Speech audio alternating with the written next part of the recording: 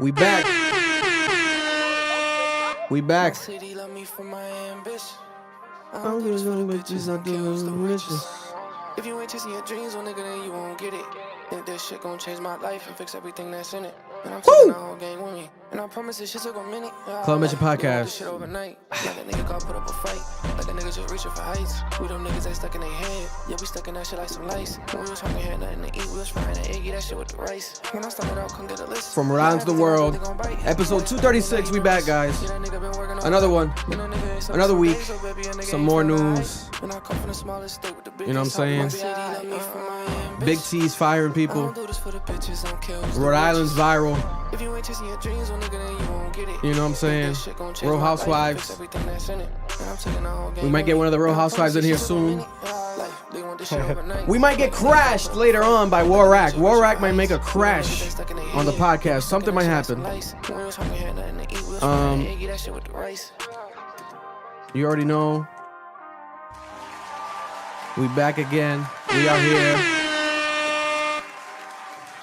For those who don't know, I'm Victor Baez. Welcome to Cap, another episode, another live stream that we do every single Monday night here, live from Rhode Island to the world, small state, the biggest ambition. We are here. Victor, we got co-host Noel in the building, looking 12 today, looking amazing. God damn. Jesus. Looking young, nigga. Took a sip out the fountain of youth this week, guys. If you're listening, make sure to check him out on YouTube. You got to see this, not just hear it, to experience it. We got the Chubb Corner full effect. Got Erlen and Marloon. Yo. Right there. What's going on, everybody? With the Welcome. OG CA shirts ready to go. You know what I'm saying? And this episode is brought to you by, like every single week, Mother Earth. Shout out to Mother Earth Wellness. Jalen's going to be coming through next week. You know, maybe with some goodies for Earl. You know what I'm saying? We'll see what's going to happen next week. But we got Mother Earth Wellness. You know, remember, shout out to Mother Earth Wellness. Whenever you stop by in Pawtucket, Rhode Island, tell them that Club Ambition sent you and you'll get 10% off your entire purchase at the checkout, whether it's a drive-thru, etc. And if you got any problems, call us up, DM us. We'll make sure that they give you that discount. But they're blessing a lot of people on behalf of Club Ambition. So shout out to Mother Earth Wellness every single week. MEW, Mother Earth Wellness. That's right. The Coastal Classic is coming very soon. Look it up. You don't want to miss it, especially if you live in New England. And also, shout out to Big Tony's Pizza, home of the gangster rap. Shout out to my guy Romeo, Big Tony's Pizza. He should be coming in, stopping on by this month again, probably like around 2 weeks, to talk to us about his other company that he has, the Auto Body. You know what I'm saying? Some discounts and blessings that he's going to provide to the people with that as well. And brand new, you know what I'm saying? Brand new sponsor for the month. Shout out to Navigant Credit Union. That's right. Shout out to my guy Carlos at Navigant Credit Union. They've been trying to get in touch with us and work with us. Remember to always visit them. Remember also, I didn't know this, and I'm going to play the interview with him at the end of this podcast episode, that they are Rhode Island based only. I had no idea that they're Rhode Island based only company, 100 plus years here in Rhode Island. Last year, they gave away $2 million to the community. They're doing a lot of work. So shout out to the credit union, Navigant Credit Union. That's right. Check them out, Navigant Credit Union. On their actual Instagram page, which we're going to help them boost it up, because I checked it out. I'm like, you guys do a lot of work, but this Instagram is not that as popping as it should be. So let's see if we could get their Instagram a bit more popping. And also, they have their website with all the information. Very, very active in the community in Rhode Island. Shout out to Carlos. Navigant Credit Union. April business highlight, business sponsor. Bless you. Bless you. Brought to you by Navigant Credit Union. Shout out to Carlos, my guy Carlos Vargas. I thought he was Marloon's cousin real quick. I'm like, Vargas, he Vargas Marloon. And he's like, oh no, we never know. You never know. I don't know. I don't know many. My long lost might be your long lost cousin. Ancestry, real quick. I need some of that 2 mil, dog. You never know. I know, right? You never know. So anybody out there, if you're fans of ours, supporter of ours, ourselves, if we need any help with home buying, anything, Navigant Credit Union is the way to go. Shout out to Navigant Credit Union. Official sponsors this month with Club Ambition. Let's get to it, guys. We have another week of a Kanye story that has unfolded and unraveled literally live before our eyes, right? As we are getting ready to report today, I was about to write some more notes now, more notes down, and breaking news for those who don't know, because this is very, very big over there in Europe, London, UK, the Wireless Music Festival. So I think, was it last year that Drake did the triple headliner? So for those who know, a couple years ago, Rhode Loud leaked that they were gonna try to hire Drake to do Rolling Loud every day and headline every day, right? And he's like, "Oh, someone stole our idea, though. I heard someone stole our idea." And then it came out Wireless. So then Wireless announced that Drake was doing the main headliner every single day for 3 days straight, and it was either last year or the year before. Whenever he did it, he shut it down. The shit was crazy. Now we have Kanye West doing it this time around. Wireless Festival was the biggest festival over there. It's another world. Like, this is Monumental's classic. This is their Coachella, and some argue that it's bigger than Coachella, to be honest with you. And to have the headlining slot, main headliner Kanye West 3 nights in a row, is big shit, especially during everything that's happening right now, his apology, and then you come back with the album, and then you get this Wireless Festival headlining, triple decker headliner, and the same date as the actual Jay-Z shows in New York. Literally. And remember, headlining for Wireless is always 3 days, but then the Jay-Z Stadium show was just going to be 2 days, but then they had another show, so it ended up being 3 days, which is like, how does that work? Is that coincidental? Like, what are the odds of that happening, those dates aligning, whatever the case, right? But the major sponsor for the Wireless Festival, Pepsi, they've sponsored them for 10 years plus now. Lord knows how much money they put into it. Literally, it's Wireless Festival brought to you by Pepsi. It's like Pepsi's the main sponsor. They backed out. And then following them was Diageo, which you guys remember Diageo because I think it was Diddy used to call them out, Diageo. I believe they're behind like vodkas and stuff. I think they were the one that Diddy had the lawsuit with and stuff, the legal shit with Ciroc.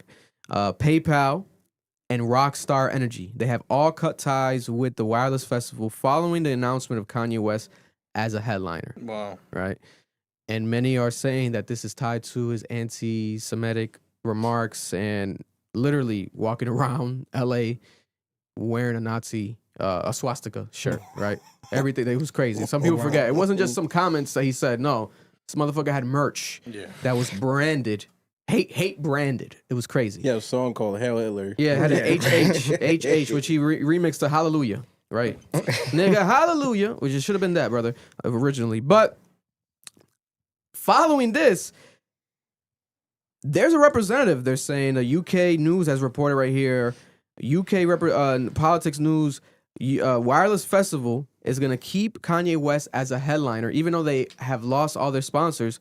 Melvin Ben, he is a managing director of the Festival Republic. He said that he's deeply committed to anti-fascist and have been all my adult life. I lived on a kibbutz on a kibbutz for many months in the 1970s. I was attacked on October 7th.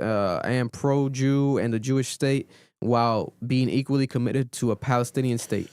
Having had a person in my life for the last 15 years who suffers from mental illness, I have witnessed many episodes of despicable behavior that I have had to forgive and move on from. If it wasn't before, I have become a person of forgiveness and hope in all aspects, including work. What Kanye has said in the past about Jews and Hitler is as abhorrent to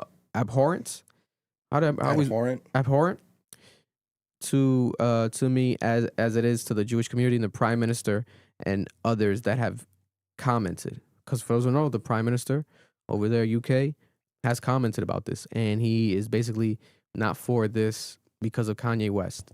So it's like, damn. If you have the Prime Minister against this, why would you still go about it? But he's saying, Ye's music is played on a commercial radio stations in this country and is available via live streams and downloads in this country without comment or virtual from anyone. He has a legal right to come into the country and to perform in this country. He is intended to come in and perform. We are not giving him a platform to extol opinion of whatever nature, only to perform the songs that are currently played on the radio stations in our country and the streaming platforms in our country and listened to and enjoyed by many millions. Forgiveness and giving people a second chance are becoming less a lost virtue in this ever increasing divisive world. And I would ask people to reflect on their instant comments of disgust at the likelihood of him performing as was mine and offer some forgiveness and hope to him as I have decided to do. So they're not folding and they are standing by Kanye West. Now, this is a representative. Shit could change tomorrow. There could be another representative that says, actually, hey, no, let's not do this. Because obviously 10 years with Pepsi, that's one thing. You lose them. But what if there was like another re-up that was in play, like another 10-year contract, and they're like, hey, since you had Kanye this year, next year, we're not going to re-up with you. That's a big deal. Also, how does it work now? No sponsors. Do they not pay Kanye? Is Kanye funding it now? Like, what are you guys' takes on all this? Because it is pretty crazy if they really go about it and fully. It seems like they're obviously standing by him, and we still got to see because there's also rumors, for those who don't know, of him trying to be banned from the country. That they might make that happen where he can't even go to the country. You gotta love the United Kingdom. They don't play no games. People still gonna show up. People still gonna show up. Oh no, showing up is. I think it might have been sold out damn near. But so the showing up is not the problem. But it's more like you guys think that he is gonna be even able to execute it. Is it gonna go about it? Are they worried about it financially? How are they gonna are they gonna swap sponsors? Like what the hell's gonna be Bro, the if it's situation? sold out, you think they're really worried about that shit though? How much is a ticket?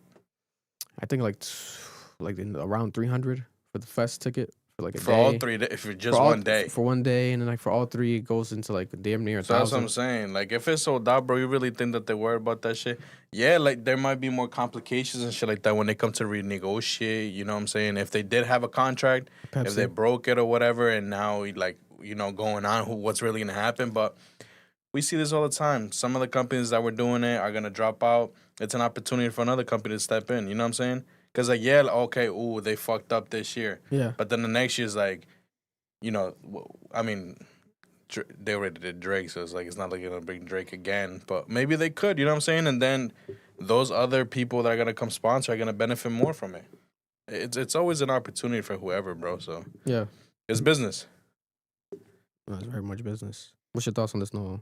I don't think it's surprising when you look at the United Kingdom, and I had to look it up just to make sure. They in the United Kingdom, you can be arrested for hate speech. So thousands of arrests occur annually under the Communications Act of 2003 and Malicious Communication Act of 1988 for sending messages that are deemed grossly offensive, obscene, menacing, or intended to incite hatred based on race, religion, or sexual orientation. And I remember I saw this a lot. Like if you go in UK news, this was a big reason why they were moving towards like Trump type of politicians. Yeah. Is because the UK does have this problem where like, bro, if you say some like things that are deemed malicious on the internet in the UK, they show up to your house. And they put you in handcuffs. So I'm not shocked that the prime minister has this perspective. I'm not shocked that the corporation's based in the United Kingdom, whether it's like obviously Pepsi's not based in the United Kingdom, but they have offices there. I'm not gonna be surprised if those companies that are in the UK are like, yo, no. Yeah. Like this isn't our culture, this is not our government, it's not how we operate. We're not the US. Yeah. Where someone can just apologize and we let them on stage because of profit. Yeah. They're more oriented in this idea of like, you need to hold people accountable that say malicious things. So I see a world, bro, they might not get sponsors to fill those holes. Yeah. Because I can see a world where the UK just has this energy. And I can also see a world where Parliament gets involved. And like the legislators are like, we have laws in place to stop the type of behavior that this person was acting out on. Yeah. Why are we going to allow them to get on stage and perform? Yeah. Because in the UK, Kanye would have been arrested. I mean, do you think like he can get a pass by saying, "Yo, I'm just here for the music," you know, especially my older music? Because what he just did in his last concert, I'm reading on it, bro. He sold over 70,000 tickets, so he could still do arenas, and he What's the money? made over 33 million estimation. So it's like, can he be like, yo, I'm gonna leave all the antics. I'm trying to change this and that. And I just want to go over there to make music to show my fans something and you know get my respect back. Like, can he like going through that lane and find that loophole or? I think it's just the fact that he committed hate speech. I think it's that. That's what frustrates them is that you're pushing speech that incites violence in their mind. Let me ask you this though. I think a lot of the companies that you name were all American, no?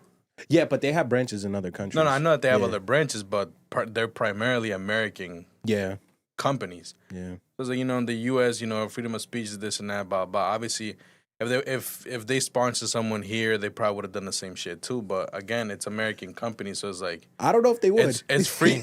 But, you see, so that's the thing. So it's like, what, now you're trying to... Now you're trying to be different in another country? Yeah. You look weird, but now it gives opportunity to UK companies to go... You know, if they really want to, like I said, maybe not really go that hard this year, but it's an opportunity and an open door for them to continue to do it after this. So I'm not going to speak as if I understand how the corporate structures work internationally, but I do believe that they have like their own offices. And it's like Pepsi UK is different from Pepsi US, if I understand it correctly. And if that's the case, then I get it. Because again, like, I think the problem is we don't understand their culture. Like, Americans can't understand a world where, why wouldn't you put Kanye West? He sells so much. My But thing it's is, like, he's a problem in their country. They view him as a threat to like national like. No, behavior it's and social- understandable. yeah. It's understandable if he were to go out there and start talking all that crazy shit. You know, it could definitely look. It could probably go insane. It'd probably be wild. But like, I don't know. I think it's obviously he was saying some crazy ass shit. But it's like, for example, I was gonna bring up like UK rappers. You know what I'm saying? They be saying some outlandish shit as well.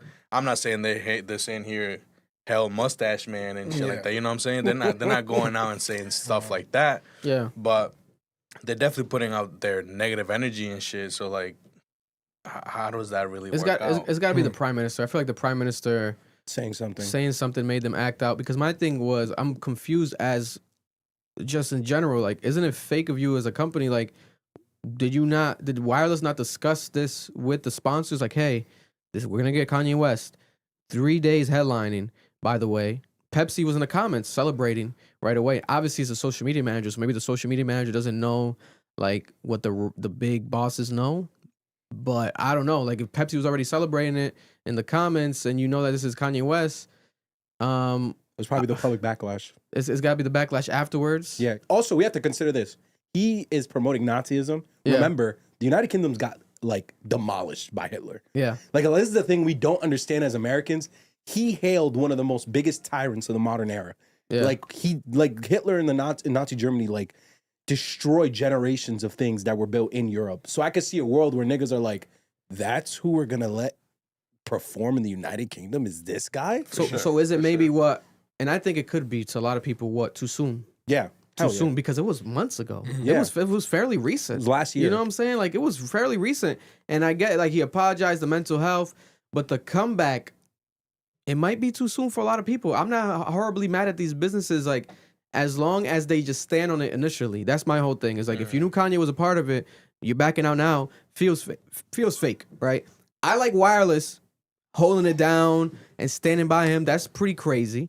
But what I will say is this. Is it going to be for a while? Is it going to stay? Are they going to, it's just today, this week? Because that shit's in July. The day of, they could fuck around and be like, actually, we can't do it, right? And also, if he gets banned, that's a whole different animal. Like, we can't control that. And also, what's gonna be Kanye's response to this? Because if you crash out, You look bad. and you're not gonna get the show. You're not gonna get the show. And I thought he was gonna be the Super Bowl performer next year. Totally wrong. It's not gonna happen, bro. It's not gonna happen. Hell no. I might disagree with you, Vic. I just think it's because it's the Europe. I think it's because it's Europe, and Europe has a different culture than we do. Their free What's speech the main doesn't look like sponsor for ours. Super Bowl? Well, Apple Music, right? Apple Music. But again, it's the U.S. though. The U.S. has free speech. We're much more likely to do things for money. I think you're really underestimating how different Europe is from us, bro. Like, I know Pepsi used to be the Super Bowl sponsor. They're not no more. Yeah, but I also don't think they're gonna care about stuff like that if profit is guaranteed. If eyes are guaranteed. Like, I think we're really undervaluing how much this means to Europeans. Like, how they view hate speech. But if let's say it doesn't go through, it gets banned, etc., I think even more or less of a possibility for it to be him be a Super Bowl performer next year, because it's just that's the world stage. They want to represent international, worldwide. They want to please their international fans. They got all those new games, the UK games that they do for the Overseas, NFL. yeah. 2 players that had domestic violence cases pending played in the Super Bowl last year. I don't think the Super Bowl cares, Vic. I'm sorry. This is just what the U.S. is. I think we like to think we're like better and like we're more morally sound. We are horribly sound when it comes to morality. And Europe isn't. Like, Europe has morality. Like, bro, in Germany, you can't discuss Hitler. Like, you can't have the Nazi swastika in public. You'll get arrested. So I could see a world where niggas are sitting around like, yo, this nigga's nuts. We don't tolerate this. You might tolerate that in the U.S. We don't tolerate that here. And I could see Roger Goodell, if Jay-Z convinces him, saying, you know what, bro? We're about to make a bag if we let this nigga perform. Yeah, it's probably just too soon overall. We gotta. I feel like if it's in 2 years, this type of talk, because he also has to prove it to the people. Like Kanye, he does have his mental health issues, so this could be him now, and the next year he's back with it. Because to be honest, it was only getting worse. Like it got worse and worse. What's another level? Right? He's so creative. He'll find the other level. Who knows what the hell I don't know what the other level would be. Him doing what? Doing blackface as a black man? He might do a ritual on live stage. Yeah, like doing voodoo, like going the voodoo route. Our throats go right there. What's worse now? Going on stage and saying "fuck the Jews," like straight up. Yeah, that's the worst he can do. Nah, but you think he'll go crazy again if it's like this is his like thing of saying, "Yo, I'm trying to be peace again. I'm trying to be different again," and then people deny him of it. Do you think he'll go crazy off of that? Hopefully not, because like you said, his show last week was successful, made a lot of money. Lauryn Hill was there, his daughter was there. Yeah, I heard it was really good. Don Toliver was there. It looked amazing. There was a super chat talking about that. Yeah, shout out to Lauryn Hill. That was phenomenal, man. She did her own music as well, aside from the music with him, the sample and the work. And Dave Chappelle was there. There was a lot of people. So, oh, wow. Yeah, Jerry Lorenzo, who called him out before. I don't know if he's being fake. Ian Connor saying Jerry Lorenzo was being fake. Who knows? Maybe him and Kanye had a conversation behind the scenes, but Jerry Lorenzo was in the crowd dancing, right? Fear God dancing. Got the essentials on. So that shows me that he was being genuine with that apology. That's what it feels like to me. Because these people are not going to pull up without talking to him. Because they know him. Yeah. That's what people don't understand. Like, we see the aftermath, the limited visibility of his insanity. They're seeing it up close. Consistently. So they must have saw something in him recently that's like, oh, you finally decided to stop. Yeah. Especially Lauryn Hill to pull up and to pull up on time. She don't go on time nowhere. Yeah. You just answered someone's question. I was like, was Lauren on time? There's a few things that the chat was talking about that I want to... Aaron with the $4.99. What's your thoughts on Ye having Don Toliver perform and then remove him off the album? Also, God bless y'all. He always does it. Thank you for the super chat. But I remember he took off Kid Cudi in the original version of Donda. And then he had him perform it at the Mercedes-Benz, I think it was. He was one of those performances. And Don Toliver was previewing right now a song with Kanye that could be coming from on a deluxe or something. So this is honestly, thank God they removed that song because that shit was ass. Someone else said Apple Music has been promoting Kanye like crazy. They're rocking with him. I'm telling you, Vic, U.S. companies that are based here do not care. They also said Chris Brown was banned in the UK at one point. Thank you. Vic, they have different morals and standards in Europe, bro. I would say this. Larry Jackson used to work at Apple Music, and he's not at Apple Music no more, but he is Gamma. Kanye West is Gamma, and Gamma has been promoting the hell out of this album. All the announcements have been through Gamma and their social media page, and they're celebrating Kanye West's success. Have you seen the projections? Well, like they said, like 100,000 pure sales, and then like 300,000 altogether. That's insane. Yeah, no, that's big. That's big. That's actually insane. That's big. I think it's bigger than Vultures. Damn, Vultures was number one and did way good. Better than Vultures. His fans are crazy. Oh yeah, Kanye stands. But this is Kanye now, like stripped down without the major big features and the major hype that he had. Imagine major production. Mike Dean. You know, imagine a if that same one was Kanye good. and a really good music. Like Playboy Cardi comes back. He would do like 500,000 plus easy, bro. Yo, what? Independently. Mark, here we go with the brain dead comments. If Playboy Cardi and Kanye West linked up and dropped some songs together, it would break the internet. It's not my fault that you don't know music. It's not my fault that you are not within the culture of music, that you like to be outside of it, and that you don't enjoy the wave. But that does not take away from what's taking place, Marloon. I'm sorry. I think you might have hit your head when you shaved it this morning. I shaved it 10 minutes ago, so no, it hasn't shaved a layer of skin too deep. It hasn't registered yet. All that alcohol you slapped out there and do a little effect. Black skinhead today. Got him woozy, yeah. Black skinhead like Kanye West. Listen, comment below how you guys feel. What do you guys think? Wireless. We'll keep you guys updated as this goes. The Kanye West story. Another week of Kanye West news. He's going to remain in headlines. Hopefully he doesn't crash out. Hopefully he doesn't do a crazy interview. I hope that he just chills and lets it play out and meets with the prime minister, if anything, and apologizes to him to reiterate it, to really, especially if you really stand by it, like you really are apologetic, see it through. Don't let this opportunity fall through. Like, see it through, talk to them in person, fly out. Do what you got to do. How long do you think it'll take for them to get over it? Because I know in the U.S. it'll be fast, but the world, how long do you think the world will take? I give it like a 5-year ratio from today, from this year. How long do you think the U.S. will take? The U.S. market? I think U.S. is already basically like... They don't care. They're like 60%. They're over 50% there. The way that the fans are in our comments, I agree with you. These niggas are dick eating this like crazy. Yeah, but they're dick eating it to a different level, bro. Yeah. They're just lying. Yeah. Like, they're just lying. This is a classic. You guys are crazy. There's and I checked their pages as younger people. Like, they really do. they think like My Beautiful Dark Twisted Fantasy, College Dropout, the older albums, they don't like them. They like the newer albums. God bless you, but it's not reality. Poor kids.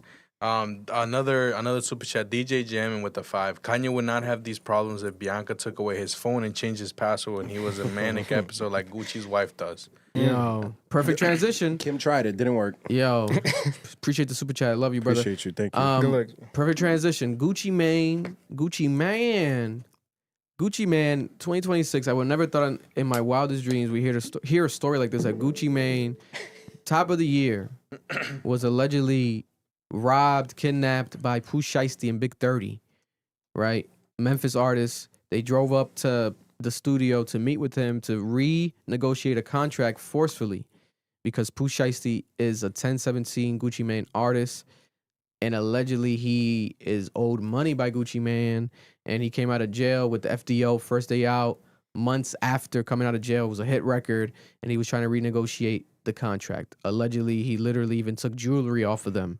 And Gucci Mane was like, we got to get lawyers to do this. Even though I write whatever, lawyers still got to go through this. Like, what's wrong with you, basically? And to make it even worse, Pooh Shiesty's dad was involved and was the third person or fourth person, however many people. He was there with Big 30 and Pooh Shiesty. Let Pooh them know what his Shiesty's name dad, I forgot his name. Mafia boss. Mafia boss, they call him. Mafia boss. Mafia boss. And they have some of the most southern black names in the history. Like when you look up their names, it's very, very southern. 7 black. vowels. Yeah, no. It's crazy, man. It's so, this feels like something out of like a Tyler Perry sketch or like a skit. It's unbelievable. But at the same time, guys, Pooh Shiesty has always really been who he said he's been, right? Get it back in blood. He went to jail because he got it back in blood. Yes, sir. Right? He bought a pistol in the club. He brought a gun into the club. He rapped about it, and he actually did it. And now we have him doing what his brand has been, the shiesty and robbing, and he did it to the man that one would have thought was unrobbable, untouchable, Gucci Mane. His boss, his, and in my opinion, right, I knew about Pooh Shiesty because of Gucci Mane. Gucci Mane with the 1017 and those new young artists he was bringing in and that mixtape he did, to me, right away, Pooh Shiesty stood out. Yes, eventually Pooh Shiesty had his hit record and attention, but he was bubbling and he got that big cosign by Gucci Mane. And Gucci Mane, all the artists he's ever signed have been good to me. They have been good. But all the artists he's ever signed, he has a history, 1017, of the artist either dying, rest in peace, or going to jail. That's his reputation with the record label and the artists on his record label. But their quality, their music, to me, has always been good. And like I see how he sees the talent in them, but then they end up fucking up their life. Now, Pooh Shiesty, this situation seems like it's not going anywhere anytime soon. I don't really see him. People have like narrowed it down to basically it's going to come down to Gucci Mane and what Gucci Mane is willing to say and do. There's alleged reports of there not even being in any footage, etc. On some street nigga shit, you're going to expect Gucci Mane, and I think what Shiesty probably thought, or Winnie the Pooh probably thought, he was like, hey, you're not going to snitch on me. I could do this because you're going to hold it down, right? Like, I'm going to just assume that, right? Because you're going to snitch on me, you're going to look crazy, your reputation, right? And then 9 of the niggas in the room are just going to shut up. Yeah. And it's like, the thing is, it wasn't just Gucci Mane, it was a bunch of people. Allegedly, a possible retired cop was in there, or off-duty cop. Some other executive, like, label members were there as well. Yeah, so it's like, you can't expect them all to follow the street code that Gucci Mane did. And to make it even crazier, like, bro, literally after this happened, there was rumors of this in January. Tasha K, there was a lot of people reporting this, and there was rumors of this, and people thought it was fake. Like, this is impossible. Now it's been confirmed, or alleged by the feds, right? My thing is this. This man, Pooh Shiesty, there's a lot, he's a prime example of someone that just wasn't meant for this lifestyle. Right, he saw all the success of the world, became a millionaire off of music, and he might have been a millionaire off the streets already before the music. Who knows, right? A lot of rappers tend to say this, and he may have been one of the rappers that had those type of lyrics, like I had $1 million already, but whatever. My thing is this: once you take one foot out of the streets and you're in the entertainment game, you're now an entertainer, you're now a businessman, and you can't move like the streets. He is still in his mentality, even after going to jail, coming out. Getting a lot of love. a lot of people change after jail. It changes a lot of people. We have Little Durk. We're gonna get to that. Little Durk is saying he's changed now while he's in jail. It changes a lot of people. They go through a reality check. Pooh Shiesty, no. He's doubled down, tripled down, and he's getting it back in blood again. He thinks it's the 1980s. He thinks this is Goodfellas, and he's pulling a mafia boss move, thinking he's gonna get away with it. And to be honest, technically, if there's no real deal evidence and nothing really surfaces, he could get away with it. In a weird world, he could get away with it or serve minimal time or some shit. Did you see Vlad's months. tweet? Yeah, I saw the Vlad tweet, and Vlad tends to know because Vlad be tapped in with a lot of like cops and shit that call him and like off-duty investigators or private investigators. So who knows, right? If a nigga robbed me and kidnapped me, though, I'll tell you that much. I'm singing. I'm calling everybody. Are you crazy? But this is Gucci Mane. His whole reputation is about telling people to not snitch. Don't call police. We don't work with police. Do you think the intention going into that room was to rob them and to do that? You really do you think that was the plan going in? Because what could it have been? What you think, like a meeting gone wrong, and then it turned into that? I thought it was that. When I first heard it, I'm like, there's no way they walked in there with the intention of robbing these dudes. I think they walked in and was like, I was in jail. Yeah. And Doug has talked about this. Durk has talked about this. A lot of rappers have talked about this. Like, once you're in jail, you get to find out how broke you actually are, who's really with you. Yeah. And I think Pooh Shiesty was sitting there like, I've been in for like 5 years. I'm getting no support from my label, hypothetically, let's say. Niggas are taking my money outside. People are struggling. My family's struggling. And Gucci's nowhere to be found. I could see a world where you find resentment in that. You leave and you're like, I got to get out of this deal. I got to make some shit for myself. You're having a conversation with this nigga. You made him all this money. His reaction is, well, I don't care. It's a contract. It's business. The street nigga in you comes out and you're like, all right, nigga, run me my shit. Yeah. Like, I could see that. Like, he just got really upset in the moment because so much has been building up from that point. Bro, but like emotions takes over. I get it. But you got an ankle monitor, bro. Yeah, I know. Like, you over here, you went to Gucci, hanged him Some by niggas his are not ankles, smart. bro. Thinking that he's about to sign a paper, and if you sign that paper, it's gonna be everything all good, all legit. Yeah, like no. your thought process there got to be something different, bro. I agree. I get it, yo. Everything is going bad, but bro, make some more music. Try to get out that contract. I See agree. what's up, because it's like now you're looking at life. I agree. Yeah, like even if Gucci doesn't snitch, but there's so many other people that was there. His cameraman got beat on. They said that his security was old police officers. So it's like, bro, they have connections right away just to even find a camera to be like, yo, nah, camera caught him. That's exactly what I was gonna say. It's Because fucked. like, how did we find out that this even happened? Someone already, Somebody said They said snitched. shit.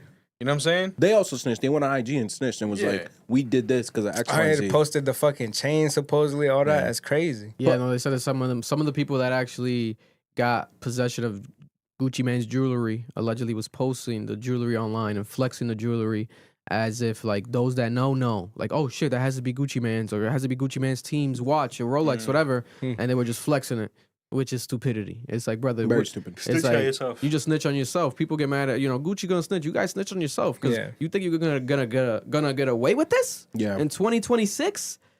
This isn't everything's recorded, everything is filmed, everyone has phones. Like the 10-year-old kids are walking around with phones that are worth $1,000.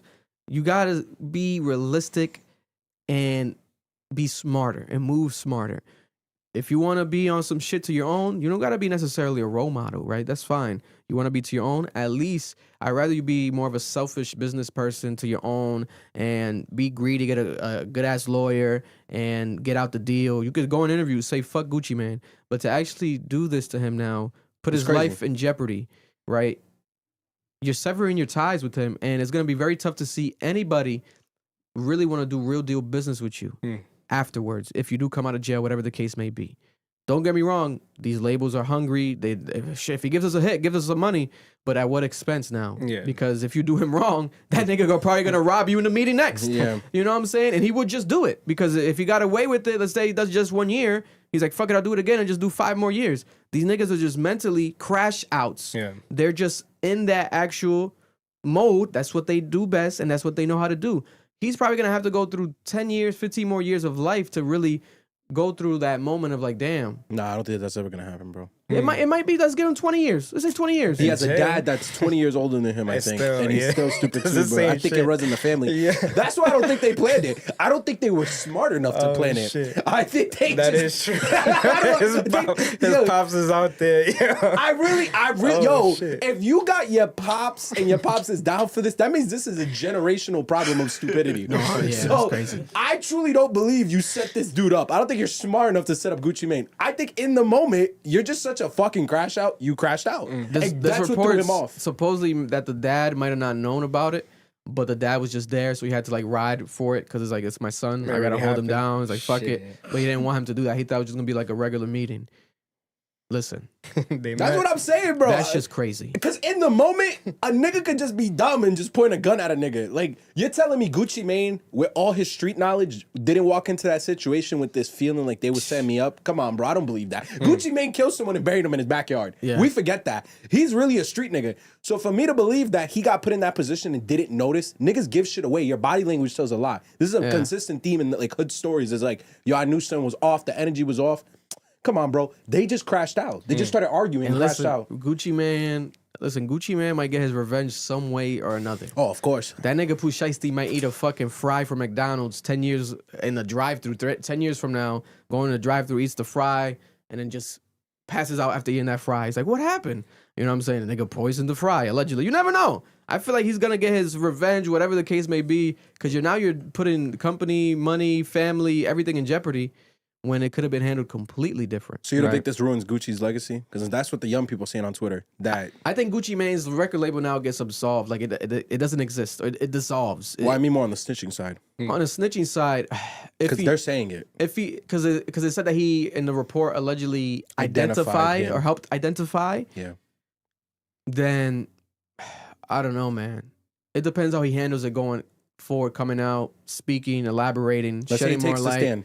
Taking the stand is definitely, if he takes the stand, it's definitely going to jeopardize his street credibility no matter what. As stupid as it sounds, after being kidnapped, robbed, that's the way this shit works with the street rappers, hip hop culture. It's 6ix9ine all over again. We're a detriment to our own self and our own culture with this type of shit because this is just the culture, man. This Gucci Man snitching, it's no, they're already calling him worse than Gunna. If Gucci Man did it, he's worse know. than Gunna.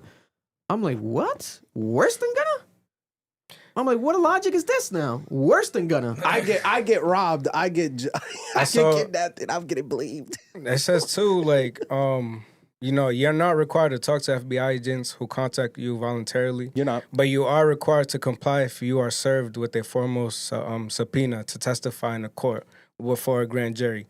So if they serve Gucci because he was around the case and it involved him, Yeah. he has to still go on the stand and He say his point of view, like what happened. And you can't plead the fifth because if you plead the fifth, You're fucking with the thing. the no? investigation. You can't because it's not permissible. Like pleading the fifth means you don't want to incriminate yourself. You weren't a part of the crime. You're the victim. He could say I don't remember, but you gave them a testimony. That's where he fucked up. Like when they called the police, you don't have to tell the police your side of the story. You can be like, listen, I don't want to give you any information. He decided to identify Gotta be Pooh before. Shiesty and what he was wearing. Now he's gonna definitely get the subpoena because he's already testified. He's already given information to the police. You know, these niggas, man, be on some stupid shit. This shit's so crazy to me. I thought it was fake when I heard this. I'm like, it can't be true. But then it's like, damn. Look at this super chat too by DJ Jammin' Jimmy. Good looks with the $5. Boozy said it best. You can't be a gangster and a rap at the same time. Gucci is going to have to make that choice like Eazy-E did with Suge. 100%. Listen, if there's a world, and I think there could be a world, that there was other people in that room and they come out and become the snitches and take the fall instead of Gucci Man snitching, I think this is how he gets away with it. People still will allege him to be this, etc. But if Yeah. it's not him factually, I agree. I think he could get away with that because it's like, brother, other people are being involved. If it's just Gucci in the room by himself, then Pooh Shiesty is like, okay, I can see that mentality. It's smart. If we're being honest, on some It street is. nigga shit, it's smart because you know that Gucci's not gonna snitch. But everyone else that was in the room, you can't expect them to have the fucking level of the man that invented trap music. Yeah, the He's- same rules and morals. This man, this is a different street nigga. Like this guy, this is a different level. Gucci Man, even though Gucci Man is a new Gucci Man, he still has those morals and ethics when it comes to how he came up. But who knows? He does have a wife that don't play no shit. Gucci Man's wife might be the one behind is like, fuck that nigga robbed you, I'll snitch, fuck that. If he does go on the stand, Atlanta looks bad. This is a bad blow to Atlanta. My They're God. calling it Ratlanta. Ratlanta. First we had the Young Thug situation. Wait, I think prior to that, didn't we have something with Atlanta? Or maybe I'm bugging. But the Young Thug situation was obviously the biggest. Oh, no. It was Gunna during the Young Thug situation. Then it was Thug. Then it came out Young Thug. And now we got a Gucci Man allegedly. This shit's crazy, bro. And I'm not against it. Listen, if I get robbed, my nigga, it's life. Like I'm gonna call the police. But I'm not gonna lie to you. I'm gonna call the police because it's like, bro, I'm an exec. Why are you robbing me? But it's like, damn, bro. Like the internet's never gonna forgive him.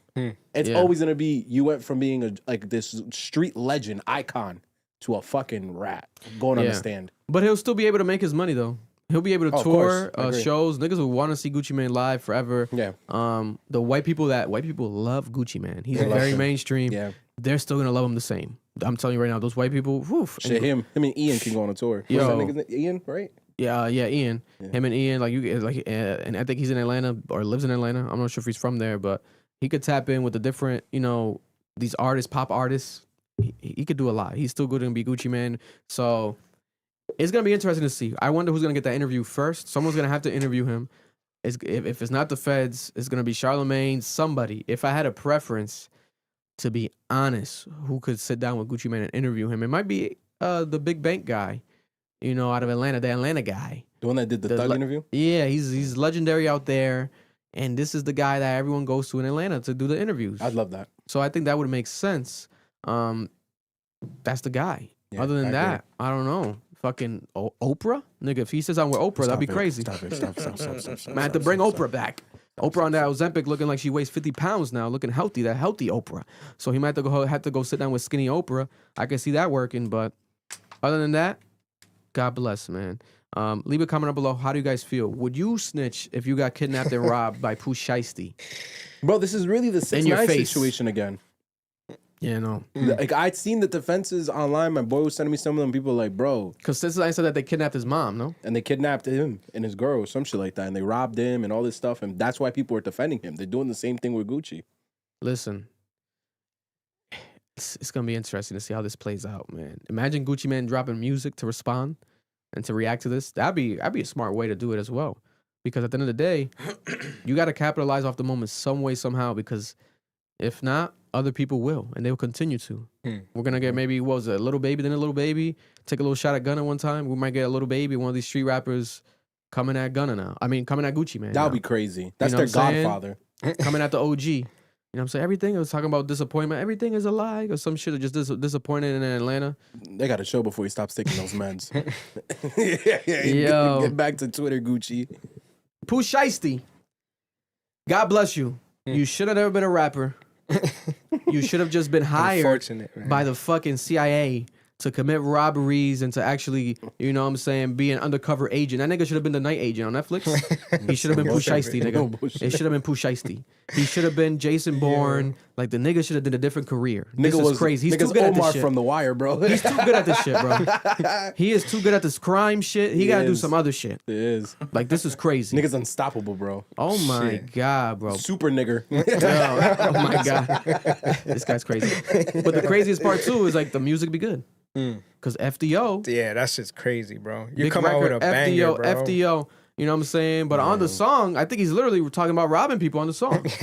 So it's like the nigga told you. Drop FDO 2 now. He told you what he's gonna do. When he's like 80 years old, that's when he's gonna drop it, yeah? My God. No. Speaking of God, people are going crazy questioning God and questioning life today because today, guys, Artemis 2, right? This trip, the Artemis 2 astronauts have now gone farther from the Earth than any humans ever in the history of life. At 1:57 p.m. today, they broke the record set by Apollo 13 in 1970. Their journey around the far side of the moon today will take them to a maximum distance of 252,000 miles from Earth. Round of applause for them. Hey. You know what I'm saying? Round of applause. One step closer to colonizing the universe. But a lot of people are calling bullshit. Oh my God. We're really going to do this? A lot of people think it's fake. My dad thinks it's fake. No, he doesn't. I'm like, bro, what is going on? Why do people still not believe this. They think this is all smoke screens and cameras. Like, There's no way. that's too much commitment. These people are live streaming it. I think today it was on Netflix. You could live stream it on Netflix and see it today. It's really happening. It's We not don't- cap. We also don't have the technology to fake it. You know when people be like, "Oh, the moon landing was fake." The way the dust fell to the ground, it would work. The amount, like the gravity and the air resistance that we would have to make that happen here on Earth. The technology doesn't exist. to do Doesn't that. exist, bro. Like this technology doesn't exist to fake what you're claiming is not happening. Impossible. Like people are gonna keep believing this and whatever the case may be. It's very sad. But it's like, brother, like we gotta open our fucking eyes. I'll read some of the actual breakdown stats right here. NASA's biggest goal, they're saying, is to return humans to the moon. They're trying to go to the moon, and they're trying to build a long-term lunar presence and use the experience to prepare for Mars missions. So Mars is next. First, the moon is the goal right now, and then Mars. Right? This is crazy. They launched it April 1st, and it wasn't an April Fool's Day prank. It was just real. And they're saying it's gonna last 10 days. They're going from Earth around the moon, then back to Earth. Pacific Ocean splashdown is where they're gonna land back. And it's become the farthest humans have ever traveled from Earth, breaking the distance record, like I just said. And NASA's mainly checking life support systems, communications, navigations, radiation protection, deep space operations, re-entry, and splashdown systems. The mission is basically a full dress rehearsal for a moon landing. Yeah. So it's a dress rehearsal for a moon landing. The main objective is to test the Orion spacecraft and Space Launch System, SLS rocket, with humans on board, which had never done it with humans on board, right? And we have the 4 astronauts, the crew, the commander, Reed Wiseman. We have the pilot, Victor, not me, Victor Glover. Donald Glover's, no, it's not really Donald.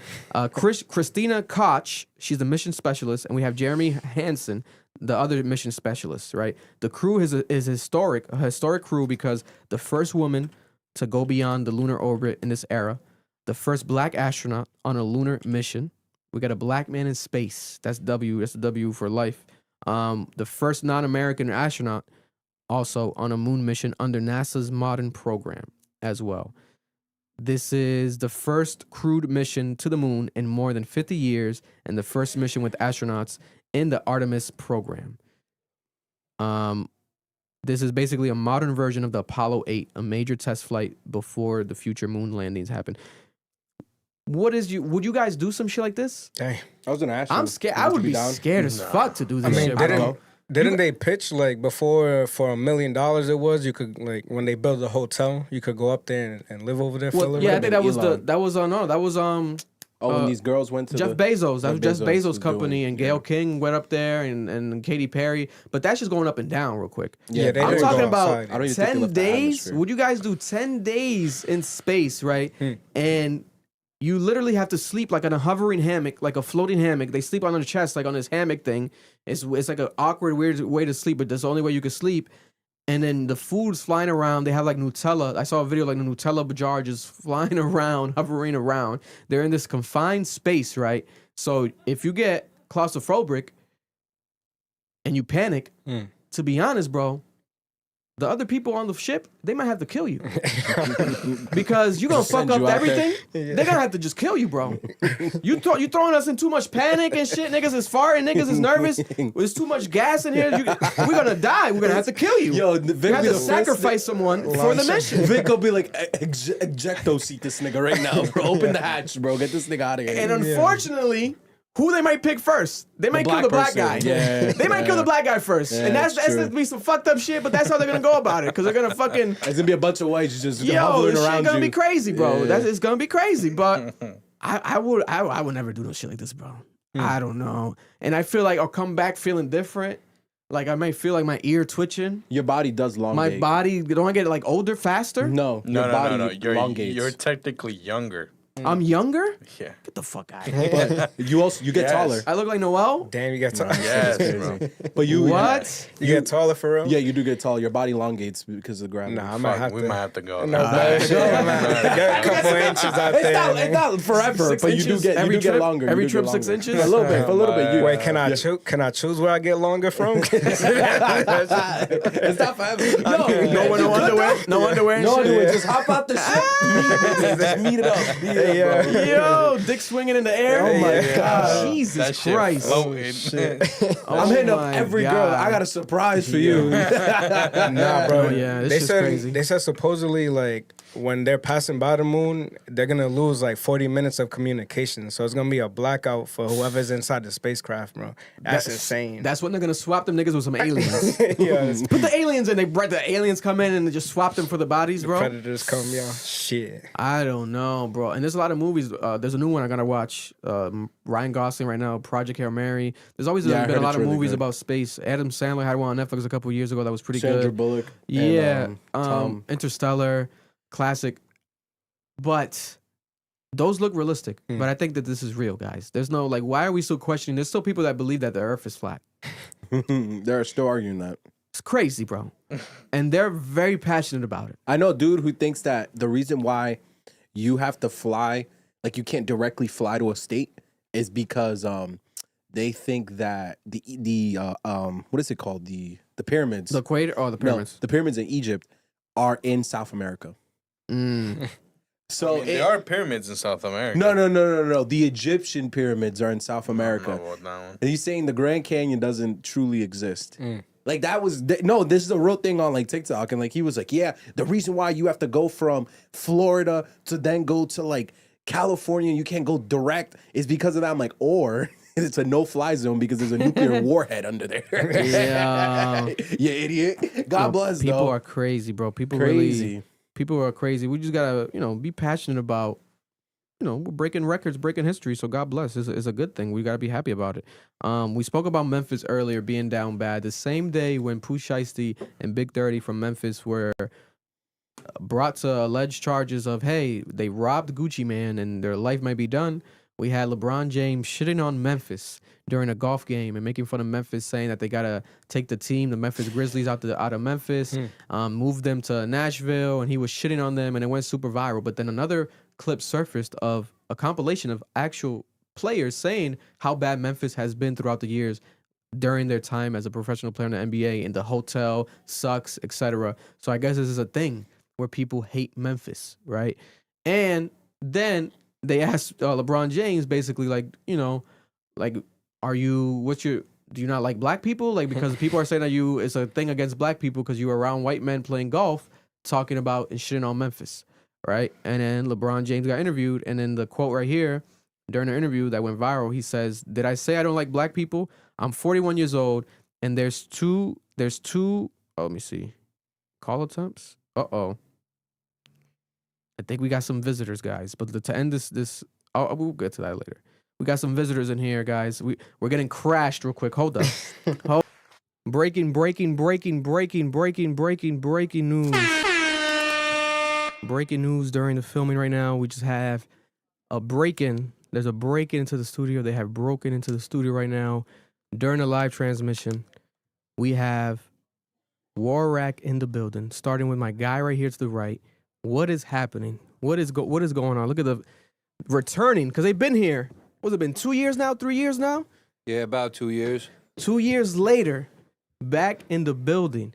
Last week, for those who don't know, last week, they went viral for multiple reasons. They go viral every week on Facebook, but they went viral for calling out Rhode Island rappers and their take on Rhode Island rap, and breaking down the reason why they even started rapping, which I didn't even know. I didn't know that was the reason, right? So we're going to talk to them about the reasoning. We got one of how many members now, as officially as of today, 2026. What's the number count, Billy?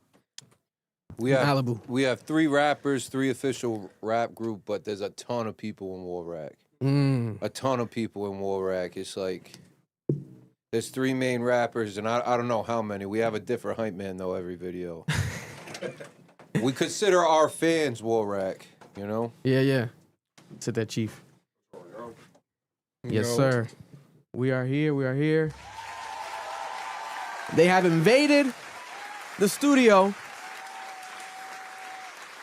Right here, we're going to start off with them 2 first. And then we have another special guest in the studio as well today. But again, we have Malibu, and introduce yourself for the people right here. He's returning again to the podcast. Introduce yourself, brother, right here with the glasses. Oh, yeah. What's going on? It's Chief East. Chief East. Yep, a.k.a. BBC. Listen, they are here a full week after going viral for calling out, saying that, hey, Rhode Island rappers suck, and that's the reason you guys started Now, rapping. we said they was horse shit. Oh, damn. God damn. Listen, I disagree, man. I feel like we have really good rappers, you know, young rappers, especially right now, because I'm around a lot of them. We do a lot of rap shows and shit. We be tapped in with the local, like the younger rappers that are out here. Yeah. And our generation growing up, man, we definitely got to give it up to the older people that were before us. So nobody even inspired you? You guys had no inspiration before you got into it? Like, did you listen to any Rhode Island rap at all? Maybe a little bit when I was growing up, you know what I mean? Who's some of the names? Who's some of the names, if any? J Deuce Okay. and Cali Hazard.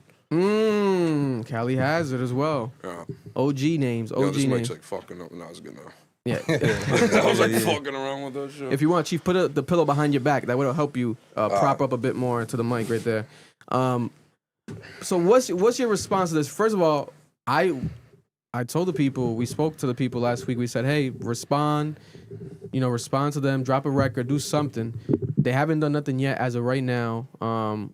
We were supposed to have some other rappers stop by the studio today, but they've been occupied. There might be some coming in next week to represent and kind of respond back and just hold it down for what it is, the rap scene here locally in Rhode Island. But reiterate to the people again, are you still stand by the statement that the Rhode Island rappers and the rap scene is what did you just say? Shit? Is it horse shit? I don't think it's bearable. Like whenever I watch a lot of content, I would say 90% of the content that comes from our state, I just don't want to watch it. I've seen it 1,000 times. I heard it 1,000 times. And you know something, when I made that comment in Kentucky, I didn't realize how crazy my opinion or what type of impact I was going to have on the people. Just because I'm like, you guys are horse shit and you need to do more with your music, that doesn't mean go crawl up in a fucking... And cry about it. In a ball. And then stop making cover photos and fan art, talking about how shit I am. Stop worrying about where I'm shit and worry about where you shit. I saw a bunch of grown men, you know what I mean? 45 years old, pushing 50, crying about it, losing their minds. I didn't say that to stop people from rapping. I didn't say that to hurt no feelings. Yo. That's just how I feel about it. Anybody can rhyme on a beat. Anybody can make a catchy song. And also, but you know how many people that say fuck Waraq, I hate their shit, and they go on these big rants about it. So it's okay for you to do it, but when I do it, it's like everyone gotta lose their mind. You don't see me crying. If you don't like my shit, don't fucking watch it. Real life, don't watch my shit. You know something? Here's the thing. If any of one of these artists in the local rap scene, if they jumped on a podcast and said, hey, I think Waraq sucks, you think I'm gonna go cry in a fucking corner? You think I'm gonna go sharpen my pencil and I'm gonna get to writing. Get back to We're work. gonna get to the music. Talk your shit, bro. Talk your shit. What we talking about, bro? That's what Consistent it for is. 6 years. That's what it is. Y'all need to pick up a Viral for fucking 6 pen. years. You need to pick up a fucking pen. Do Stop something. sitting on your ass. Do something. I seen 1,000 JCs. I seen 1,000 King Vons. I seen 1,000 50 Cents. Where's that Why real can't shit? you be unique? Where's that real shit? Where's that real Waraq's shit? Bringing it. Give them the alarm, bro. The sound. What we talking about? Going crazy, no bullshit. That's a fact, yeah. Oh, 900. What's your response? Because like to me and a lot of people, they saw this and they were like, damn, so these guys are serious. Like I thought it was just entertainment. I looked at you guys like entertainment, comedians, but then that statement made people feel like, damn, they really are rappers. They consider themselves rapper and they take this rap shit serious. I tell you something.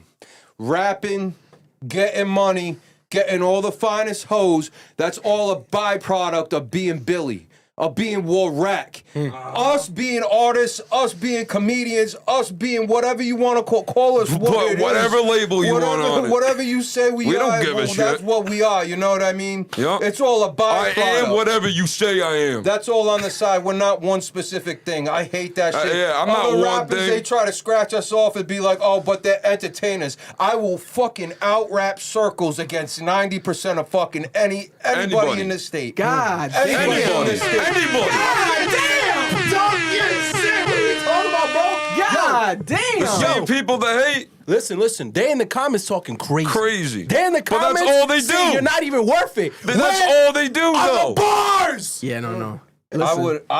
I would say the same shit. I If I- would say if if I- I I would was say sitting the there, same shit, too. if I was sitting I there would. at home I would. and Waraq was crossing country, going on the biggest podcast, Oh, working with shit. the biggest people, if they Yo, said I would be fucking pissed. horse Yo. shit, I would be pissed. I would comment my emotions I and would lose it. insecurities as a man under a fucking video. I would be as a well. loser. Yo. Yep. They got spit no right now. choice. No choice. No fucking choice. They spitting right now. Listen, and it's crazy to me because in the comments, right, when I posted about it, I really thought that there was gonna be people that would take it as a marketing opportunity locally to like just respond. They don't gotta diss you, but let's say they drop like a record and they say like a line towards you and then just seize the Bro, you moment, know- seize the opportunity. But they haven't yet. I'm like, wow, I'm shocked. No, Everybody a few people have. A they few have? people, yeah, You know yeah. what I'm Who saying? A bunch of people have dropped Really? diss tracks, yeah, like over the years, like a bunch But of like people. this week though, like the past week, I mean, after the big viral moment calling them out, there hasn't been like a quick I saw response. video. I've seen a I lot saw of fan videos, art. but it was just people like rapping in like a basement, like yeah, fuck Waraq, I'm a real money getter, just like weird shit that no one. It gets like 500 views.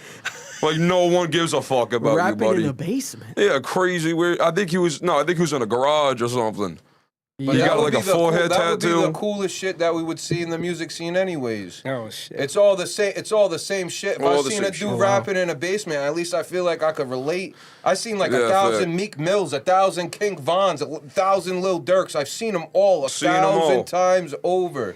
When I say the music scene is trash, is horse shit, rhino piss, fucking cow dung, whatever you want to call it. Whenever we say these things, we're not just talking about the music. We're talking about the effort that's being The put effort, into brands. 100%. Wow. Everybody talk about And nobody has an image. No one knows how to build an image. That's really like the hardest thing for people out here. Like everyone just makes a music. No, like go to a studio, they record a song, they shoot a music video, and in their heads they're like, I'm gonna make it fucking rich. But when nobody gives a fuck about you, dude, like real life, like you have to make people care about you. Yeah. You know what I'm it's saying? the same shit. It's the over same and over, shit over and over and over again.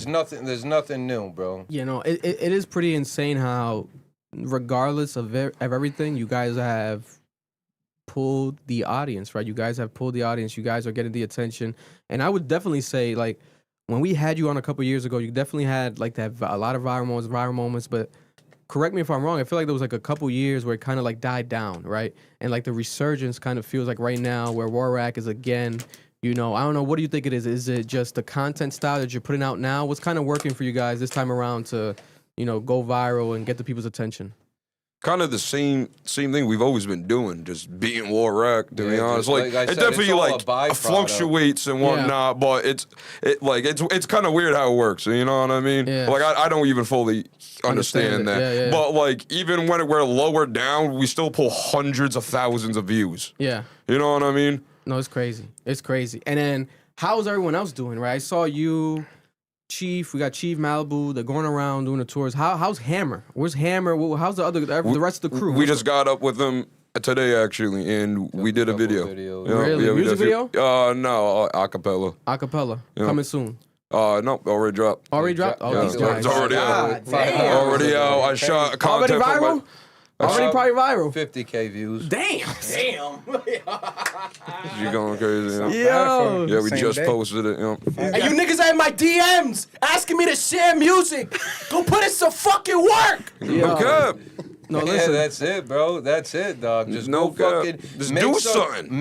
Make something, bro. Make Anything. something of Just yourself. fucking do anything, Make bro. Just something do that- it. You know, just shut the like fuck up and something do that it. that you said, Vic, is like okay.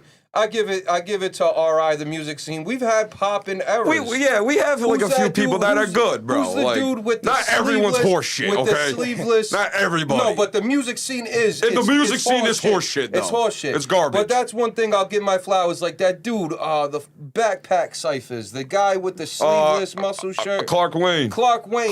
Passion He had a MC. cool- he had something cool So going on dope. with his character. So dope. A little bit of dark energy Yeah, with the like some fucking Assassin's muscle Creed shirt shit. and the hoodie on. You know what I Damn. mean? Clark Wayne's dope. That's been the coolest thing that I've seen come out of Rhode Island like that. Yeah, And that's that pretty was cool. fucking years and Years years and ago. years ago. Ever since we stepped on the scene like 5 years ago, I feel like we've been bringing it back. We've been giving Rhode Island a name, even if it's not a name that anybody That could likes or appreciate whatever, yeah, whatever you got in. Nobody cares because everybody in the music scene, what they like is shit to me. Yeah, I think the yeah. shit that we're rapping about nowadays is fucking lame as shit. So who's to say what we're doing is lame? We think that shit's lame, bro. The last like I you said, think- the last shit that I saw that was cool was like 10 years ago. Yeah. You know what I mean? Ever since then, Yeah. I really haven't seen nothing where I was like, oh, I want to follow this kid. I want to see where this kid is going. I wonder what's gonna happen with this kid. What are you guys listening to today? What's in Waraq's playlist? What are you guys bumping? AC/DC. Yeah, I bump all AC/DC. types of genres. AC/DC. Music, country, like rock, What are some rap. country artists? I love Morgan Wallen. I like it. I really fuck with him a lot. And Jelly Roll. I think Jelly Roll is like my top tier, like favorite artist. Right Damn. now. I love Jelly Roll. So no hip hop right now. No, you guys don't listen to Playboy Cardi. No younger generation. Nah, I don't really Cardi like the. I used to listen to NBA YoungBoy. Yeah, I used to listen to him crazy. 3-4 years Really? ago. Yeah, crazy. Love Young Boy, but I Other like a than lot of his that, older yeah, shit. Other than that, I stayed away from hip hop. Like Yeah, I said, the game. You know what's weird. You know what's weird too. I feel like since I got good at writing music, it ruined music for me. I don't care about following people anymore. I don't really care about like it's because now when I hear songs, I know how they wrote it. I know like what type of like talent they put into it. You know what I'm saying? yeah. It's like more like it's just like. I don't know. It's like weird now. Like I don't really like follow artists like that anymore. Yeah. I just don't care for it. Now, I can see you guys diving into like different pockets of the culture. Like I can see you doing something like even WWE related, like wrestling or just getting like that type of look. You guys Yeah. ever consider doing anything else other than that? Like maybe diving more, connecting to those type of demographics and fan Hell yeah. bases. I think that'd be huge. I'd for do y'all. anything. You know what I mean? I'd really do anything. Waraq would do like basically whatever. anything. Like my art, like a lot of people, like you said, like I could be a comedian in this shit. My art is just how I feel. You Yeah. know what I mean? Like, and 90% of the time, I just feel like the fucking toughest in the streets. Gotta be. 90% of the time. So I fucking Billy jump P on a don't play. 16. That's just how I be feeling. And then like the other Yo. 10% of the time, sometimes I just play something funny in my head and I want to live it out. You know what I mean? Yeah, Like yeah. it's not really oh, would I want to dive in a country? Maybe I don't know. Right now I don't feel like chewing on a straw thing and tipping a 10-gallon hat. But maybe one day, One day you might want maybe to. one day I might see a horse and be like, that's the life for me. I want to go. You know what I mean? I don't know. Yo. The art that I do is just a portrait of my personality. That's it. Exactly. So let's ask Waraq some Rhode Island stuff, right? What does Waraq eat in Rhode Island? Do you guys only eat in Warwick? Like, what are some of the food spots you guys hit? What's the best food? Prov definitely got the best food. Hands down. Yeah. It really does. Well, Prov got the best All, food. What'd you all be in, Rhode though? Island got some fire Yeah, spots. everyone in Rhode Island got some- yeah, Rhode it really Island got the does. It best- really does, Bro, we but went to I like think 30 Prov got the states. best. Rhode Island got the best fucking food. We really All day. do. All We really day. do. All All day day. long, bro. There's nowhere touching Rhode Island, bro. How do you feel about what is Waraq's opinion on Rhode Island fashion? Do you think that you think we can't rap? Do you think that we could dress? What do you think about the fashion in Rhode Island? I don't even care about clothes. I just rock some Walmart shit and call I it a think day. I swear to God, I really think don't dress, give a I fuck. dress fire as fuck. Yeah, I don't really care about know none what, of that. I don't know what. Not Rhode even like a Island- little bit. What are we wearing? Yeah, like you know what I mean. Like look you know what I'm I mean? wearing What right are we- now. You think I care? Yeah, I don't know. I Like never really thought yeah, about it. that dude got a cool like a Gucci belt. Like that guy's Yeah, fucking yeah. tough. Yeah. You know what I'm saying? I don't give a shit. And shout out to the live chat. We're gonna get to the breaking news soon. I guess Offset got shot right now, Holy shit. Oh but my he's God. they're saying TMZ says that he's fine. He's in the hospital. He's fine. So we're gonna get to that soon though. Offset being shot. Damn. I thought he died. I was ready to go like crazy. God It's bless. here. already like a duo right now. It's not even the Migos anymore. Yeah, the Migos going down one by one. God forbid, man. But Which is fucked up. we'll get to that soon. It's gonna be a solo, You got dog. them Zins? Yo, Yeah. Can I get one of them? yes sir, yes sir. What do you guys do for fun aside from recording? Aside from crack. doing I smoke it. Gangbang. God damn. Listen, you don't gangbang no more, Chief, because we're gonna get to that soon. You are in a relationship now. We're gonna get to that soon. Yeah. A public one, because I think you Yeah. were in one before, but now you're in a And could we public do? one. And could we do like a Yeah, second episode with that? So, we're you know what I mean? gonna have her Yeah. join real quick soon, because you guys, the people are calling you guys the Kanye and Kim of Rhode Rhode Island. Island. So we're gonna get to that soon. You would wanna. Listen, what right now is the future for Waraq? Are we ever gonna get an official Waraq album?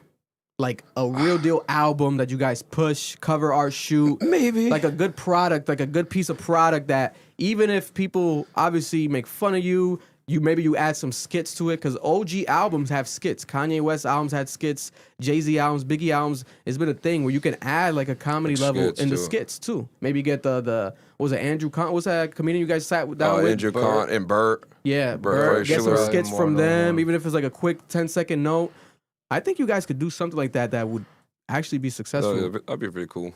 We Actually, that'd be very cool. definitely talk about getting on the music. Yeah, but like we I talk said, about it's albums. a feeling thing. It's you whatever know what I happens. mean? Yeah. It's And like that's really and- how it is. It's like, do we feel like writing today? And then Yeah, we'll write. yeah. And then sometimes it's just kind of like, do we want to? You know what I mean? Yeah, That, and we do like singles, like one project at a time. Because I notice when you work on like a bunch of songs at once, it's like too much. Yeah, you know yeah. what I mean? Yeah, and then yeah. you start to Kills it. slack on like other songs and not like purposely not fix things. Like I like to just work on one song and just get it all done, record all of it, get it nice, and then like make a music video and do work on that, and then drop that and be like, okay, next Yeah. one. You know what I mean? And in the midst of the hate that you guys get in the comments, a lot of people always argue locally. I've been seeing a lot. It's heavy in the comments. They do say two things right now. They say, hey, they're not too wrong with their takes because they are the most popular out of Rhode Island currently as rappers go. And they also say that you guys have gotten better. Have you guys noticed that in the comments that, hey, to be Yeah, honest, mix. their last freestyles, their most recent songs that they've dropped, shout out to the legends, local legends, the stuff you guys have been putting out, they've been saying is actually getting Yes. better. You know, so You in my would heart, in wanna. my heart, I really feel like we've always been fire at music. Yeah. We just don't push that we just don't push the music content out. Like how we do the acapellas. You know what I Yeah. mean? I feel like all of our music's been fire all the way since 0900 Cypher in the Sand Dunes. I feel like There's we've probably only always been two fire. songs we've done I really just But don't we like.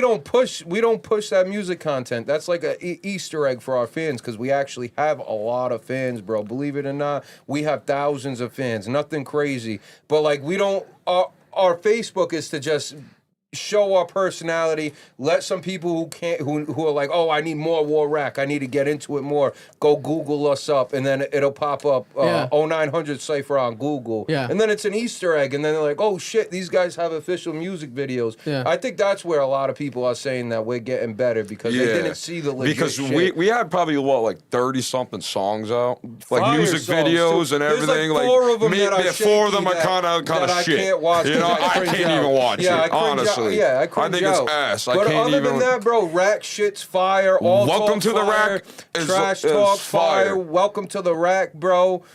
That's fucking Rackstar gas. Cypher. Rackstar Cypher, bro. Our last Cypher got like over like 1 million views, like us by Yeah. like yo, the Woolwich sign. You probably rapper, seen that. right? Yeah. Any- Actually, you know, you did. Yeah, 100%. I You commented. made Yeah, you made yeah. like a video to for it. Yeah. any rapper, all the little guys that nobody knows, right? When you get to a certain level, you're gonna be valued a certain much. So if you ever want to hire us, we can go versus.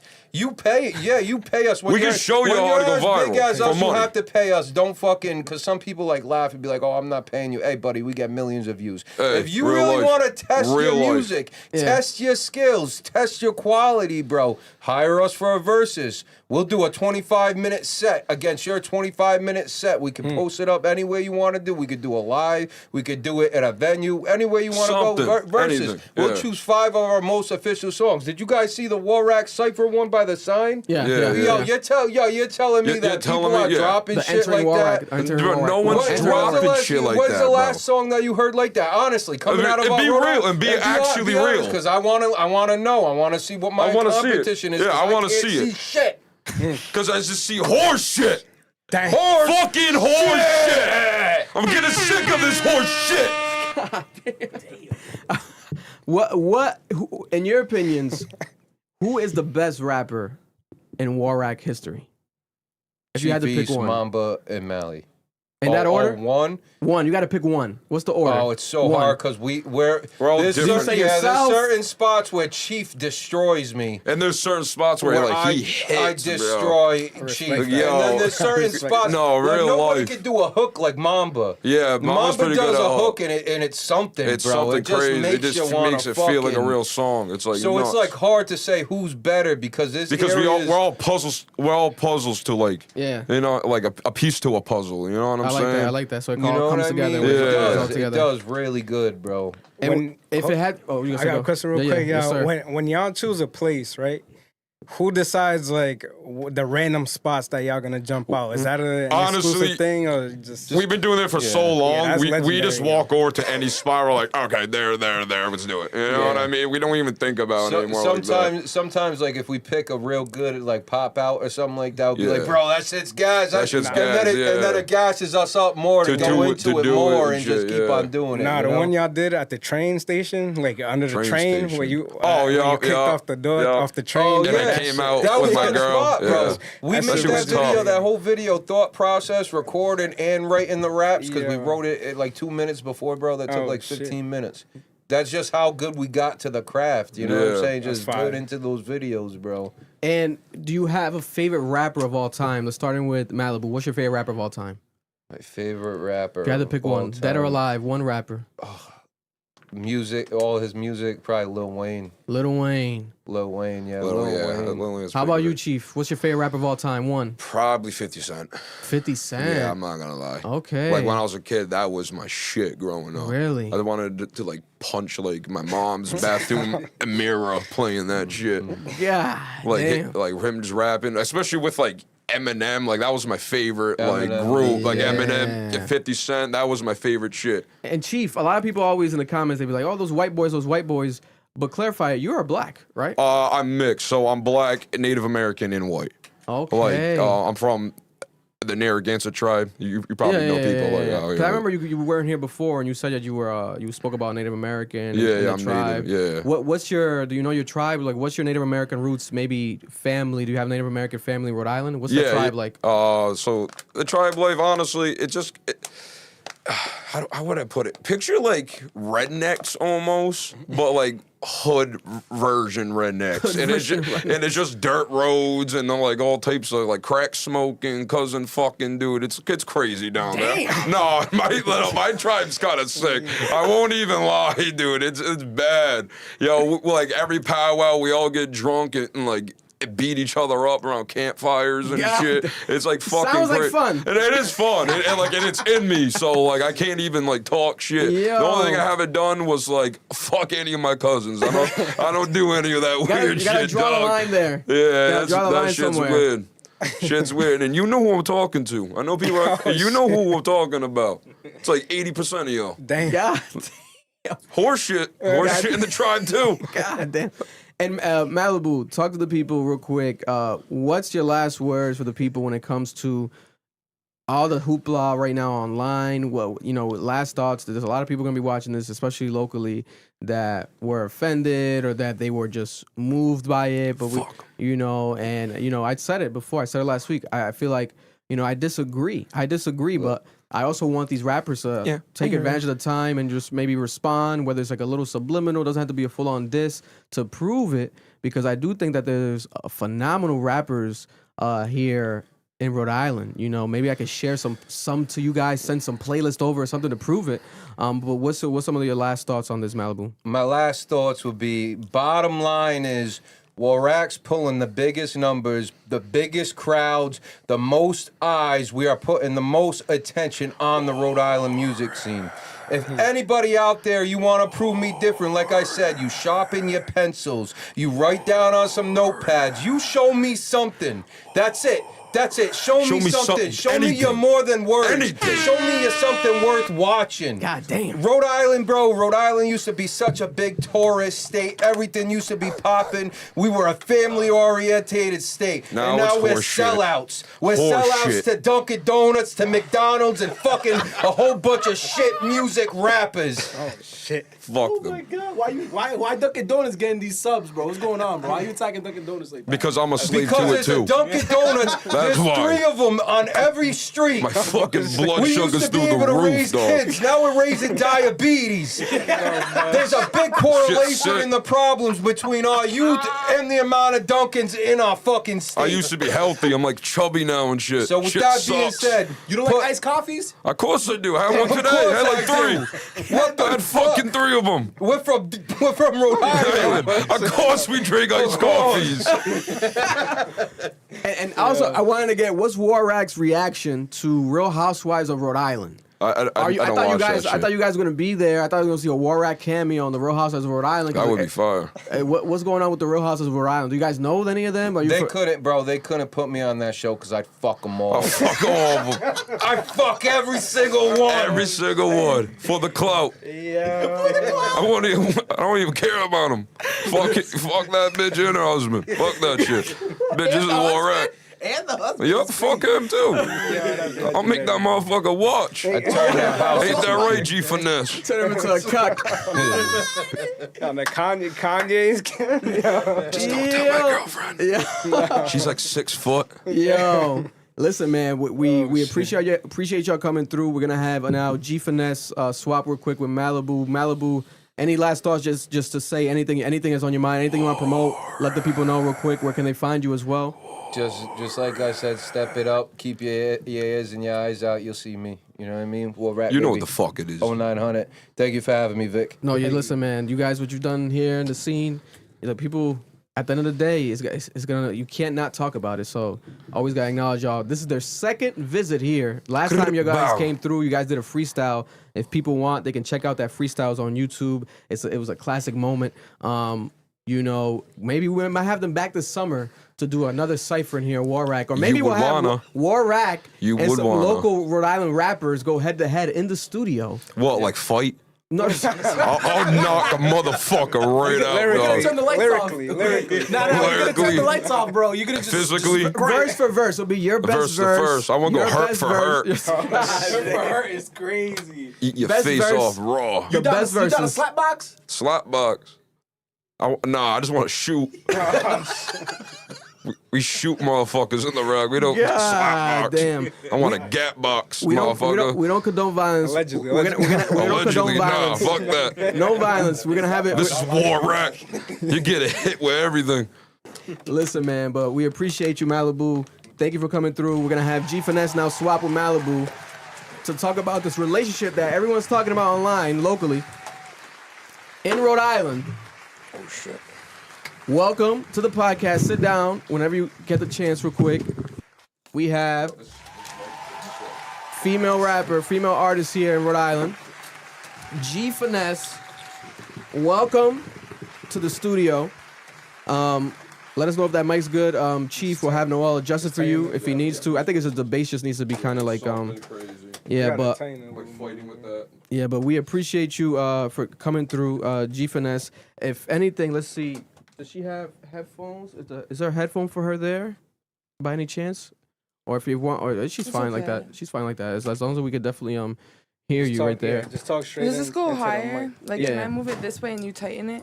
Yeah, if we go right there. I'll go right there. Perfect. Just talking to you. You don't got to touch the mic. Appreciate you coming through. Here, a lot of people in Rhode Island it's like an ongoing joke on Instagram and the comments and Facebook. They say that the Kanye West and Kim Kardashian Rhode Island is Chief East, right? Chief East, the full name. Yep, Chief and East. G Finesse, the new couple, the new Rhode Island it couple, 2 artists in Rhode Island who are dating publicly online. Yup. G Finesse's first time in the studio. We have Chief's second time in the studio. Waraq's second time in the studio. We got blessed earlier with Malibu's presence as well. G Finesse, welcome to the studio. Talk to the people. What's your reaction to the actual conversation after this relationship, right? And you guys go viral all the time. You post content all the time together. What's been some of your your reaction to the takes that people have been saying online about this couple right now? First of all, I'm not his sister. Everyone Everybody says thinks that that. I'm his sister. We do not look alike. We do not have no features. Yes, we're both native, but I'm Cherokee. He's Narragansett. Like that's Different totally tribe. Different Native American tribe. Different tribe. And I'm a small percentage. She's more than me. Of Okay. his. Okay. But Different everyone tribe. says we're like related, or they say that I'm a tranny and that he's fucking his brother or some sick shit. But Jesus Christ. no, no. The internet is ruthless. Yes, very ruthless. Jesus Christ. At least you guys are able to laugh at it. Of I course. honestly find it hilarious. I got called Andre the Giant and got like 3 million I love views. that one. Every single time she argues, I hit it with the Andre. So, nigga, yeah, keep it up, Andre.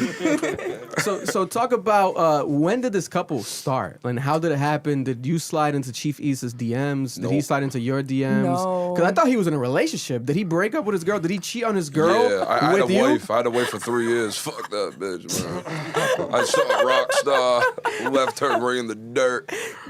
That's what you get. How did it happen, G? So I was at a performance. I was performing. The and Raven. He pulled up. I didn't know who he was. Like I always heard about Waraq, but I never like looked into it. People When were was just, this? When was this? Last year? This was 6 months 6, 7 ago. months ago, maybe October, I Nice. believe. Nice. And I was performing, and then he walked in with his boy. And My cousins and Billy. yeah, a lot of people, and I just kept performing. And then I got off stage, and I walked up to him. I was like, "I like your feather." I didn't know who he was. I just walked up. I was like, "I like your." He had like a feather in his head. Yeah. And I just like, "I like your feather," you know. And then we just started talking, and then he ended up walking to me to my car, and we just became friends after that. Wow. For like a few months, we was making music. We got into like rock music, Is country he a gentleman? music. Is he a gentleman? Yeah. One thing I could say about him is like he never made no like weird sexual moves towards me when we was friends. He was very respectful, kind. I was planting seeds. I'm moving. Playing the long game. Yeah. I get it, bro. was My too. boy knows game. Damn. Her boyfriend went to prison and shit, and she was like crying on my shoulder, and I was like touching her ass and shit, dude, planting seeds. Yeah. Wait, so yeah. your ex-boyfriend now, he's in jail currently still? No, he got out. He got out? I wish Yeah. he went back. What's his reaction to Chief? Is he mad? Is he like whatever? Does he move? I know he's mad. I haven't talked to him. Yeah, that's what they all say. What's your message if he's watching right now? If he's like watching and he's like, damn, like I thought you was mine. You was mine. Like why you moved? Why him? Why him? Well, like when he got out of jail, I tried to rekindle the relationship before I ever dated Chief. And he just wasn't treating me right. Like he acted weird after jail. Like everyone was like, maybe he got fucked in there or something. Because he got out and he did not want to have sex with me for like 3 weeks. And I was like, yeah, if I'm not getting the D, I'm out. No, because you didn't have a honey bun for him. I ain't fucking stupid. Right.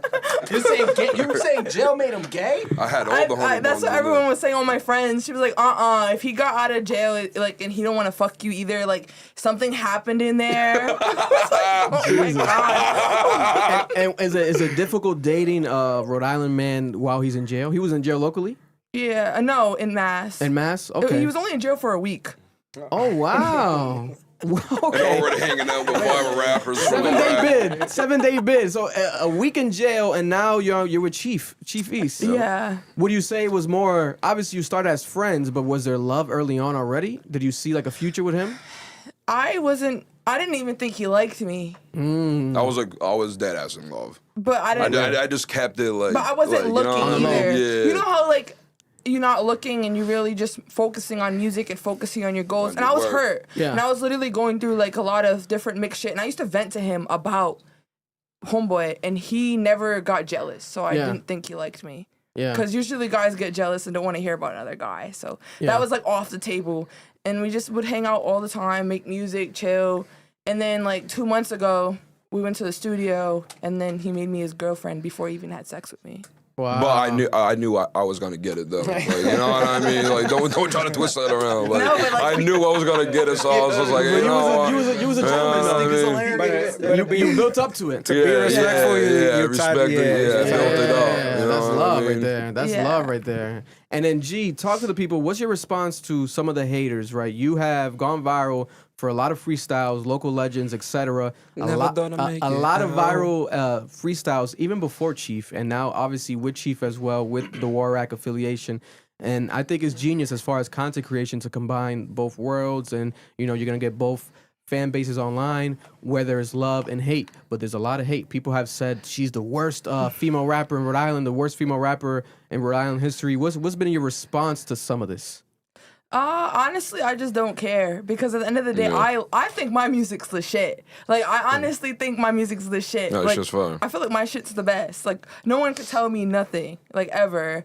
And I just feel like it's about what I like. Yeah. I always listen to, like, the radio, listen to people, and it used to be hard to find good music, but the best thing ever is to listen to yourself. Like, I feel like listening to your own problems in a music form is like the illest shit in the world. Yeah, I know what you mean. It actually helps you out a lot. So I honestly don't. I never cared what people thought though. Like, I don't care. And dating someone, I didn't know That he was does, more like, the viral than same I didn't thing. even. I thought I was the Yeah. biggest. Like, when we first were friends. And like, I didn't tell and he her wouldn't nothing tell me about shit, and I'm Waraq like, or yeah, anything I'm the like that. biggest. I'm the best. Da da da. Like, all big headed. She had And then no idea. when we started dating like 2 months ago, everywhere I go, everyone's dapping him up, and I'm just like, Can I take a picture, Chief? yeah, like, like freak I was it like, out. oh my god, what the fuck did I Yeah. get myself into? Yeah. But it ended up not being like I don't know. I'm chill. Like, I'm not the type of person to get jealous or be like, oh, I don't want to deal with someone bigger than me because they're gonna. That's just Providence shit. Like, that's just like people are weird in Providence. They think like if you deal with someone that's bigger than you, they're gonna take from you. So you Like, have to take be your selfish shine and or be something. weird. Yeah, it's like weird. But like, one thing about him, he's not weird. He's actually very, very, very cool, Yeah. kind, respectful, normal. Yeah. He just likes to be himself. She's saying a lot of good things about you, Chief. This is you know what I'm saying? I think you gotta You keep would this. wanna. This is a keeper. This is a keeper right here. You know what I'm saying? This is a keeper right here. You know, she's praising you. There's a lot of love here. Do we see a future where there's Chief and G Finesse wedding, and we Yeah. have Hell yeah. Waraq, Billy? We got everybody. That'll Hammer be a whole performing. content day. You know, Malibu as the best man. Hammer with the hammer. Hell yeah. Hammer in the pocket of the I'll tuxedo. pop out of like the cake. You know what I'm saying? You know what I'm saying? Come right out the cake, dog. That shit would be so fire. Do we see that as in the future? Do you see this as possibly a father to your future Yes. children? He is honestly like the best man I've ever been with. We're very open. We communicate. We're honest with each other. We're caring. And like, one thing like I could tell is like he actually cares about me. It's not like he's running around doing douchebag shit or cheating on me. No, he's very loyal, very honest, very caring, straightforward about what he wants. Yeah. And it's kind of like everything I feel like life has built me up for. Damn. And So we gotta ask: are you actually pregnant?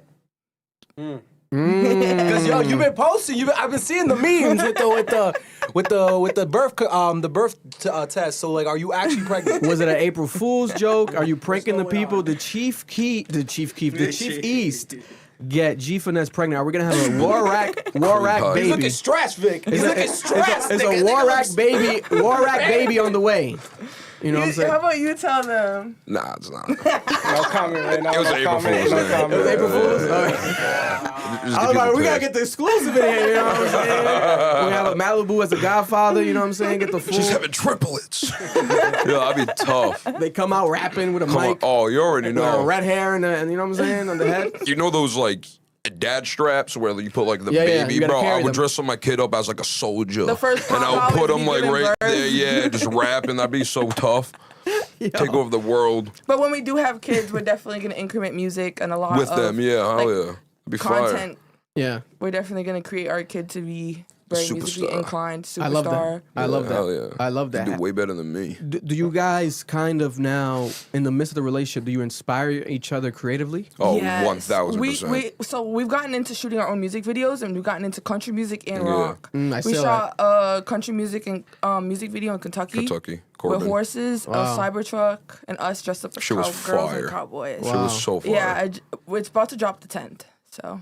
Coming soon. Country song, G Finesse. And then we dropped a promo Chief. video, and it already got 125,000 views. Damn! Air horns. God damn! It was like a 30-second clip too. Yeah. Jesus It's Christ. so fire. That's that organic marketing, Yeah. just posting things up and with the following you guys already have in the midst of the hate, just pushing it. Yep. What else can people expect from you too? Are we gonna get a collaboration album, female, male, collab rap album, full body of work? What's coming? We dropped. We a already few- got like 4 songs, Yeah. 4 or 5 songs in Yeah. the vault that are not even out right And we now. dropped one, Stuck in My Ways, which is like a country alternative rock song. Yeah, Yeah. it's like alternative rock. Yeah. So- And Kinda a video, poppy, and a too. music video to it. Yeah. So you see yeah. yourself doing like a project, putting all this together, maybe into like a project? Any names I like in dropping mind? singles. Yeah, I kind of dropped Like singles. I probably have 3 albums and singles Yeah. dropped Yeah. and released. Yeah. I just It works for you guys. I mean, at the end of the day, you know, I would love to see eventually like projects from, like I said, like even collectively as a Waraq, just collective to push it. But individually, just dropping the songs, is especially with the short attention span that people have nowadays, it's effective. I think that's what like the issue is because when people drop an album, I don't even go through the whole thing. You know what I mean? I don't blame you. There's a lot. It's just too much sometimes, man. Yeah, no, it's a lot of music. I think Post Malone announced today he's dropping 40 new songs, a double disc album. And I love Post Malone, but that's gonna be a lot of music to There's go a through. lot of music. A lot of man. music, brand new music, 40 songs. G, what is some of your take on the Real Housewives of Rhode Island? Being a female here in Rhode Island, popular in Rhode Island, what's some of your takes? Have you been watching the show? Are you gonna watch the show? I've never heard of it. You never heard of it? No. Really? You know what Real Housewives is though? No. Yeah, No? to be honest, I don't even really know like that. Like at all. Listen, I don't want all you none can of do is that. be honest. That's all I want from you. So if you haven't heard of it, it's fine. Would you consider yourself being on a reality show if they were to? Oh my god, I wanted to be on Baddies. I met Yeah? like Biggie like a year ago at her mom's restaurant, and I was like, yo, I want to get on that shit. Like I want to beat bitches up. I feel like I'm like a little Krishan. Like I love boxing Did you and I go to audition? the Hell gym. yeah. It's like weird. Like the auditions are like so far, and then you have to order a plane ticket, and it's like I didn't want to go by myself, and I'm also a felon, and I don't know. I want to go, but if they come out here again, I'm definitely auditioning. So talk to people about your history, G Finesse. For those who don't know, you said you're a felon. What was that? Can you share that? What's been your background? How did you go to jail? What was the charges? I never went to didn't even jail. go to I jail. paid a lawyer. You and I paid a got lawyer. bail and probation. So what happened? What was the situation? When was this? Was it recent? I was 18. 18. Wow. So how old are you now? 23. 23. So it was 5 years ago. Can you share whatever you want to share? What was the situation at 18 years old that led you to becoming a felon? I was accused of running a girl over with my car. What? Yeah. Yeah. I was accused, yeah. Accused. Accused. Oh my. And then. Oh my god. And then. Yo, keep playing around, bro. You're gonna be next. Oh my God, no. Allegedly no. trying to murder somebody with my vehicle. But I was just in a bad time in my life, and I was getting in fights left and right. I loved fighting. Like, I literally would put ski masks on and jump bitches. I was popping tires, spray painting cars. Like, I was a menace to society. God damn. But I ended up, like, chilling out. Yeah. You know, you chill out. Yeah. Yeah. Having 5-year probation over your head and being a felon just doesn't. It makes you know, like, okay, I have to behave. Like, Yeah. So right now, You would wanna- if you get in trouble, what would happen? Like if you, God I'd be forbid, a probation violator. probation violator right away. So you check in with your PO all the time. What's I that? call like every 6 months. I'm on unsupervised. Have you always been this tall? I Oh, literally you would was compete beating with my girls cousin. up. I'm like, who's taller? Nah, yeah, girls seen you pull up, they was running, huh? You Oh my beating God, the shit out that's of the them. one thing about me is I love fighting. Like I would love to beat the shit out of bitches. But 5-year probation brings in my head, and I just look It's at these not bitches worth like, it. It's not worth it right now. like I just look at you like this, Yeah. and I that's just don't dumb. say shit, and I'm looking at you, and then bitches don't do shit, Yeah, and they're just no. looking at me back like. Did you ever consider playing any sports? Like Oh, I used to play basketball, and I know almost every sport. I used to play football, like recreationally. I Really? used to know how to play baseball, soccer. I used to do gymnastics.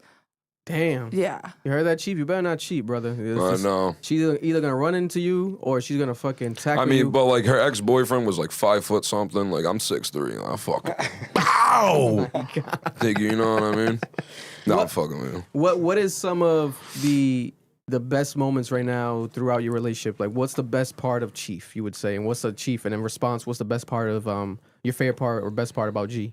I feel like the best part of Chief is not having to drive, not having to cook.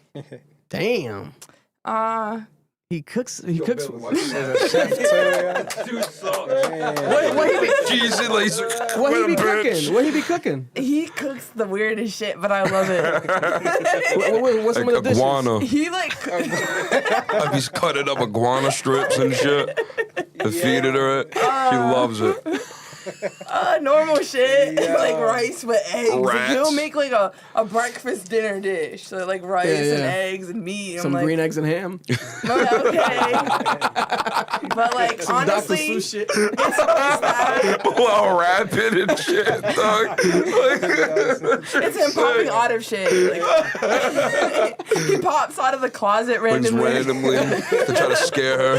Scares the shit out of me and my dog. Oh my god. I'm like, No, you guys live a fun life. What's some of your favorite stuff about her, Chief? If you had your favorite thing about G, being with G? I think it's a mix of things. I think one, we had a very similar childhood where we didn't grow up with our parents and whatnot. Wow. So it's like we're not normal people. You know what I mean? So, but like I can relate to her pain, she can relate to mine because it's like a similar thing. You know what I trauma. mean? You got that trauma bond. Yeah. And then it's like that and. We're both content creators, and she was doing it before I met her, so it's like we're into the same hobbies. Yeah. And then out of all my exes, she's the only one that really made me feel like I'm family. Like I have a family to go home to. You know what I mean? I never had that before. Yeah. I didn't even know like that shit even like really existed. Yeah. You know what I mean? Damn, gonna make me tear up in here, Chief. God damn, that's beautiful. That's beautiful. That's beautiful. but I feel like I really found like my soulmate, like true love. It's like weird because when I met her, I felt like I met her before. Me too. When we locked eyes. Yeah, it's like there if was we knew something each about other or that. something. What'd It you was have on? weird. You had like some drip on? Like what did you? What No, caught I her was wearing attention? my native jacket, some like oversized jeans and a belt, some boots and a feather. Because earlier she mentioned that feather. She loved the feather. Yeah, I put it in a bun and I put like a turkey feather through it because I was shooting a music video that day and it fell from the sky and I grabbed it. And then me and Billy got paid to go to a cookout in Massachusetts, like, and we went there. I was drinking a bunch of beers with like people's uncles and shit. Like, I had no idea what was going on, but I got paid like $300 to be there. Yeah, you guys are local celebrities. Yeah, so it was chilling. And then my cousin called me. He was like, "Yo, cuz I'm at a show right now. You want to like pull up?" And I was like, I was already drunk, and I was like, "Fuck it." And I looked it up. It was like 20 minutes like away, so I drove over, and then I saw her in there. But I already knew who she was, and I was actually hitting her up like crazy, but she just wasn't like responding or even opening it up, you know what I mean? And then a dude named Austin Boo, I'm not sure if you know who that is. Sounds familiar. Austin Boo, like I'm not sure what he's like famous for in Rhode Island and whatnot, but like he has mad like following, he goes lives and he talks about, I don't know how he got any of that. It's like weird. Yeah, maybe fucking Illuminati. It's something. I don't know, but he made a post like saying like God, like I know I say I don't like believe in you and whatnot, but if you could please put my two favorite Rhode Island artists together on a song, I would be like appreciative of that. And like he like tagged us and whatnot. Yeah, that's honestly when it's the weirdest shit ever because I seen it, but I didn't know who it was. Like I just seen like a guy walking through a door, and I was just like, yeah, no. And He's walking into like, there was shit. That was the picture they used. It was like a guy walking through a door. It was a shed. And it was like, I wish this person and this person would make a song, and I was just like. And I just kept Like, scrolling. who the fuck is that? Like I was not like I don't know. Like sometimes you get tunnel vision where it's just like you really just don't care. No, Like I post on social media, but I don't be on social media. Yeah. Like people hit me up all the time. I don't even open my messages. I just literally live my life personally, but I just post. Yeah, because there's so many. You probably got so many. Like I don't. So like when I see things like that, I see it all the time. Literally the other day, someone changed his photo face and put a different face. Yeah. And like was like posting it, like sick shit like that. So I just. Oh my god. I don't really care for it. And what are some of your last thoughts? Anything you want to share, G, when it comes to just who you are, the music, and just promote yourself, and any thoughts on just anything right now that you have in mind? So I'm GEE Finesse on all platforms. We have 4 songs that are dropping very soon. We just shot another music video, so there's more music we do it all coming ourselves. soon. Working. We're learning how to engineer our own stuff. Working. I honestly am just blessed to have someone that actually genuinely cares about me, because a lot of people, they pretend they care about me just to fuck me over or just to be like a dibwab or just to try to like think they could take advantage of me. Yeah. But it's like, you can't take advantage of me. I only allow you to go so far. And lately I've been like, trying to focus on myself, and it's crazy how I ended up in this situation, honestly, because I didn't think I would ever date again. Like, I was heartbroken. I was going through a lot of shit, but I'm just grateful to have him a part of my life. He's funny, hilarious, caring, kind, respectful. Just everything I would ask for. Strong, you know. He picks up the grocery. Like, he carries all the groceries in one go. One trip. Your ex-husband couldn't even do that. Dude took like 4 trips back to the car, back to the house. I don't do that shit. One trip. No? Yeah. And also, I'm grateful, and I'm excited for this summer. I'm trying to do some content videos on motorcycles. I do have a motorcycle. I'm getting into driving them. I'm trying to get him into it, but he doesn't want to. Be safe. Be safe. That's what I'm saying. I'm too much It's of a dumbass. dangerous. That shit's crazy. Once I learn how to ride a bike, bro, and I get good at it, it all goes straight to my head. I think I'm like a Hell's Angels dude or something. Like I'm really like fucked up like that. Yo. And then any last thoughts at all? Anything you want to share, Chief, to close out? Talk to the people of Rhode Island watching right now. Yeah, so we got this new page coming out soon where we're gonna be shooting people like you hop on a platform almost like a local legends, but we want to do it like recording. But we want to do it like a different way. So Okay, like you know, like our own version of that. You know what I'm Nice. saying? Okay. That's coming soon. It's called Rat Stars. It's not out yet, but we're gonna be getting into that. You know what I mean? I like that name. We also have a Chief Finesse page. We have a Chief Finesse page where it's content that we're both gonna make. You know what I'm saying? That's smart. That's smart. There was another. Oh, we're also shooting music videos. So if anyone wants a music video, for the time being, right now it's $200 only because we want to Let you guys record a bunch of experience people, it, but yeah. also get good at it. Like you know what I'm saying? Like we're not that nice, but we can make it like I could sell it. You know what I'm saying? I like it's still good, but it's just I'm not that nice at it yet. You know what I mean? Yeah. You might be lowballing them though. No. I think $200 for a learning experience and then upcharging. You know what I'm saying? I think, and also I want to put videos out there where people are like, yo, the Waraq kid, yo, G Finesse like shot this. This is not that bad. I want a few videos out there so people, you know what I mean? They talk about it. You know what I'm saying? And you know how it feels to be taxed for some bullshit. Like I've been taxed for bullshit before, and so I'm you like, want to make it affordable. Yeah, I want to make it affordable. I like that. You know what I mean? I like that. Listen. We got blessed today with the Rhode Island couple here. G Finesse and Chief East came through. Shout out to Malibu who brought them through. They came. They responded to Rhode Island. The Waraq came through. Round of applause. Thank you guys for coming. This was amazing. And can we end it with a kiss? Of course. Can we end it with a kiss right here? There we go. There we go. Let's get it bricked up.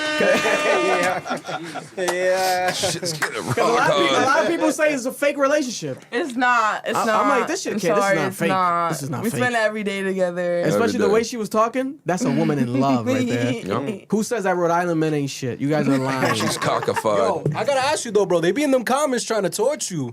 Who, like, me? Yeah, I know. because you wear. Like they be like, why I you know. with him? Why How does you that with- make you yeah, feel, I bro? I know. gotta ask that. Yeah, Why no. you waiting? What? They say that they be like, oh, why is she with him? Out of any man she could be with, why because him? they want to be in my shoes. You know what I mean? That's really what it is. Like, you know what I'm saying? Because if you didn't give a fuck, bro, you wouldn't have said anything, bro. Like, you know what How I'm many saying? people have tried to like get close to me and I just dub them? Like I literally went on tunnel vision. That's why I said I was friends with him. Like I literally, and he was like literally like the only person I was friends with because I was in a relationship. Like I was in, but I never dated publicly. Like the guys I dated were like either like I never drug dated dealers or fucking publicly sick in the either. head, Like and they just that. was like, Yeah, I don't kept want that shit social like media to or the none of side. that Yeah. shit. Keep me the fuck out of it. But I was just like, all right, whatever.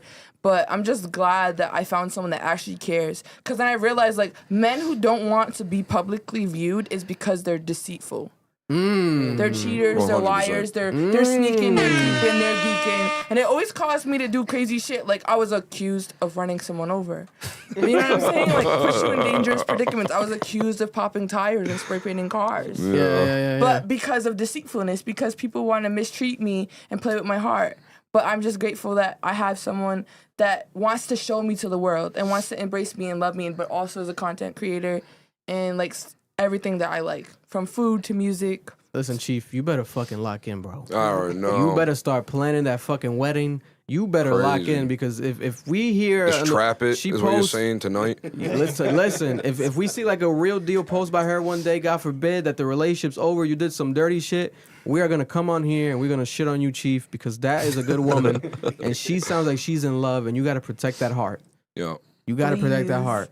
You know But what I'm saying? he reassures me all the time. Like, one thing I like about him is, like, I honestly be like, yo, do you really love me? Like, I just say it just like that. And he's But like I know He's in love. that's like a He trauma tells thing me, though. like, he's in like, love. listen, like, I do. Like, I'm like, why? Why me? And he'll, like, explain 1,000 reasons why and make me feel reassured because it's hard. Like, I always thought I was in love or had the one, and every guy I've dealt with always had, like, some sneaky side creep bitch. Like, ugh. So it's honestly the best thing ever to have someone that wants you and you only and cares about you and treats you like a queen. Like, he treats me amazing. I never. I love that. I love that. Round of applause to them, again for them. Real love. Real Rhode Island love. Yeah, real, 100%. Real Rhode Island love right here.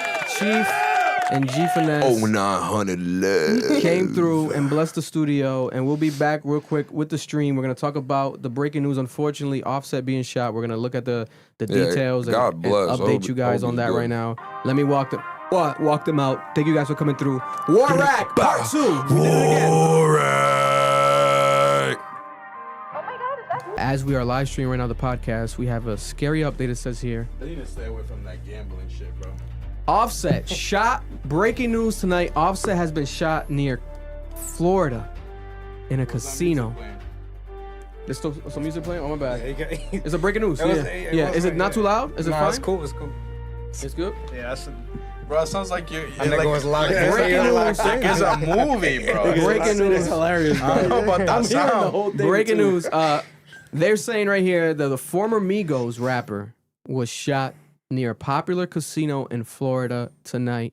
A rep for the rapper confirms to TMZ. Offset was shot Monday near the Seminole Hard Rock Hotel and Casino in Hollywood, Florida. Per the spokesperson, Offset is fine and is currently at the hospital receiving medical care. The rep added that he is stable and being closely monitored. A rep for the actual police told TMZ that we are aware of an incident that occurred at a valet area after 7 p.m. Monday outside the Hard Rock Hollywood that resulted in a non-life-threatening injuries to an individual who was transported to Memorial Regional Hospital in Hollywood. The rep added that the police were on site immediately and the situation was contained quickly. 2 individuals have been detained by police. The investigation is ongoing and the site is secure and there is no threat to the public. Operations continue as normal. Offset, remember, part of the Migos, Takeoff, unfortunately was killed, shot November 2026, and now we have 4 years later, unfortunately, another member of the Migos being shot. He is alive and stable. Thank God. That's the update as of right now. God forbid it updates bad or anything else happens. But what are some of the reactions in here, guys? What are some of the reactions? Like, was the chat saying it? I saw my phone was kind of blowing up too. I was like, I knew something happened. Yeah, it was all over the chat. My God. Shit just crazy, man. You gotta be careful, especially when you're a celebrity of that caliber, you know, the people know you. And like Noel said, I don't know if the mic picked it up, but they gotta watch out the gambling, you know. It's probably, All right, so hopefully not. Marv Oh, said it, yeah. Marloon said stay it. away from that gambling shit. Oh wait, bro. breaking news! Breaking Oh, news! shit. Little TJ has been shot at Oh, the my same. Oh my God! They're saying that Little TJ is also shot. Little TJ was shot in Miami at the Hard Rock Casino. Probably related. Same What spot. the fuck is going on? They shot at each other. Oh my God! We have some video right here. Let me pull it up in a second from Academics. Academics has some exclusive footage right here that he posted. He's also on stream. He did a breaking news stream right now after this broke. This is very unfortunate, but we are here to cover it for you guys. Hopefully this is just momentary news and nothing that's going to be permanent or like getting worse, but let's show the people the screen real quick. Right now, we got it. Oh my bad. He's stable though, but let's see now. They just shot a man. Oh my God.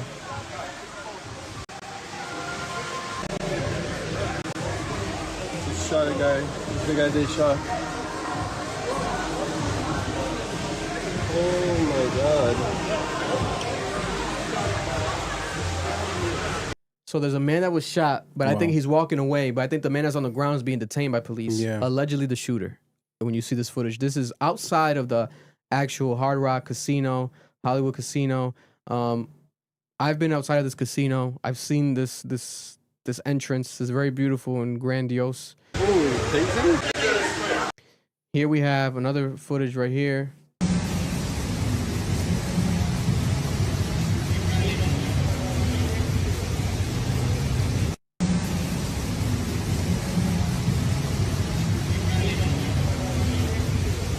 That is crazy, bro. Lil Tjay and Offset. Now, do Lil Tjay and Offset Such a have random combo. have beef from the past? I don't know. I don't recall any Lil Tjay beef. We report on Lil Tjay beef. He has beef with Virgins. with virgins, her and She's a virgin. virgins, her and you know what I'm saying? Offset has beef with I guess Stephon Diggs, Cardi B's baby daddies, anyone that she might have been dating.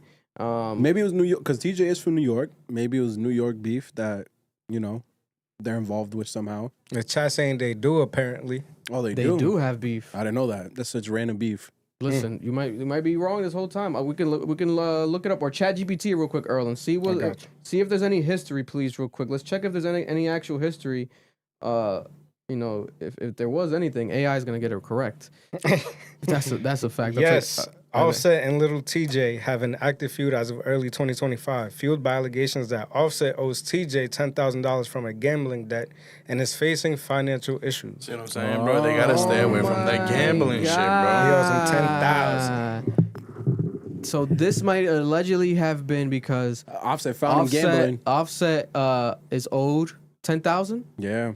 by Lil Tjay. Probably found him gambling And at the hotel. Lil Tjay got that. owns Offset. Who owes who? Real quick, Earl, my bad. From the Offset have, and as in a few by that Offset owes Tjay. Offset owes Lil Tjay. Oh shit! And damn. unfortunately, we know who allegedly be shooting his gun.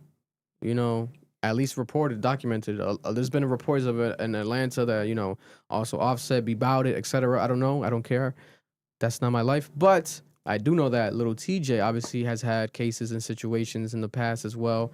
Damn. So that's crazy. This is so random. That's crazy. But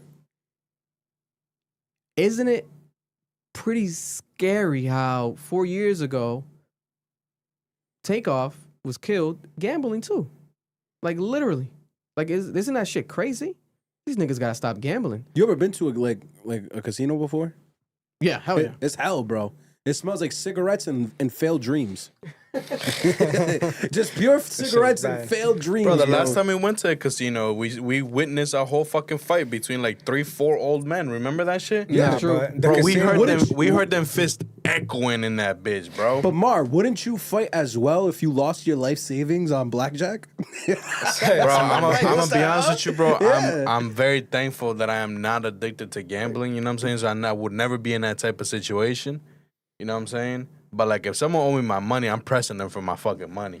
10,000. That's a fact. 10,000? That's a fact. You shooting someone in broad daylight for 10 grand? No, this is my thing. It's not more so the money. It's the fact that, bro, you clearly don't respect me enough to either try to tell me, bro, I got you with it, try to not, like, pay me, or it's just out of respect, bro. It's the principle. I hear it, but 10 grand? Like, I could find you at the casino gambling. if I'm as big as them, 10 grand ain't shit, you know what I'm saying? Yeah. But like, it's all about the principle, bro. If we have they ever made music together? I don't think so. I'm not sure, but imagine you're owing the person money, and then you're seeing that person, or that person owes you money, and you're seeing that person gambling all the time and doing bullshit. And they're waiting. I'm about to say here for 150,000. Yo, imagine you walk in, you're Offset, you're pulling up. You're mad, you're happy because Stephon Diggs lost the Super Bowl. But you still, you had your issues in life. And you look over, someone's at the blackjack table, he's celebrating. He turned around and it's Lil Tjay. Let me see if there's any video of Lil Tjay saying. No, because remember, it's Lil Offset Tjay to TJ. So Lil Tjay walked in after finishing up with the Virgins. He finished up with the Virgin, and then he went and found Offset at the Going table. crazy with all them crazy. chips, That's crazy. During a Twitch stream, this was during a Twitch stream, guys. The video got deleted. from the internet. Lil But, TJ might be a bullet magnet, bro. so for context, He little did get shot TJ during a live stream, Twitch stream, Wednesday, January 8th. This was 2025, 1 year ago, over 1 year ago. He recounted an encounter. He retold the story of encountering Offset at a casino where he claimed Offset, desperate after losing the streak, was frantically asking others for money. He cited why I diss Offset in a song because Offset is broke, and I'll tell y'all a true story. I seen the nigga in the casino. He was popped. He was panicking. He was asking random people for cash apps. He was broke. I don't know what happened. Nobody was answering his calls. He was trying to run up, chasing. He must have a gambling addiction, right? He recalled lending Offset $5,000, and then he claims he gave Offset another $5,000 and has yet been reimbursed for any of it. He said, I see like 13 bands and loans. I don't know who got paid back that day.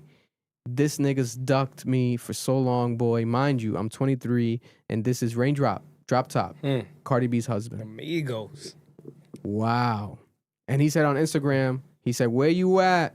Not gonna lie, I'm gonna smack the whole shit out of you. Talking to Offset. He said, you barely lived already. Who the fuck you think you talking to, nigga? Offset, I guess, responded back, you gotta be talking to the wrong nigga. I'm in New York right now. Come smack me, little boy. Oh, wow. Dang. And then little TJ said that he learned that he was in Miami, and Offset replied saying, if it's that, stop DM me for trace reasons. Never that, little bro. I just want my 10,000. And then he said, say that. You're getting 10 bullets. That's crazy. So it really might just be over $10,000. What the fuck? Listen, man. Shout out to my boy Edwin. Edwin, you gotta get on that. Yeah. Get on that, bro. You only live once. When it comes to Oh my god! not today's classic. Of all days. Shit, bro. Listen, Edwin, get on that. He might come through that fucking door right now. Inside joke. Man. Nigga might bust through the wall like the fucking Kool-Aid man. Oh yeah. I'm texting him right now. Niggas eat it. Fucking, that's crazy.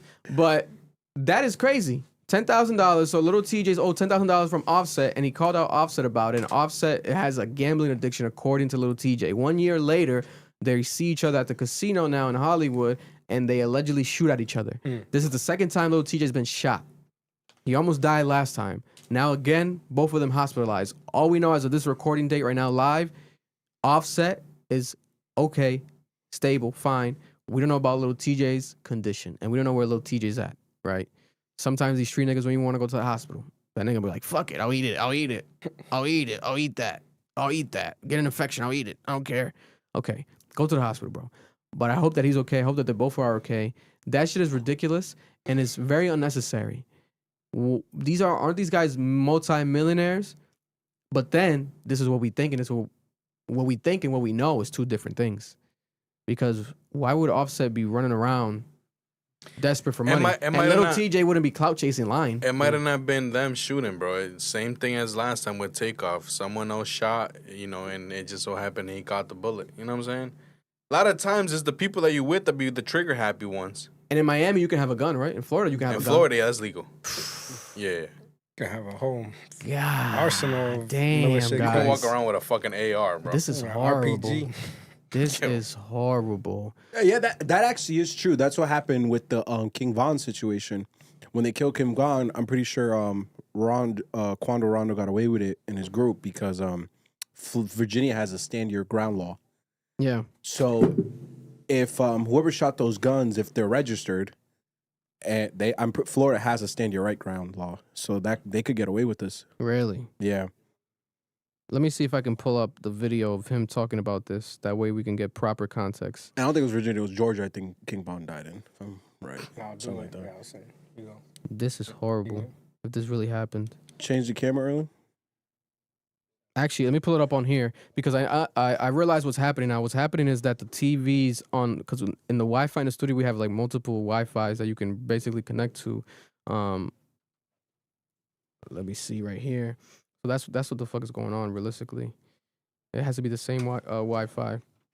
But we have Lil Tjay saying that Offset owes him money. That's crazy, bro. This is so petty. This is like some hood nigga shit. Like, we gotta stop with the bullshit. Like, what's going on with these rappers? Pooh Shiesty 1 week, now we got these guys. This is horrible, bro. They're fizzling out. To know that Offset owes money is crazy though, bro. Nigga, Like, how all them you hits that you made, Listen, that's on your name right now. Makes sense why Offset wants the money from Cardi B in the He needs it divorce. bad. That's true. That nigga Shit. needs that money, bro. Damn, He needs that money, bro. He wants that money bad, bro. Damn. he's fucked right now. Fuck. She probably knew too and kept it on the low. She a writer for that. She could have dead exposed him, but that's why you got a gambling addiction, nigga. You bum.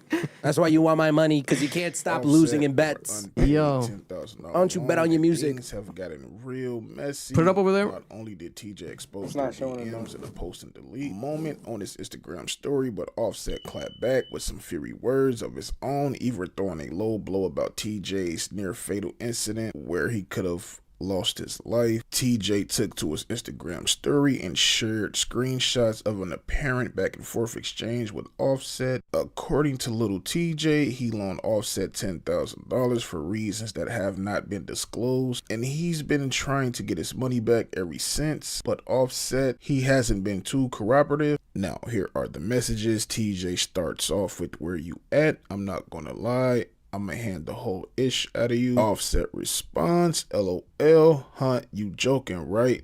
Just seen this pop up. Gotta be the wrong ninja. You Texan boy, I'll smoke you. You barely lived already. Who the F you think you talking to, ninja? You gotta be talking to the wrong ninja. I'm in New York right now. Come smack me, little boy." Offset, "Yo, pay the tab, homie. Don't fade yourself over a little 10-pack. Then Offset goes on to say, "If it's that, stop DMing me for trace reasons. Nah, never that, lil' bro. I just want my 10. Say that. Do not loan Offset no money. He's popped just in case." I mean, the best thing you can try to do is shame him, because at the end of the day, these guys are both rich. Now, I'm not gonna lie, this doesn't seem believable due to the fact that Offset portrays to be rich and it's apparent, so it doesn't make any sense. Now, it's no telling six, and that's a good question nowadays. Why is he borrowing from a There's a song 23-year-old? coming out, My thing is this, right? So they both gotta have money. What did he think? Like, oh,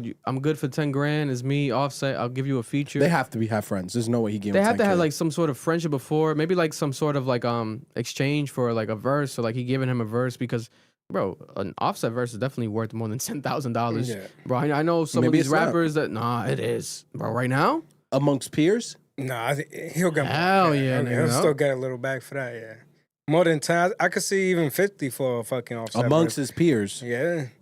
I get like for the randoms. verse. I get randoms. We talking about peers. But I mean, you're not. Are you gonna compare him with the peers though? Like, No. it's really just like, if you want that feature and you'll pay that for Offset feature, it's not bad like that. maybe he should if there's a feature issue, fucking sue him like a Cameron did. Yeah. Or is TJ revealing this though snitching? No. Is that snitching? No, he's just telling him No, to hold my money back. he wants his money for real. At this point, it's like. But you does got, TJ need that 10 grand that bad? Shit. It's like Marsh said, it's I principle. think him more. Principle? Yeah, I think maybe, I don't Yeah. know. It's like, yo, imagine you borrow some, you lend someone like $100 and you see him outside in the club on a Going Saturday. crazy, throwing that in a strip club. I'm pulling bro. up to the club and I'm charging him. But I feel like, I don't know. I feel like it's kind of clout chasing though, to just reveal that randomly. Like, yo, Offset, by the way, owes me $10,000. Well, they've like, been going back at it for months. So maybe he saw Offset outside and he felt some type of way. Because remember, he used it Offset, as like a ammo. Like, I'm gonna shoot. Yeah, I it's got the- this to yeah. shoot at you. Yeah. Social media age now is like, fuck it, bro. I'm gonna just expose it and tell people who you really are. I The thing- prefer this than them killing each other. I mean, they But just look at it shot. now. They Niggas just might, shot God at forbid, each other. be God. Well, they're not dead, but Bro, this is didn't lead to crazy. nothing. Bro, it's like, but Offset, just give one of them chains or something, bro. You got that money. Like, why are you gonna put yourself in that predicament? Maybe bro? he's popped. Shit, unless the chain's fake. The chain's all he got, maybe. My Sometimes it's God. all you got, bro. Listen, so we heard it. You guys heard it here. Offset and Lil Tjay have had a beef stemming from 2025 and maybe before, over a year long beef, because Offset owes Lil Tjay $10,000 and he hasn't paid him back. He called him out, and Offset is allegedly addicted to gambling. running around the casino, running out of money, asking people randomly for cash apps. That's what Lil Tjay said, right? Now we have April 2026 outside of the same casino he allegedly saw him before, where he gave him the money initially that he owed him. They met again. Kismet, meant to be. Same time, same place again. You know, they ran into each other, and now there's reports of them shooting at each other. They both have been shot. They got into a fight allegedly, and they both shot at each other. Or maybe their entourage, their people around them. This was in public. This was 7 p.m., but as you can see, it was daylight. So it was broad daylight, basically. I do have a theory. Maybe he owes everyone the money.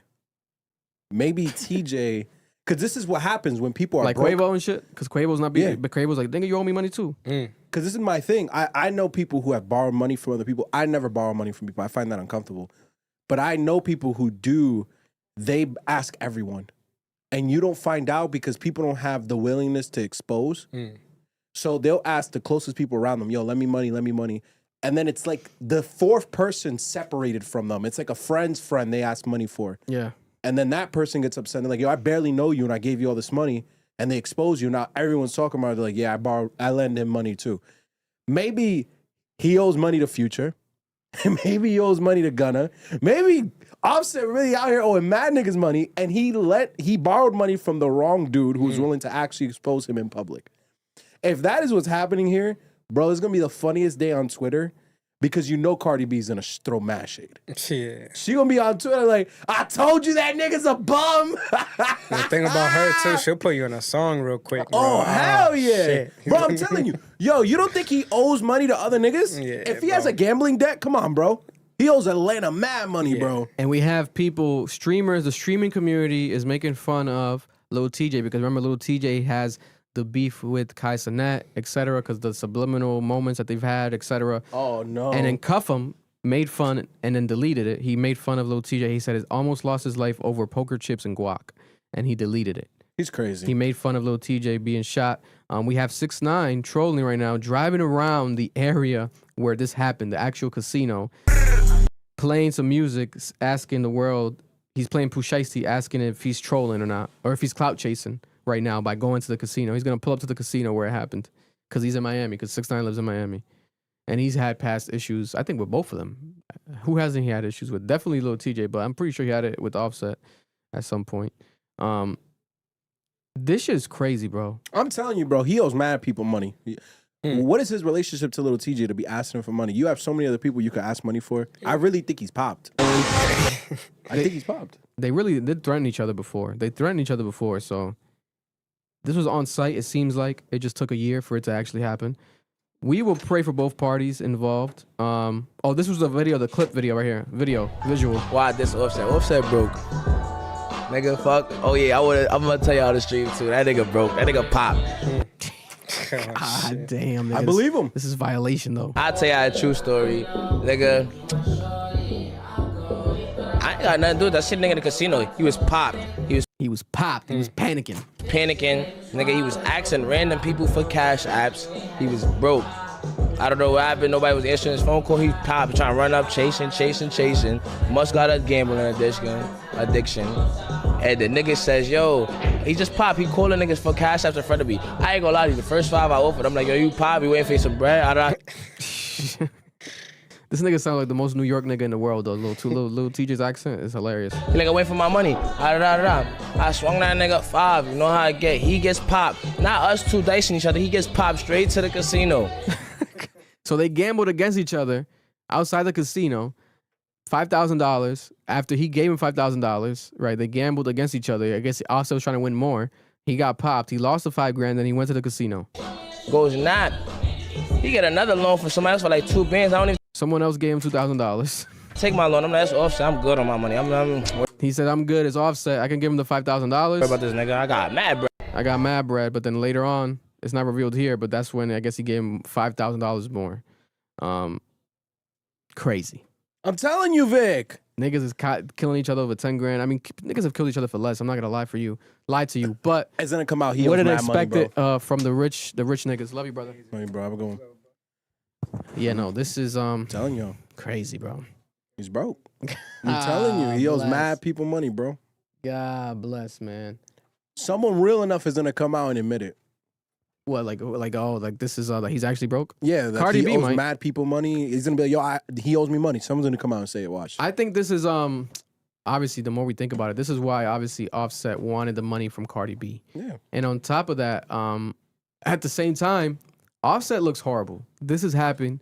Meanwhile, Cardi B is on a sold out tour, going crazy, going viral for every single moment that she's just living. Every moment. Today she went viral because someone robbed her card, I guess, and they spent mad money on Apple or like Applebee's or some shit random. That's hilarious. Random shit like that. So yeah, no, brother. You gotta get your shit straight, bro. And also, Coach P, Quavo, how do y'all let this happen? Is the relationship that down bad between y'all where we got Offset in a casino getting shot because he owes another rapper money? Like, where has the Migos gone? Like, this is nasty for the Migos. Like, what is going on? What's going on with the legacy of the Migos? This is the They ain't legacy Migos now? no more. They're Niggas clones. just getting shot back to back? Oh my God! You remember they were saying that this dude was doing like $75 ticket shows? Oh, yeah. It's Offset. Supposedly. That he was doing these low Pop-ups. Yeah, these low budget shows. This is why he's broke. He's broke. I mean, you did say it. Gambling is an addiction. So, Yeah, I know. And I feel bad. So he could definitely be addicted to gambling. But brother, come out and admit it. Is a rapper gonna come out and admit it? A street rapper? Nope. Oh, also, don't cheat on your wealthier wife when you know you have financial issues. Nigga, that's the bag. That's your bag. That's your bag. That's So your your wife's a lifeline. millionaire, the most popular female rapper in the world right now, especially with Nicki Minaj on some MAGA shit, and you got Cardi embracing everybody, embracing her gay fans. Yeah. She's bound to explode and succeed. Sold out tour. You knew that was gonna happen. That's Cardi B. It's over, bro. That's the girl you lock in with. Instead, you cheat on her, and you're gambling. This is a mess. Get your shit straight, brother. Get your life together. You are too legendary for this, and you're actually amazing with music. So I hope and pray for the best when it comes to him. This is crazy. We mentioned the LeBron. We can skip that topic because there's not much to digest really with that topic. Jonathan Majors though. Jonathan Majors. This is funny. Jonathan Majors. We reported on Jonathan Majors recently going to Daily Wire to work with the conservative platform to create a movie. They're doing an independent movie, and he's the main actor in this movie, Jonathan Majors, right? This Jonathan Majors has now been blackballed from the industry after his case and situation with his ex that was in public, right? He lost King the Conqueror. He's no longer the conquering King the Conqueror. He did have Magazine Dreams, a movie that came out and got some mixed reviews, but actually at the same time, there was some people saying that his acting was really good. So You still haven't seen I it? don't know. I still haven't seen it. I got to watch it. It's a good movie, but like I said, it's strong. Yeah, that's what everyone's been saying. It's like mixed reviews, and like some scenes are like supposedly crazy. Fast forward, this movie was supposed to be the next stop. He came out. No, he didn't come out. Ben Shapiro came out and defended this movie. Like, oh my God, we're doing this. You know, yes, we're doing it, guys. You guys are haters. We're gonna do it. Ha ha ha. Laughing at people. Now the joke's on them because this movie might be done. This movie might no longer cease to exist. And I don't mean to laugh, but this shit was funny, especially when it first broke. There's a video of this where we have Jonathan Majors falling, you know, while filming this movie. And listen, we have it right here. This is on set of the movie. Deadline gave this video right here.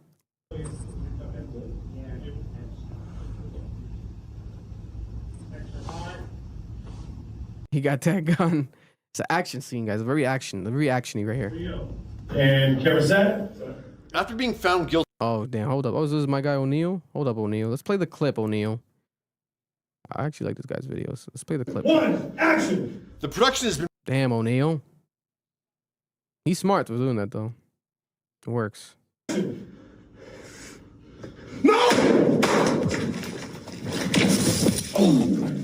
Yes. And they fall like about, I think it was like 6 feet reported. They fell down like about 6 feet. I think Jonathan Majors might be fine, but the other guy got injured. Jesus Christ. And the people were seen leaving the actual set after this. Now they had their mics on, so you can hear the audio after they fall. And yeah, it starts with one of them coughing, probably because they just got the wind knocked out of them. Guys, let it get back. Let it get back. I heard someone say he's dead. Am I bugging? No. It's dead. That's not on him though. That's the people with the set and shit like that. Is he supposed to fall through quote unquote that window? This is the Daily Wire's fault, bro. It's the Daily Wire's fault, bro. You want to make a movie with the Daily Wire, this is what you get. Yeah. If he's supposed to fall through that window, there should be something cushioning the GC fall. wasn't exactly good. He apparently had to get several stitches in his hand because it was all cut up from the glass. Did we shoot it? We shot it. Use it. Yeah, that's John. Oh my god. Was that Jonathan Majors? And yeah, they might as well use it. That was Jonathan. Do we shoot it? Use it.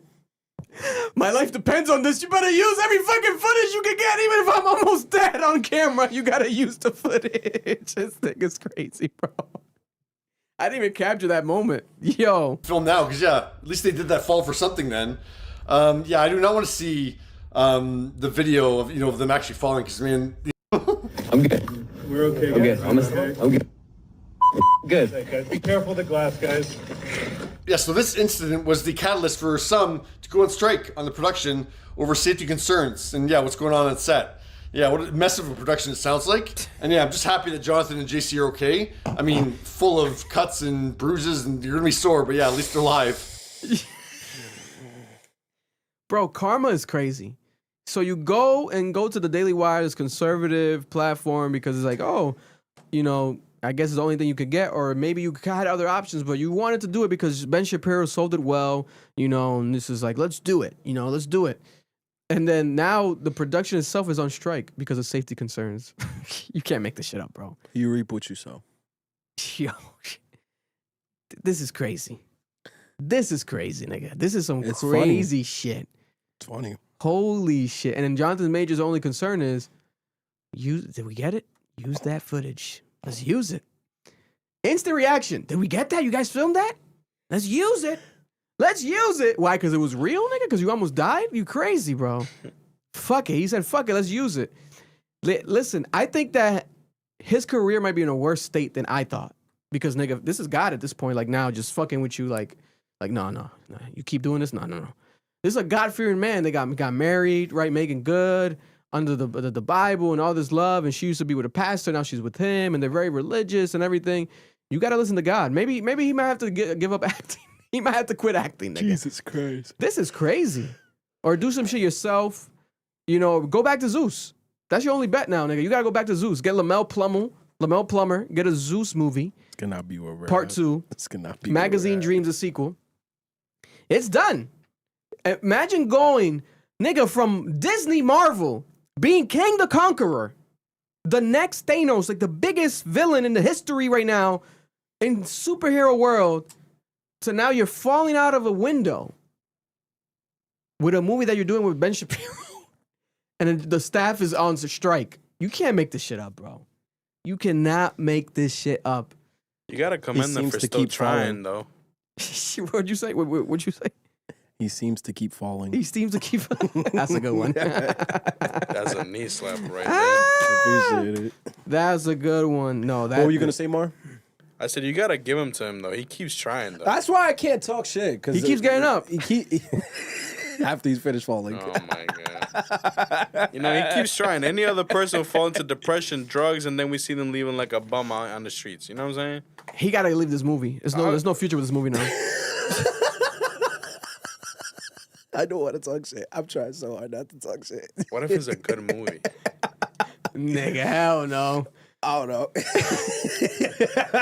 Again, I've seen Ben Shapiro like Daily Wire movies. They're good. Like the production, at least. The story is bad. Nigga, the production wasn't that well because look at these niggas calling strike so quick. They're That's like crazy. Because they must have seen some other shit happen too. Not just this. They were like, oh no, we draw the line here now. Hold That's up. that Republican shit. Yeah, these niggas jumping out the window. Let's strike. We're gonna strike. You guys gotta pay us properly. God bless, man. Tiger Woods called Donald Trump right after Tiger Woods got into the car accident. He called Donald Trump right away, and he approached the police. Before we continue, I'm so sorry. Yeah, you're good. I forgot to tell you this. It's fine. I'll tell you on air. Yeah. The editor for Sinners lives in Rhode Island. He followed me on IG. Oh wow! I gotta send you it. Is it a white guy? Yeah, the white guy. I think I saw a white guy follow me recently that had sinners in his bio. And I'm like, who's this guy? He has edited every single movie that Homeboy has made. Ryan Coogler? Oh, we gotta get him on. I gotta send you his account. Let's get him on here. I just remember since we're talking about movies. Let's get him on here. Yeah, he's like, he has photos in like at the Oscars with his wife. I would love to know that process, like the editing and shit. That's just crazy. People don't understand the behind the scenes and the work that goes into it. You know what I'm saying? That'd be fire. Sometimes you fall out of windows. You know what I'm saying? Stop. Tiger Woods did what I would do if I was friends with Trump. He called Donald Trump right after he got into a car accident. And then he walked up to the police and they were like, well, you're on the phone? He's like, I'm sorry, my bad. I was just on the phone. I was on the phone with the president. Same way that we would call like our mom or like our boy or our friend that's a cop, you know, get me out. You know, by the way, I just got pulled over. He called Trump so fast. And now we have Trump actually asking for him to be pardoned and forgiven by the state, I think of Florida, where it happened. I think he's talking, Trump released a statement to the governor and everything. Ain't that some shit?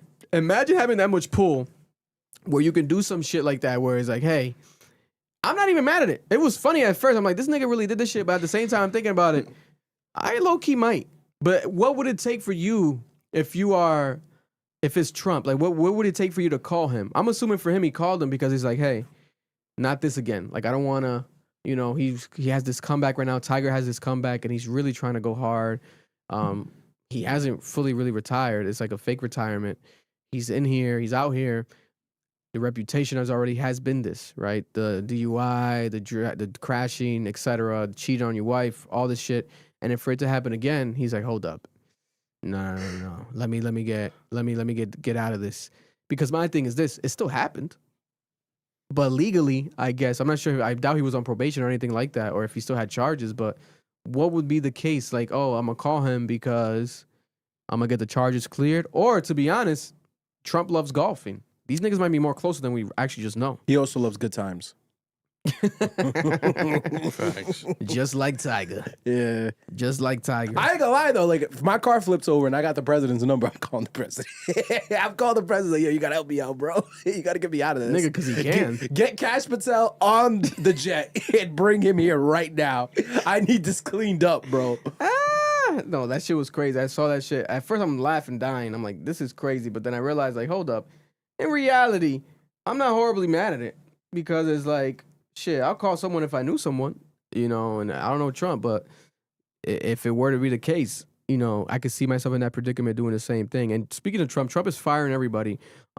There's reports of him coming for Cash Patel. Like you just said, Cash Patel might be fired soon. Do we see this happening? And are we seeing him obviously just throwing everybody under the bus right now to kind of be the fallout people for the mess that he's created right now?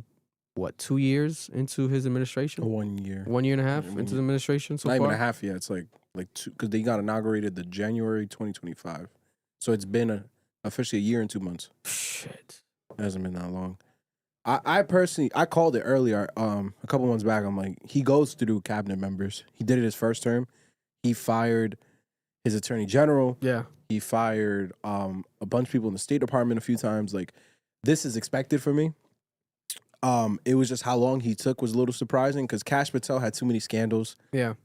The AG was lying under oath, and she was looking bad when she was getting interrogated by the Congress. And then obviously the whole situation with Shorty. Yeah. And like the ads she was doing. This isn't surprising. I expect more of it. I'm just interested in who takes the place. Because this was a big thing in his last admin. He would fire someone, and then who'd get replaced is someone that'd be against him and wouldn't do what he says. These people, despite their faults, did do what he said. Yeah. Like, they were very, like, willing to, like, they were a part of the mob. And, like, 100%. I don't know who he's going to replace them with to continue that. That was the whole thing about Donald Trump running again, too, is like, oh, this time around, Donald Trump is going to be more effective because he understands who is willing to allow him to do what he wants to do. Yeah. So I definitely wonder, like, who's going to replace Cash, who's going to replace Shorty. Like, it's going to be very interesting to see. No, this shit's crazy. But at the same time, hey, when you hire clowns, expect a circus. Yeah. But when you get a circus, I guess just fire all the clowns. I think what's going on? Like it's like history repeats itself. This motherfucker, like, This shit is crazy, We man. only got another 90 of them in the car, so just keep pulling them out. Got the motherfuckers packed in that bitch. Oh my God. I think what should have been focused on, I'm kind of sad it wasn't, is that the Supreme Court was ruling against his birthright citizenship attempt to change the definition. That way, if you were born in the United States, you wouldn't be able to qualify as a U.S. citizen. He lost. Yeah. The Supreme Court ruled against him, but he showed up to the Supreme Court to hear the ruling. That nigga wanted that shit to happen. It's unheard of. It's unprecedented for a president to do that. Oh my God. And a lot of people were like, why is he there? Yeah. And it's like, I thought that was a bigger news story. And like, it shows he is very desperate for a win. Mm-hmm.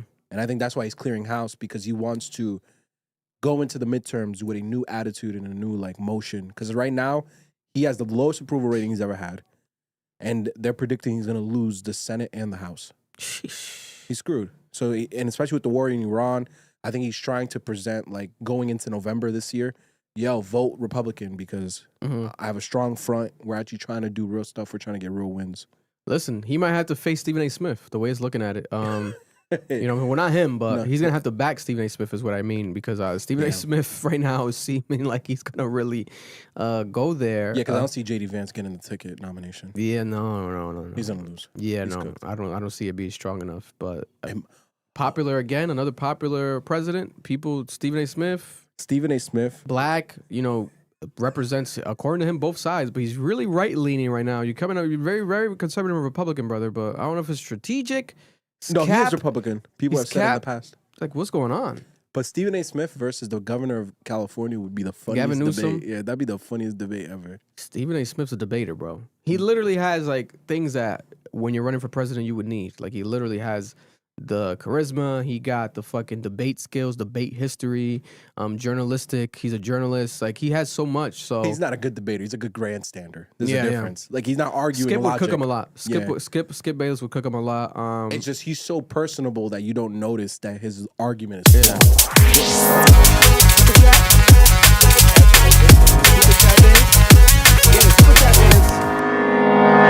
Pardon, listeners. That's a little glitch that it's not supposed to be happening, but maybe we'll double check why it's still going on. But it should have been gone by now. Mind you, there's no super chat. There's no super chat. Yeah, that's crazy. Yeah, it might be Mr. Big T himself. You know, every time we talk about him, he's listening right now. God bless him. But also we have here. I wanted to talk about Lil Durk. We have a message, guys, from Lil Durk from jail right here. Let's play the message. Let's hear the message. For those who haven't heard it yet, who haven't seen it yet, Lil Durk has a message for the fans from jail. Let's see what Lil Durk is telling us all to pay attention to when it comes to him. Let's listen. Yeah, I just want to give y'all just an update on my mind state. You know, I just been reading to get into these books, just working on my patience. I've been reading Pawns in the Game by William Gatkar, Huey P. Newton, Fred Hampton, Elaine Brown, just all the revolutionaries, you know, who've been through something and stand for something that a lot of people don't know of or forgot about.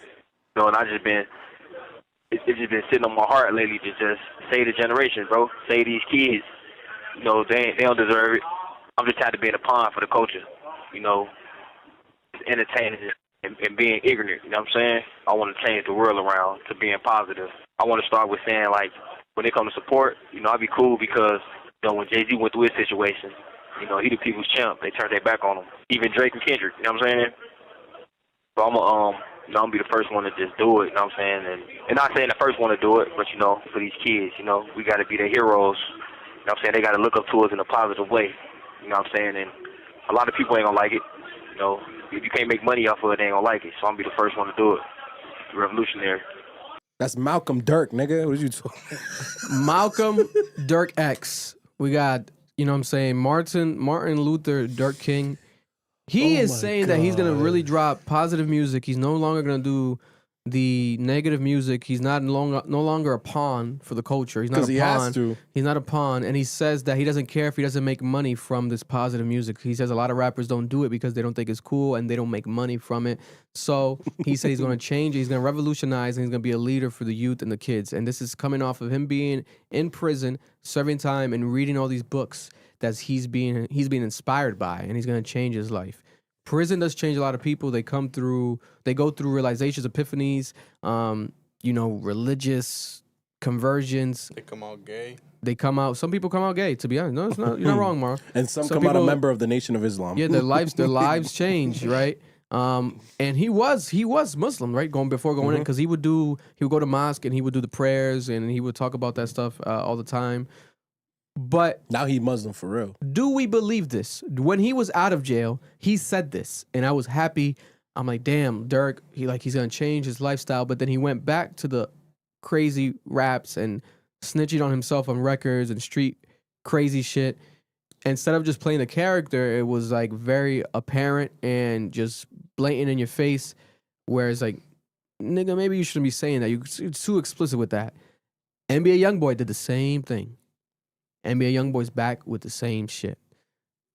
21 Savage just had the fuck the streets movement. Do we see Little Durk actually doing this? Did prison change him? Is he gonna hold his word to this? Right? I'll tell you this much. The words that he's saying, I'm a pawn, I'm no longer gonna be a pawn. It's like certain wordage that he didn't say before. Before he would just say like, I'm gonna change, but not really specify it this way. You know, his vernacular has grown. Exactly. That's a good way to put it, Marlon. Great way to put it. His vernacular has expanded. He has read some books. Exactly. But is it cap? Are we hopeful of this actually occurring when he's out of jail? I'm hopeful, but I ain't dumb. That's the but play. You're doubtful. It is the play. I get it. Yo, when you're facing like real federal time, you got to present yourself in a certain way. I think that's part of it. I'm hopeful that this is genuine. The pawn thing, I think it was happening here, and because his mom was being vocal about this, that people stopped showing up to court. I think he realized that he was just a tool for the record label to sell records, and they don't really actually care about him. He's realizing everyone is leaving. Yeah. And I think he is associating himself most likely in jail with a group of people who share an ideology about the plight of black people and how the advancement of black people should actually happen, especially because he is Muslim, and the Nation of Islam doesn't operate in a lot of these prisons. So I could see that. He comes out, he's pushing the positive message. It's just, here's the problem. Let's say he goes broke doing it. Like he starts struggling when he gets out.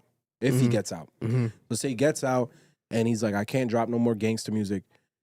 And you only drop clean music. Are you going to keep doing it even if it doesn't financially work out right away?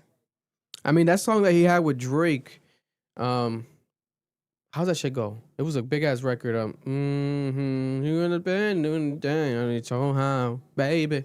And he also had a song where, all my life, with J. Cole, right? Yeah. The J. Cole song. So he has aspects where you can see these type of records working. He can do it. But we're talking about 21 songs on an album. Exactly. That's my thing. You're telling me you're coming out of prison and we're not going to get a first day out by Lil Durk? Lil Durk drops a first day out. It will be the biggest first day out record, maybe in the history right now. This guy with his criminal record and everything with the fucking King Von and Quando Rondo, there's so much history that these kids care about and know about. Yeah.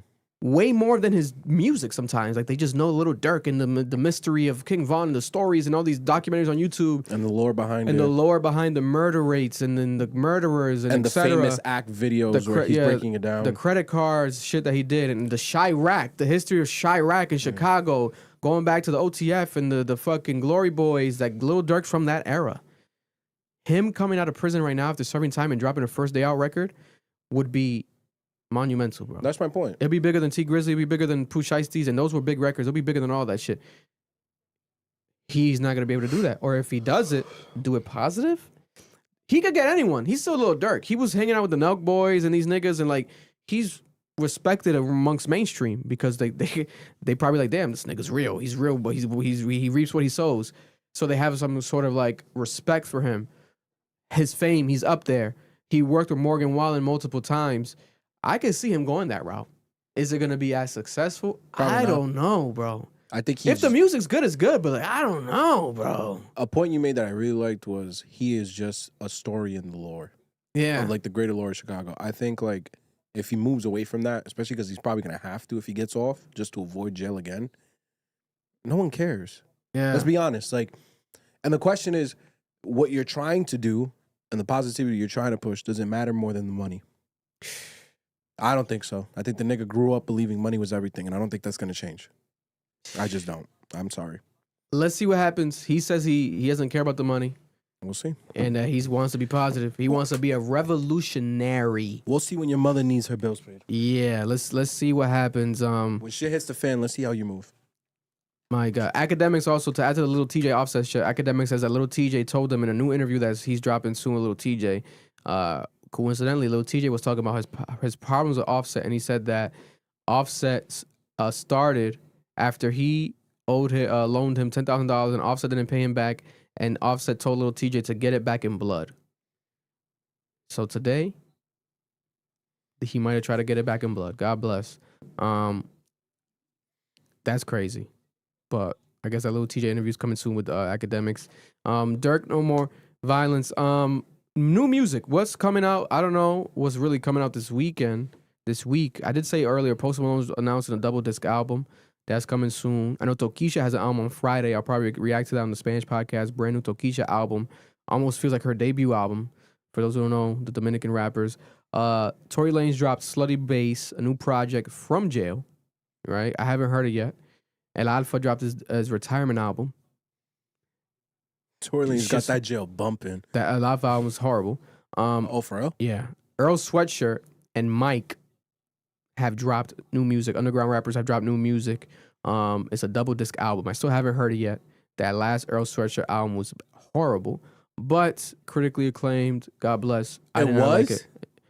I'm pretty sure it was, bro. I don't even have to check. Everything he does is just critically acclaimed. Niggas be lying sometimes. Yeah, nah, people. He's really good, but it's like his older shit to me is the crack. The new shit, I don't understand them. That is insane fellatio on behalf of the critics. Yeah, but I think it's purposely him trying to just sound different and be different. So I respect it, but it's not my cup of tea. I don't listen to it. I'm eating a sandwich on a boat. He be having the bars still. Sway Lee dropped a new album. No one's talking about it. I haven't heard it yet. Sway Lee is called Same Difference. It's a solo album. Post Malone's on it. I haven't heard shit about it. I heard Edwin spoke about it. Edwin said it was kind of like mid. I might have to listen to it. Yeah. So that's why I saw a clip today of like an interview. He's doing like streamers and shit. He's going to streamers, but I don't know. I DM'd him because I would love to do a reaction. Let's do a reaction, Sway Lee, together to your new album. You need the promotion, brother. Like, what's going on? What's the plan? Like, no, there's no rollout. There's no singles being pushed. Like, you're Sway Lee. You're the hit maker. So I don't know what's going on. Nine Vicious dropped a new album. He's suddenly unforgettable. Yeah, it's so crazy. What's the irony of that? Nine Vicious dropped a new album called Emotions. It's 23 records. He's one of the underground rappers, the new rappers that people keep saying to check out. I haven't heard it yet. Have you heard of Nine Vicious album? No. I haven't heard it yet. Listen to it. Yeah, a lot of his fans keep sending us messages. I might check it out. I'll see.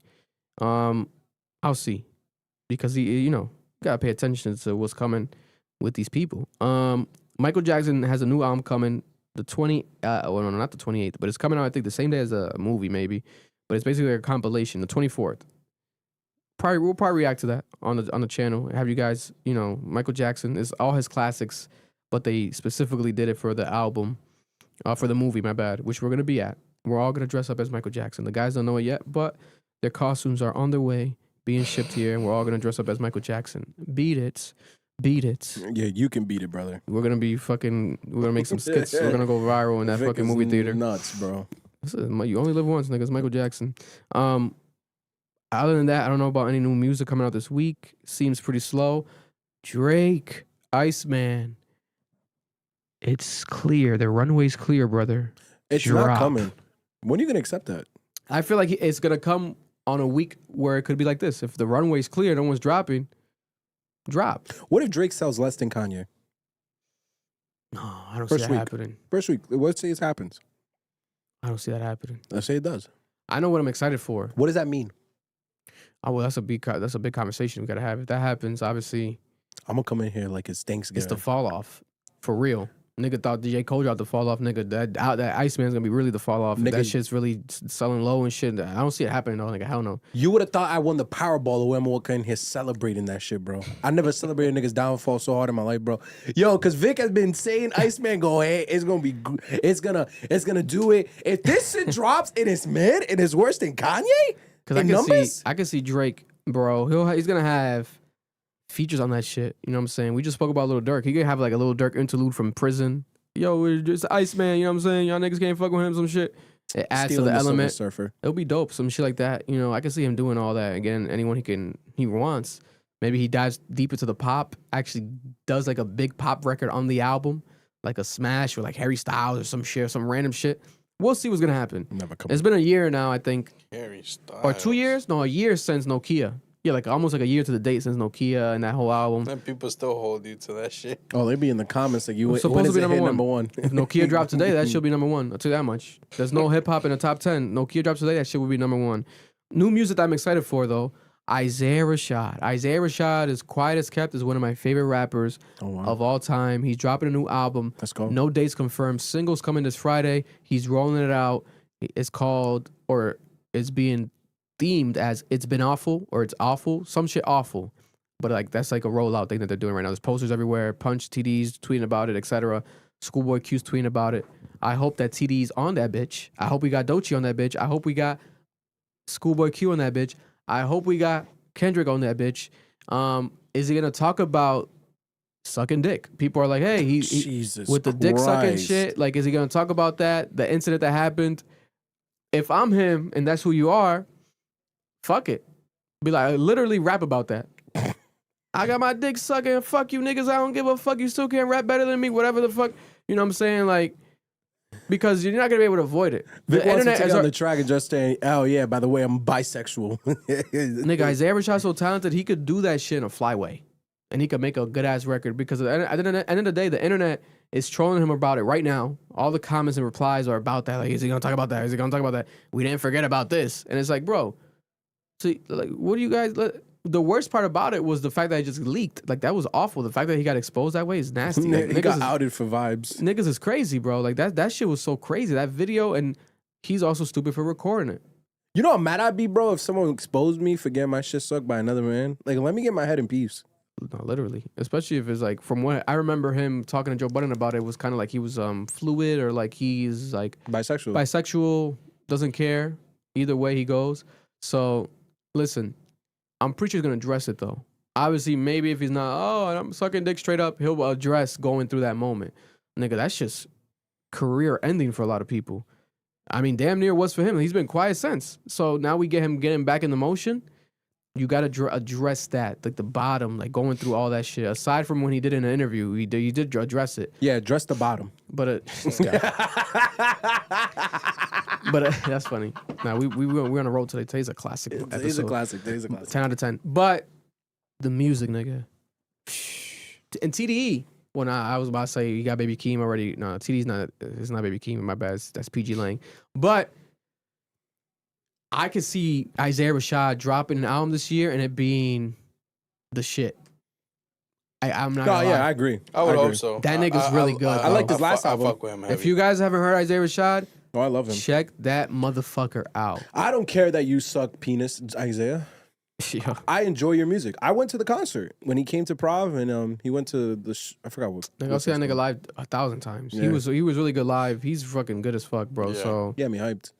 But unfortunately, he's not gonna be able to escape the jokes, and he's just got to deal with it. It's a part of it. It's life. But God bless. I'm excited for that. Waraq came through. Shout out to Waraq. TV shows, and then we'll get into also Real Housewives of Rhode Island to end the podcast. Paradise had the finale last week. The finale of Paradise. Mixed reviews online. A lot of hate, a lot of love. I liked it a lot. Why? Because it sets it up for a really good season 3 to come. Yeah, an Attack on Titan ending. And we'll get to that, motherfucker. Oh, that's the show? Yeah. We'll get to that, bitch ass, anime ass niggas. We'll get to that. What the show is about is the bunker and everything. And to be honest, I want to visit a bunker. So I think Shuddy sent me a bunker that's I think in Colorado, like a real life bunker or something. I'm like, yo, we should take a trip to just visit this bunker and stuff, because it's like a real life underground bunker. But the bunker lifestyle, surviving in this bunker, now they had to basically destroy the bunker because it's like, hey, people are trying to infiltrate it to come inside, and on top of that, you know, there's a whole AI or computer situation that's actually running this, and there's like some sort of mind control aspect that's not really fully confirmed still yet. That's the thing with this season finale, which the only thing I don't like really is that there's some questions unanswered that I wanted to be answered. Meanwhile, there's other questions that are unanswered that I didn't mind being answered. The one I wanted to be answered was fully, what the fuck is happening with Xavier's mind glitches, and all that, the flashbacks, right? We kind of get some allusion to it where they show the equation for Alex, Aaron the Yeager. computer, and the X is Xavier, and like he's a part of the equation, right? Like, oh, this is what happens. Like he's meant to be a part of that this is his mind, etc. And he's a special person, right? Because he was there from the beginning, the creation of the bunker, the creation of everything, maybe the more creation of stuff that he didn't even know. Funniest moment was Xavier telling the girl that he fucked, the therapist that he cheated on his wife with, right? Because he knew his wife was alive, but he still cheated on her. It's still cheating. The world ended. Don't get me wrong, but you still cheat on your wife. And after finding his wife, bringing her back, he introduces her. Oh, this is the therapist. This is my wife. You know, in this awkward like moment, like real quick, like, oh, it's like, brother, are you gonna tell her? Are we ever gonna get to that? You know, season 3 might be his wife just killing this nigga, bro, because she technically cheated on him or was in another relationship. You know, I don't know if it got sexual with the fat white guy. I know the guy, like, they fell in love or they had feelings. He fell in love at least. I don't know if she fell in love with each other. He found out about that. And in my opinion, he should have killed that nigga, bro. He should have killed that guy because he's definitely coming back season 3. That fat motherfucker, bro, he's in love with that woman. He's not going to let her go like that. He's still alive. He should have fucking killed him. He should have shot him in the head. Because any nigga that throws a grenade at me or sets off an explosion near me and almost kills me, you're dying. You're not surviving. Let alone if the world's ended, it's already an apocalypse. I'm not going to let you live just because my girl says, let him live. No, you're dying. Once I save my girl, once I get the kid out of there, you're dead, brother. Like, you almost killed me. What if he was dead? You wouldn't even have the opportunity to even see. Like, what are you doing here? But it's a show, so anything is possible in a TV show, right? 'Cause it's not real. Aside from that, I'm excited for season 3. I'm not in the hate wagon. A lot of people hating on it. I'm not in the hate wagon. To be honest with this, season 1 though, classic, flawless. This one has some bumps in the road, but it happens with the great shows. All great shows have this type of moment. You know what I'm saying? Hopefully it's just in the middle. It's not the end, like Game of Thrones, where people shit on the ending. Let's hope that when they do end this, if they end this, when they end it, it's beautiful. But this show's still phenomenal to me. Noel says that there's an Attack on Titans Same plot. copying of this. Yeah, I can explain it. An anime. Explain it, bro, because... All right. So I'm going to explain Attack on Titan first. So for those who have never watched Attack on Titan, the premise is that it's Aaron... one of the best shows ever. Go watch it. It has won the award for the best written show in the modern era. This is why I think, and I'm not going to criticize someone else's writing, and I'm not going to assume that they stole this idea, but I have my suspicions. They most likely did. Because it's such a popular show. So with AOT, Aaron Yeager, the premise is he went through time and multiple times, and he created a timeline that allowed him to create an apocalyptic ending that allows his friends to survive. Yes. How he did it was by manipulating the memories and the events that took place before he was even born, or when he was alive, but he was a little kid. As an adult, he was doing it. In this story, Mar, the AI computer's doing the same thing. The AI computer, there's a moment when Jane is born, who's this crazy CIA agent, and this guy who works at some store gets an email through his computer, and it's saying, a killer is born at this time. And it kept sending him that message. Who sent the killer that message was himself. No, was the AI. The AI was warning the world that girl that just got born that day is going to grow up and be a killer. The AI also is giving them memories of things that are going to happen in the future. The lady who built the AI, she's like, you already saved the world. I know you did it. Because she understands that the AI set it all up. Just like Aaron Yeager did. Yeah. Her child got brought back to life, his essence. Because the AI knew for her to be woken up out of the insane mindset she had that she was a dictator of the world she created was by introducing the sun, and the sun was necessary to progress the plot, blah, blah, blah. Perfect. No, it's literally the Attack on Titan plot. So as I'm watching it, I'm like, wait a minute. The AI, because this is how time travel works. The idea of time travel is you can go to any moment of any part of history. You be traveling time, nigga? No, this is the argument of time itself. It's not just prediction, it's I can manipulate it. So the AI manipulated this situation. I'm a firm believer the next season is going to be just like Attack on Titan did, where it gets exposed that the person who could time travel, or the AI in this scenario, created all of the events to lead to the conclusion of the apocalypse that's happening right now. Because the AI had a goal for a new society. And you want to know why I know I'm right? Don't give him the answer. Vic, guess what the island was called where Eren Yeager lived? Epstein Island. Paradise Island. Come on, bro. The show is called Paradise. Come on, bro. Come on, bro. Yeah. What? Oh, it's a coincidence. Vic, I'm sorry, but you might be watching a show that ripped off of an anime. But who knows? One of the greatest animes to ever be Who knows written. where Attack on Titan got inspired off of? Everything has inspiration. Vic, it's almost the same end plot. I'm not saying he stole it. I'm not putting that on nobody. What I'm telling That's you not what you is... texted, bitch. Yeah, that's not what I'm saying either. What I'm saying to all of you is this. There's a lot of similarities. It is not a coincidence that Eren Yeager lived on Paradise Island and this show is called Paradise. It's not coincidence they have the same plot twist. Facts. And this, bro, I'm telling you, next season I'm gonna be watching it and all I'm gonna find out is that the AI manipulated everything. Watch, Vic. We're gonna find out the AI manipulated the election for that president to win. Because if you remember, he said it. I shouldn't have won. Yeah. The kid Dylan said, "Yo, the VP got cooked in the debates." The president literally admitted, "I don't know how I won my re-election. The AI rigged it." Watch, you're gonna find out. The AI rigged it. AI set up everything for that whole scenario to happen. I feel like there could be a world though where they know this is obviously Attack on Titan. I hope inspired, and they're we don't want to be too tongue in cheek. We don't want to be spot on, and it's fuck Gabby till this day. By the way, take it exactly. I could see them switching it up because this show so far has been pretty unexpected. I thought that they were still staying in the bunker. We thought AI another season. It wasn't expected to. Bro, Attack on Titan, bro, that show told us the ending and the first episode. Vic, this is my point. What I'm trying to tell you, bro. That plot twist. It was full circle. I remember that people talking about that. Yeah. Vic, the plot twist that everyone's talking about for Paradise is the same plot twist we saw in AOT. That's I get it. People get inspiration, and Vic is right. The premise of the show is dope. But it's getting to a point, Vic. I'm really hoping next season isn't a big reveal that the AI did all of it.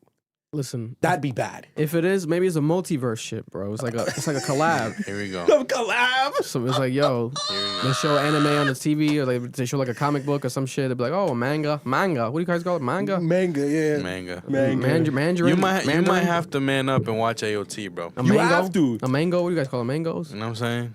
God bless. Another TV show you guys should watch is DTF St. Louis. DTF St. Louis, bro. It keeps getting crazier and crazier. The guy's a cuck now. He's watching the other guy fuck his wife, and then he's telling him to be a cuck back. It's cuck versus cucking. This is one of the most original TV shows I've seen in my life, and one of the strangest TV shows I've seen in my life. Heavily entertaining. These actors are phenomenal. I cannot believe that they're doing this, but it's really good TV. It is so strange. It's wild. The season finale is next week, and we're going to give you guys a recap of that because this show is nuts. Another crazy show, which I love and I watch every time it drops, and happy Autism Awareness Month, Love on the Spectrum. Love on the Spectrum, great new season where this couple, autistic couple, both autistic, and they started on the show, dated on the show, been together on the show for a while, about a year or so, and now they're being married, and they got engaged on the show.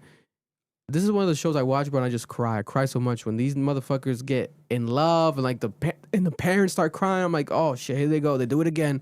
It's phenomenal. It's really good. It's some of the most heartwarming actual pieces of content you'll see in your life. It's really beautiful. And especially now the wedding and all of them coming together throughout the seasons because they're cast members and they go through the same experience because they struggle dating because of their autism and they find love with autistic partners. It is amazing. And they try to make with them, and then you see the struggles that they go through where some of them, they happen to just be on different levels of the spectrum, and it messes up the relationship because they don't understand each other. They can't handle each other. One of them was so excited. He never really had a proper girlfriend, and he got in love with this girl who was beautiful, beautiful girl, bro. And she was autistic, but then he would get too excited and get very nervous around her. And she had to be like, yo, it's too much. She called off the relationship. And I was so sad, but I'm like, bro, you had to calm down, bro. You got her already. But he couldn't believe that he was with her. So he would always just react about being with her. It was so crazy, such a He was bizarre. too much on the spectrum. For Too my much on the spectrum. Too much on the spectrum. But he wasn't prior to getting with her, but then that just brought it out of him. Like he couldn't control that energy with her. And he had like a dirty room and she called him out and he was like, I'm sorry. He's like, thank you. And she's like, I got you. I'm gonna help you. I'm gonna help you clean your room. It was beautiful, bro. I love watching that show. Love on the Spectrum. I binge watched the shit out the new season. Phenomenal new season. Give them an award if they haven't gotten it yet. I'm pretty sure they got nominated before. But Love on the Spectrum is phenomenal, heartwarming content. Lamar Odom has a new documentary on Netflix. I watched it. It was all right. Nothing crazy new.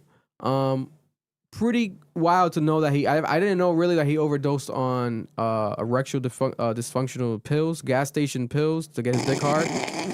Like it was like 12 plus pills that he took, and he had like 7 heart attacks, 4 strokes. Nigga he died and came back to life a couple times. Off the blue rhinos?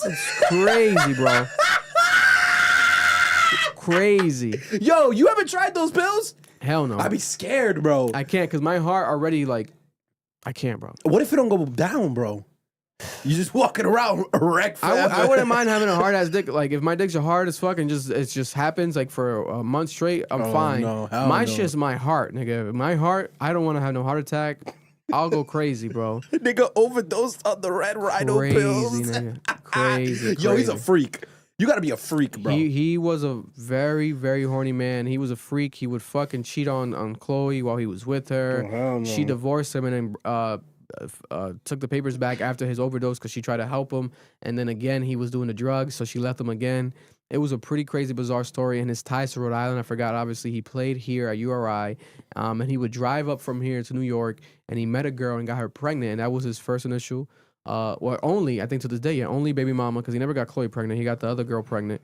But he would drive up from Rhode Island. He was in Rhode Island. And he won a championship here. Rhino meat? He won a championship here too. And he went from URI to obviously being drafted by the Clippers draft day, going from URI as a Ram. You know, I DM'd him before. He said he's down to be interviewed. He responded to me. This was like 2 years ago. He wants to be interviewed in Rhode Island. I would love to interview Lamar Odom. His agent still has to get back to me. I'm gonna reach out again. I think it'd be great to interview you here in Rhode Island and talk about your Rhode Island history while being in Rhode Island. You gotta do that at URI. Yeah, you gotta do it at the basketball At this point, we might be better off just doing it Zoom, but fuck it. I don't know. I want to get in person, but if we gotta settle for Zoom, Bro, we'll see. we can make it a whole thing. Like he pull up, they got his At jersey URI? hanging Yeah, I at could the call URI URI and make it happen at URI. That's what I'm saying. If you get URI on board, I think you'll do it. And honor him? Yeah, make it like a whole honorary thing, and like the interviews happening in the middle of the court. That'd be hard. And That'd be crazy. They got the jersey, That'd be like hard. in the That'd be shot. hard. That'd be tough. He'd be psyched. Yo, That's he'd be doable. souped. That's doable. That's doable, bro. He'd be souped. He'd do it. Listen, no, that should be crazy. But brand new documentary out right now. Also, new love show. Alex Cooper has a hit on her hands, Quiet as Kept, and it's a pretty underrated reality show that just came out, Love on Board, where these people, they're dating each other and they're trying to find love and they keep getting voted off. But the way that they get voted off the whole show is in a yacht, inside of a boat in a yacht. Isn't the fucking this girl from Love Island on it? I don't think so. Oh, she's hosting. There's like a girl that might be hosting. I think she was a Love Island girl, Gabby. And she was a Love Island woman. I think she's the host. I thought Alex Cooper was going to host, but she's not hosting. She produced the show. She made the show, right? Alex Cooper, call her daddy. Now she's doing reality TV shows. She's a genius. It's on a boat, bro. When they vote the person off, you got to jump into the fucking water on the plank. So they vote 2 people. They go up, pick a person. Who don't you want to be with? You vote them off. They get dumped in the water off the plank. It's genius, bro. It's literally, it's like walk the plank, like traditional pirate style shit. But they live on this boat. Into the ocean? Into the ocean, literally into the middle of the ocean. Imagine you fall near the propeller. Literally in the middle of the ocean, right? And the controversy during this actual season, I wrote some notes down. What happened was 2 moments happened. First of all, Bella, this black girl, is the star of the show. Nigga, she's funny as fuck because she's so dramatic and she's like crying and she's like, I gotta clean, because they have to make them clean if you get voted down below to be below deck instead of upper deck, like just like a boat works. Like if you work the boats, you gotta clean the toilets and shit. And she's like, oh my God, I gotta clean. I never cleaned my own. I don't even clean my own toilets. And she's like crying, going crazy. I gotta clean. And she's really this way. Like she really lives a very privileged life, right? And she has fake titties and she's always talking about her fake titties. Funny as fuck. This black girl's funny as fuck. She is hilarious, but watch with caution because she does get annoying. But that's the point. She's funny as fuck. Star of the show. She gets voted off. She doesn't find love. God bless. The winning couple gets a $150,000 vacation, $100,000 vacation. So they don't get it cash, but they get it in vacation prize worthiness. The controversy really of the show, though, is this couple that breaks up. This guy named David and Lo, this black guy, black girl. He and her, in like about 2 days, 3 days, they kind of fall in love, and he asked her to be his girlfriend, right? They have sex, and he asked her to be his girlfriend, right? And it's like, okay, they're picking up steam. The next day, they bring this new girl to the fucking boat, this white girl, and he likes her, and they go on a date. So like, oh, let's go on a date. She wants to go on a date with him. They go on a date, bro. During the date, she sucks this nigga's dick. She sucks his dick on the date. Fuck yeah. He falls like in love with her after getting his dick sucked by this white girl. You're not even supposed to really do that on the show. Like, it's not, you could do whatever, but it's like, they're just on a date. They go into the bathroom. She sucks him off. Well, that is white women's specialty. Bro, because she knows that she can be voted off. So she's like, I got to do whatever I can. I got to stay on this boat. And I like this guy. Then the next day, they put them both on the plank. He got to vote either for Lo, his girlfriend, off, or the new girl he got on a date with. He's taking the throat. Lo doesn't know that he just got his dick sucked. But he's like, if I tell you what happened, I feel like we still can't be together. Like, you're not going to like it. No. So I don't know. And she's like, what do you mean? We'll work through it. What happened? What happened? And he's like, I don't know. Nigga, he made them wait on the plank outside in the fucking breeze and the wind for like 45 minutes. Production got frustrated. Everyone was frustrated. He's like, bro, because once they're on the plank, unless they really kind of like run over, they can't come off. They got to either jump off or wait for the plank thing to be turned off. So he spent 45 minutes there contemplating his decision. And they kept counting the clock, and everyone's yelling at him, hurry up, what the fuck are you doing? What the fuck? And all 45 minutes, nigga. Buff. 45 minutes. And the girls are like, what the fuck? And then Lo's like, with a life jacket because she can't swim. She's like, well, let me know. Are you going to dump me or not? Throw me in the water. Guess what he picked? The buff bitch. He picked the girl that sucked his dick. Yeah, the buff. Yeah. Yo, he was just thinking like, damn, can I really give this up? I need that buff. And then there was clips on the show where he said like he was having sex with Lo, but he still hasn't come to her. So it was like he didn't have sex. He said he had more of a sexual connection with the white girl. What are you talking about? So that's why he picked her. Which one was better? Like as far as what? Like looks. Just, yeah. Looks. I mean, they're both beautiful. The white girl clearly gets better. has more like breasts and more like ass, and I think it's fake. I'm pretty sure it looks fake. Lo was like more natural. She's like a black girl, skinny. A black girl? Yeah, black girl, skinny, petite. But she didn't buff. What is he? He's a black guy, but he's like light skinned. But he was also weird a lot of times because he'll be like, I like the plastics. Like his type was like girls with plastics. I like the plastics. She got the plastics. I like the plastics. Who the fuck talks like that? Like you like plastic breasts, you fake breasts, and you call them plastics? Like what's going on? But that's his life, you know. He was a shit bag though. Like people were shitting on him, and he himself couldn't believe his own decisions. It was so weird seeing him go through like his motion, deciding the shit. It was crazy. I would recommend watching the show just to see that moment. Decision. Just to see that moment, bro. After he got his dick sucked, he was like, "Wait a minute, I need this. I need this forever. I need this. 100% them toes curled. Congratulations to Your Rage. Your Rage won the Mr. Beast competition live stream on YouTube. Rakai got into it with one of the Spanish streamers because he kept mocking him. And the Spanish community to this day in the streaming world is going at Rakai, trashing Rakai. We have my guy, what's his name? Part of Clover Boys. Damn, I forgot his name. Ty Lil has been defending Rakai. Your Rage won. Runner up was Ski Master Slump God, because Ski Master Slump God's a streamer now as well. Very random, but he's also friends with Your Rage. They've been mad close for years. Yeah. I know Ski Mask be tapped in. He watches us. He be tapped in. I want him to win because I'm like, that would be cool just to see Ski Mask or some god win. But Your Rage won the $1 million, and he actually gave it back. I think $150,000 went to like his head mod, and he gave back I think all the money.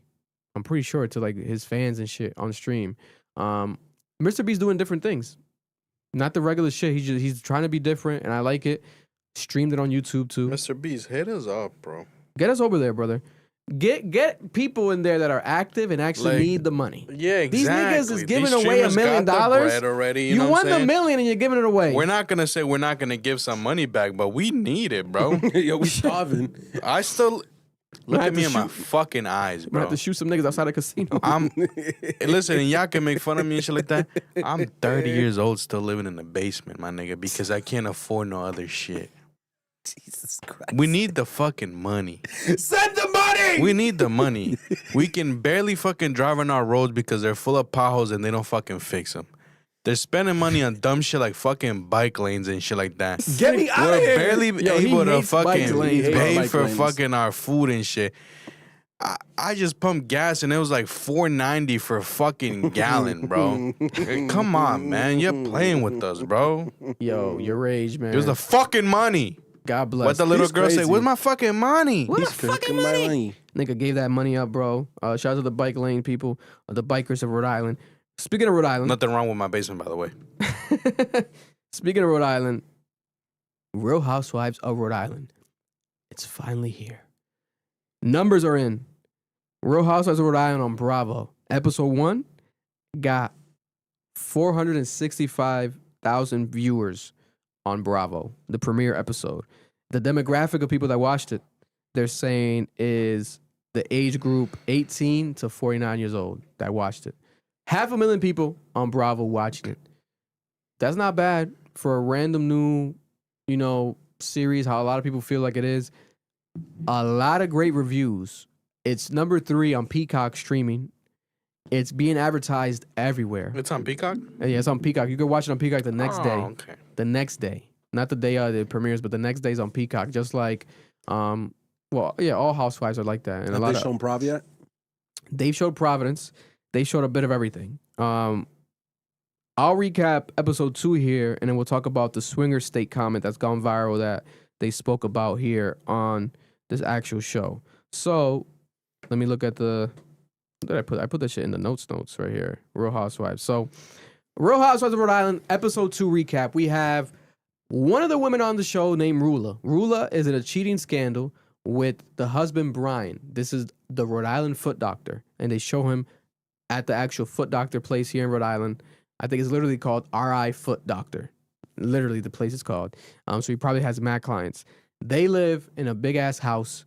They live in Lincoln, like in a Lincoln mansion with a big-ass pool in the backyard. She was born in Providence, but she hates Cranston. She hates Cranston. And there's a lot of things with people on the show against Cranston. Alicia on the show also says that she would never live in Cranston. They hate Cranston. There's like a thing against Cranston on the show that I don't get because I thought people loved Cranston. Like, Cranston got to speak up and defend their city because they're making it seem as if it's a piece of shit. I'd rather them shit on Cranston than Providence, though. Yeah, that's true, yeah. I'll tell you that much. Yeah, me too, yeah. Because I guess a little racist when people start dissing Prav. Yes. Brian, the foot doctor, had a photo with his mistress, allegedly, that got posted online December of 2024 by the mistress. And it got sent around, right? She now tracks Brian's phone, her husband's phone. She tracks him. And she says that her type is actually men that are tall, dark, and handsome. But her husband's not that. He's white and short, but she loves him still. But her type is usually, I guess she dates black guys, it seems like, right? Or black men in Rhode Island. And sometimes people mean dark, but it's like just white guys with a tan sometimes. I've seen that. I don't get that. But we'll ask her when we interview her one day here. Ashley on the show. This is the girl that was a part of the Bachelorette and Bachelor. She's the one that has the most followers out of everybody. She has like 1 million plus. But her man is from Rhode Island now. She lives in Rhode Island. She's been crying. The crier of the show so far has been Ashley. Every episode she keeps crying. She always has something to cry about. This time around she's crying, speaking at a play date with Joellen outside in Rhode Island at a park, and they're talking about her husband's restaurant, Audrey's, the coffee shop in South Kingstown, and how she feels like she feels sad for him because he feels like he's not providing in the relationship. He's not the breadwinner because the coffee shop's not making enough money to become the breadwinner. Is that the guy that was in Bachelor? Yes. Oh, my old manager. That's what I was about to say, Marlon. Didn't you have some sort of affiliation with him in the past? Yes, yeah. He's old manager from. He dibble dabbled a little bit in when it used to be Prime. We used to be Prime on Federal Hill, but then he managed Oyster Bar on Federal Hill. He was on The Bachelor? Yeah, he was on The Bachelor. Oh, Yeah. wow. Yeah, like he was a manager. He was a cool dude and everything like that. He was straight. And then he was like, yeah, I'm going on The Bachelor and shit like that. And I was like, I bet, cool. And we didn't see him after that. Yeah. Liz, who I think is going to be the star of the show, a lot of people on Twitter are saying that she reminds them of Drita from Mob Wives. She gives that vibe. And Liz has a storyline on the show right now with her kids, because her kids are not her kids. They're her husband's kids. But she's very defensive of that. She takes care of them. Like, obviously, she gave birth to them, even though she didn't. And she hates being judged about it. Kelsey on the show, this is a crazy storyline, which I didn't know. People were DMing me and leaving me comments on the viral post after Recap 1 saying, hey, you guys got to cover this on the podcast. Kelsey, her boyfriend that she keeps talking about, first of all, she confirms on the show that she has 2 men. She dates one man that allegedly sees other people, and then she also has another man because he does that. So it's almost like an open relationship. I don't know. God bless. But the man that's her main boyfriend supposedly is Judge Frank Caprio's son, who also goes by, allegedly, Frank Caprio. And she lives alone in a mansion that he bought her and that he owns. And she says like 6 months out of the year, she lives alone. She doesn't see him 6 months out of the year. And that he dates other women. Crazy. Alicia, one of my favorites on the show, might be my favorite on the show. This woman is the most Rhode Island woman on the show. She went viral because she says that she's almost driven off the bridge here in Rhode Island, and she also ran over a lady before while driving. She ran over a lady before, and she's like, "Yeah, I ran over her. Yeah, I ran over." But she like went over it like mad fast, like as if it's driven nothing. off the thing, and then as if it's like a cough. The producer's like she farted, like as if she farted. The producer's like, "Wait, you ran over a lady?" She's like, "Yeah, I ran over a lady." Yeah, she's like, "Yeah." She's free, and she's out. Alicia's out free. But I listen, saw that clip. What happened to the lady? I hope she's alive. She got to be alive if this woman's out. A lot of people in Rhode Island run over people, though. It's like a thing out here. People run over each other. Yeah, shout out to... you know what I'm saying? It's like a common thing. Allegedly. You know, allegedly. Grandma got run over by a reindeer. There's a current beef on the show. It's Rula versus Joe Ellen. Because, like I said before, December 2024, there was affair photos posted by the mistress. This was the woman that Brian cheated on Rula with. Rula called Joe Ellen's job because Joe Ellen was the one that caught the post before it was deleted and was spreading it to people and telling people about it. And then eventually Rula asked for these photos. Can I see these photos of this mistress? Is it real? Send these photos to me.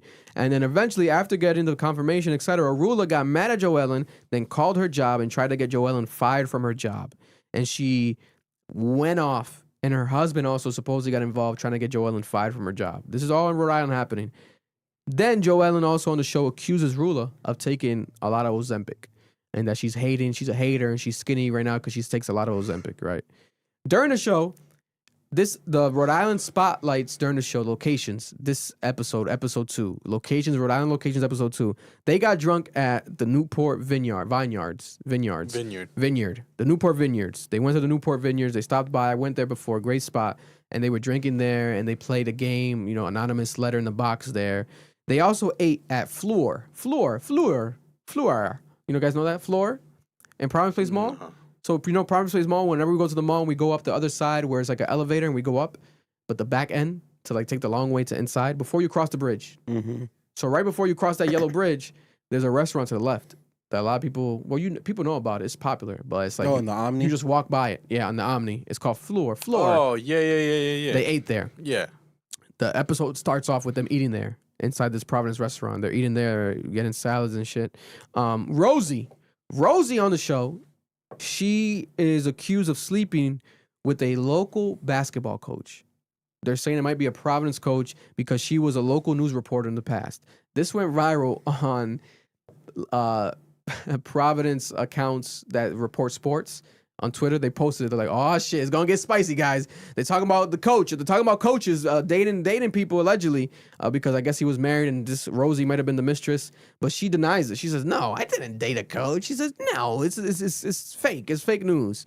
Then to end the episode, Liz also gets accused of having an affair as well, but the Liz affair is more controversial because this is her close friend Dino. Dino, very controversial guy in Rhode Island history. She says that this is just her best friend, very close friend. And then when her husband went on a trip one time, she would just hang out with Dino a lot, and she still hangs out with Dino as a very close friend, like a brother, and that there's no affair. She's never slept with him. But people allude to her having an affair with Dino. There's a story on a plot line story on the actual show right now. Next episode is going to be explosive. There's moments about a party where Dino's at, and it's going to get crazy this Sunday. We'll keep you guys updated next week with that update. From what have you guys seen anything? What have you guys seen? Have you guys watched any clips or any episodes yet? I only just saw that woman, that run over the woman clip. The ran over by a reindeer clip. I think it's going to be crazy. I think they got a hit. Overall, it feels like they got a hit. It's doing way better on Peacock than I expected. People are talking about it. Twitter is loving it. They're like, damn, Rhode Island's this crazy. I think some shit we're kind of used to because we live here. But then when I guess they reveal it. And there's also a lot of curiosity with the state. People are like, what? All this shit's happening over there? Like, what the fuck? What? They're saying this is like a better version of New Jersey because New Jersey had all the Italian women, the mob life type women. And there's a lot of this sprinkled in there. So far, I like it. Nothing amazing. I think it's going to get better and better. There's a lot of gossip, a lot of crazy shit. A lot of Rhode Island. They show Rhode Island a lot. I didn't realize it was this much. Every like cut scene is Providence. They show like the Providence skyline, the drone shots of Providence, downtown. It's crazy. So they show it a lot. It's very, very heavy in the branding of the show. So your rent's about to go up 2 bands. Exactly. Yeah. Exactly. And I'm not leaving that basement, bro. Never. Yeah. If you're looking to buy a home, buy it now. Marloon's renting the other side of his basement. Buy it now. I'll just be able to afford 1 room now. No bullshit. Buy now. And to end the recap, there's a moment that has gone viral where they say on the show casually, like, "Oh yeah, Rhode Island, you know, it's known for being a swinging state. Like we swing. There's swingers here. Who is swinging? Since when has this been a swinging state? I know that a lot of people in Rhode Island have threesomes. Like couples swinging. So swinging is like just because they do it doesn't mean that. Swinging is you date, like almost like wife swap. Like, oh, let me fuck your husband. No, let me fuck your wife and your wife. Wait, let me fuck your wife. Let's just swap. Let me fuck your wife. Just swap women. And you can fuck my wife. Yeah. So they swing. That's just crazy. It got to be a money thing. But they said on the show like that's a common thing. Like, yeah, we swingers is like a swinging thing here. Joe Ellen at one point said something about her neighbor putting like a pineapple on their lawn because like a pineapple. An upside down pineapple. Upside down pineapple is like a sign of swinging. Like, hey, come in this house, we swing. I think this is the part where like racial differences are apparent. Yeah. This is not. Ain't no black person swinging in Rhode Island. No, that turns into violence. Yeah. Nigga, what? Our people cheat. Yeah, thank you. You know, they'll cheat and then it turns into violence. White people don't cheat, they swing in Rhode Island. I'm not gonna be in the other room while you're tossing my girl's salad up. She will Hell be yelling no. loud for you and she don't yell loud for me. Yeah, bro. You gonna feel some type of way. I'm gonna be heated.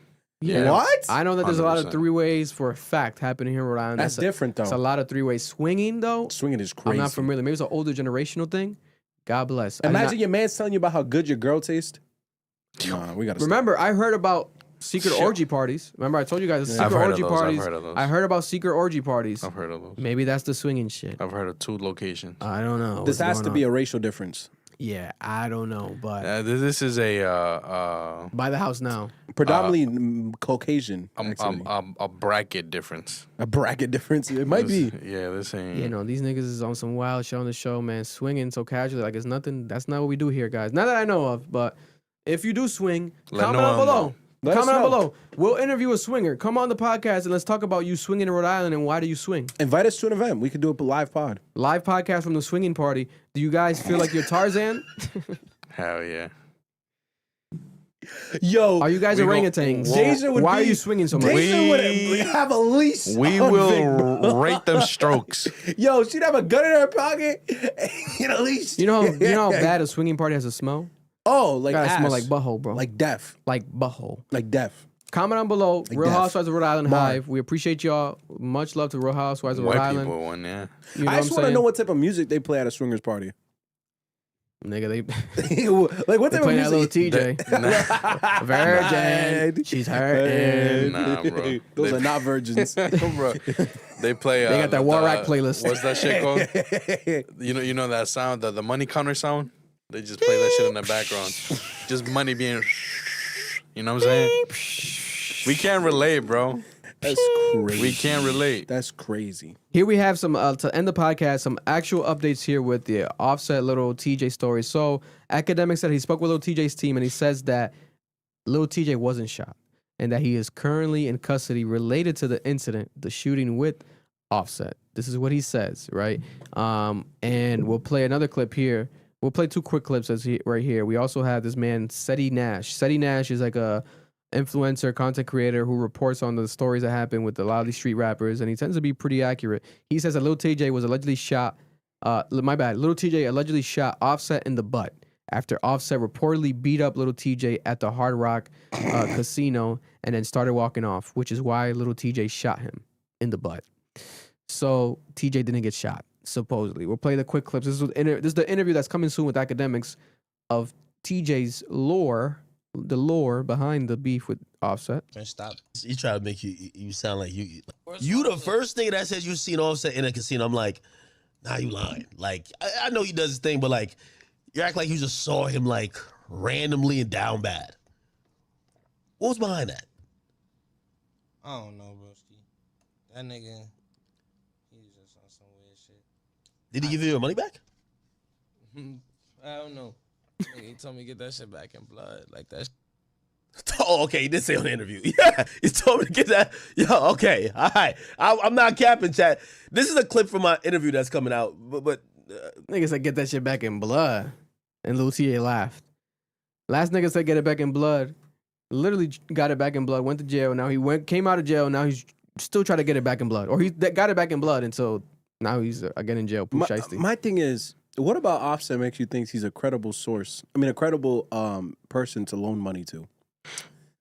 Like, what was it? At a casino. Raindrops. At Pop a drop. casino. At a casino. Raindrops. Pop drop. But Vic, if I see you struggling at a gotta casino, have it. Nah, I'm not letting you borrow that. He gotta have it. You panicking on the phone, I said for money, I'm not giving you that. Do anything for clout. You gotta have something.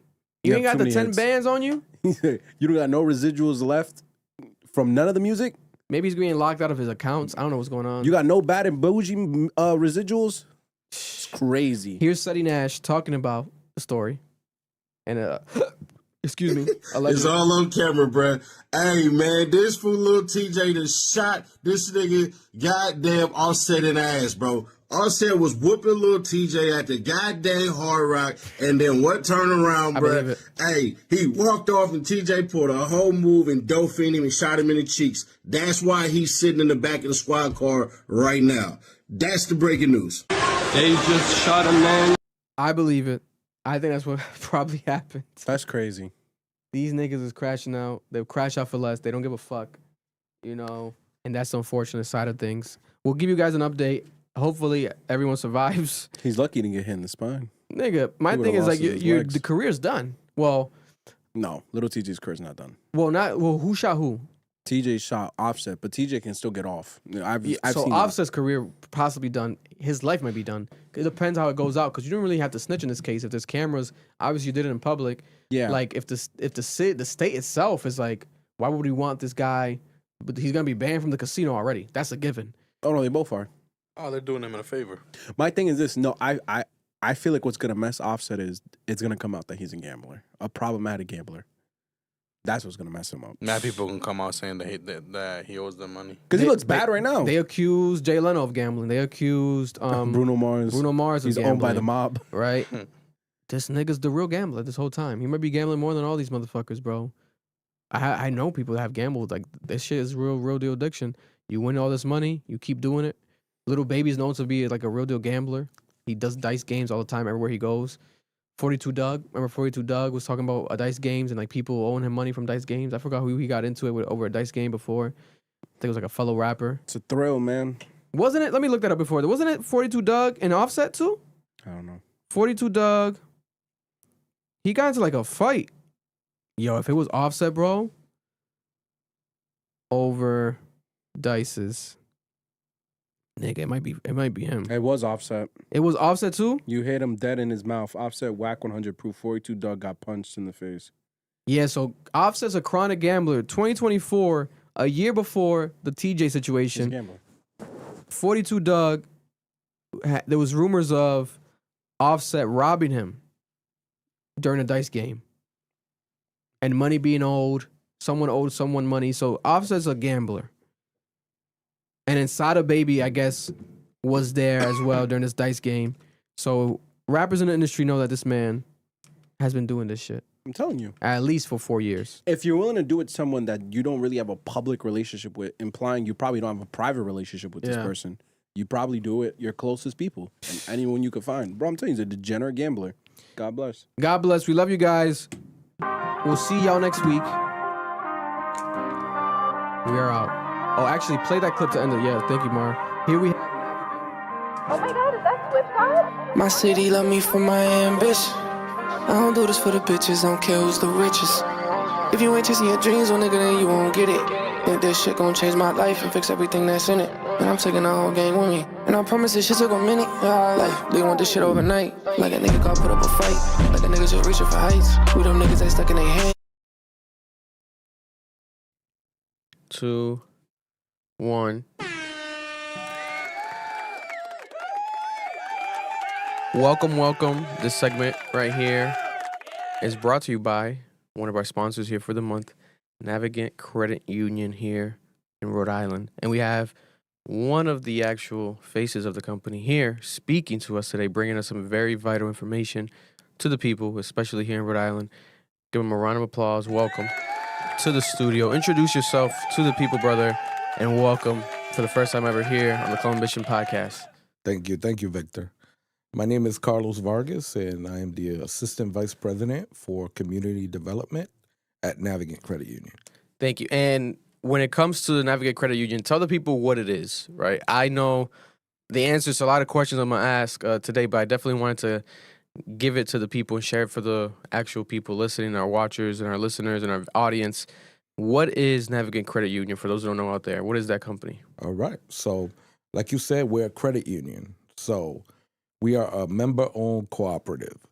So we are a financial services business. So you can picture us just like we have the same products as any other bank, right? And we have better products than every other bank. But when you picture what you can get at a bank, you can get that here at Navigant Credit Union. Navigant Credit Union was founded over 110 years ago right here in Rhode Island. Wow. In Central Falls, to be specific. And we were founded for one reason, and it's people helping people. So let me give you a little bit of the story about Navigant. Yeah.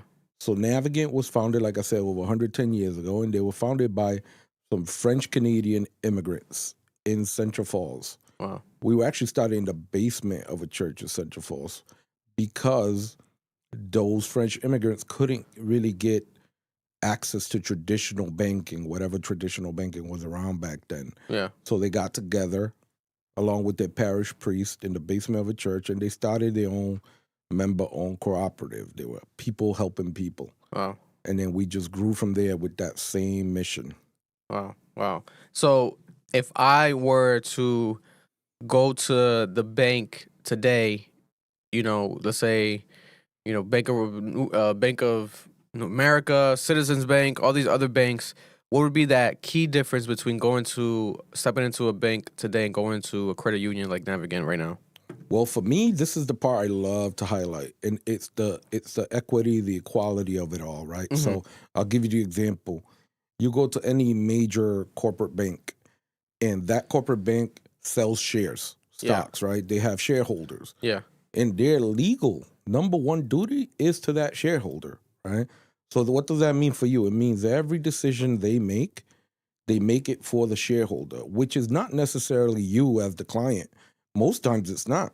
So you and me can have accounts at a major corporate bank, and then if a large shareholder or a bunch of shareholders get together and they decide, you know what, Victor and Carlos, they need to pay $10 more a month for their account, they are going to listen to that large shareholder. Yeah. No, that's what they need to do. They got to keep them happy. Got to keep them happy. So when you come in and you don't like the fact that your account is $10 more a month, doesn't really matter, right? But at Navigant Credit Union, we don't have shareholders, stockholders. You can't buy shares of Navigant. So when you open an account, you get one vote. Wow. So you get one vote, I get one vote, right? And let's say, Victor, your podcast blew up and you have $10 million at Navigant. Yeah. And I just have $1,000 at Navigant. Wow. Guess what? We're the same. Wow. Right? You get one vote, I get one vote. Wow. At an annual meeting, you can come into Navigant and you can see our CEO. You can speak, you can vote just like anybody else. Try that at a large corporate bank. Not happening. Right? It's not going to be, well, first you have to have a lot of shares for them to listen to Consider you, yeah. Right? But here, we're owned locally. You get the same vote as anybody else, no matter how much money you have at Navigant. Wow. Right? That's the part I love. That's the part I highlight because I'm all about that, right? We all have one say, one vote, one voice at Navigant. I love that. And then talk to the people real quick about some of the work that Navigant actually does in the community, right? Every single year, Navigant does a lot of actual giving back to the community and helping business owners, etc. What are some of the numbers and what are some of the recent things that you do annually at Navigant for Rhode Island? Okay, so recently we just, wrapped up getting the data from last year. So we did about 4,000 hours of volunteer time in Rhode Island to Rhode Island nonprofits. Wow. So when you think about your local nonprofits that you like and you support, chances are Navigant supported them. Yeah. Not only with volunteer time, we did have 4,000 hours of that. Yeah. But we also gave back to Rhode Island communities last year $2 million. Woo. Right? That $2 million. Wow. That's $2 million right there. $2 million for our size is huge. Now, we are the oldest and largest credit union in Rhode Island. Yeah. But again, compared to those large institutional banks, we're smaller. But yet we give a lot more in Rhode Island than most of those places. Wow. Wow. Also, our officers serve on local boards for nonprofits. I myself, I'm on like 5 boards. Oof, right? You're the board man. And what does that mean? That means that these nonprofits, they're looking for help. 100%. Right? A lot of them are not large. Mm-hmm. So they depend on 2 things. They depend on people being on their boards to be able to help them, which our offices are. Yeah. We serve on about 80 boards. Yeah. And then they're also looking for that volunteer time, right? So 100%. when that small nonprofit that maybe has 3 employees, to get things done, they count on volunteers, and we get them there. Wow. Last week, I can tell you, I was at Feed Our Ride 2 times volunteering with a group of Navigant employees. Amazing. And that was an amazing thing to do because we're giving back to the people. We get to see firsthand how we're helping people. So I love to go to the volunteer events that we're at. No, I love that, and especially because you are born Rhode Island, a born Rhode Island company, built here, still here, only serving here. So when it comes to that idea, I would imagine, you got to have some community involvement. But guess what? And you do. We're not done, right? We also are in about more than 56 schools. Wow. Right? Wow. We provide financial literacy, financial education to the youth, especially now that it's part of the law that, you have to have some financial literacy to graduate high school. That's fine. We love that law now. Yeah. We also do fraud prevention seminars. Wow. So we invite anybody in those communities. We do them all over the state. We also do business seminars. Yeah. So if you're that business owner that you don't know a lot about a topic, you can go to one of our business seminars that cover that topic that you want, and we will help you. Along with the financial counseling, financial education, we also provide financial counseling. We have certified financial counselors that can help you through whatever problem you're having in your finances because, again, our mission is to better the lives of our members. I love that. I love that. And what would you say is the number one issue that a lot of your members and clients that go to you actually deal with that you help them out with the most? Like, what's that one that hits the highest ratio? Like, they go to Navigant, they go in there, and this is what they're looking to get, and this is how you guys help them, to give people kind of like a great example of what you guys do over there. Well, like I said, right, traditionally, some people may think about a credit union as this small neighborhood financial place that doesn't have what they need.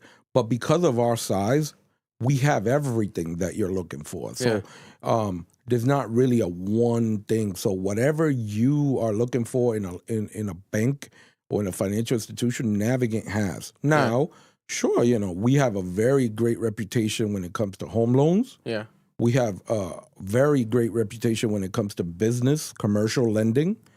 And a lot of that is because, again, we are local. Our decisions are made local. Yeah. Right? So there is a 5-person committee. They all are from Rhode Island. They all know Rhode Island. So if you go to a large bank and you open up a business in Pawtucket, right?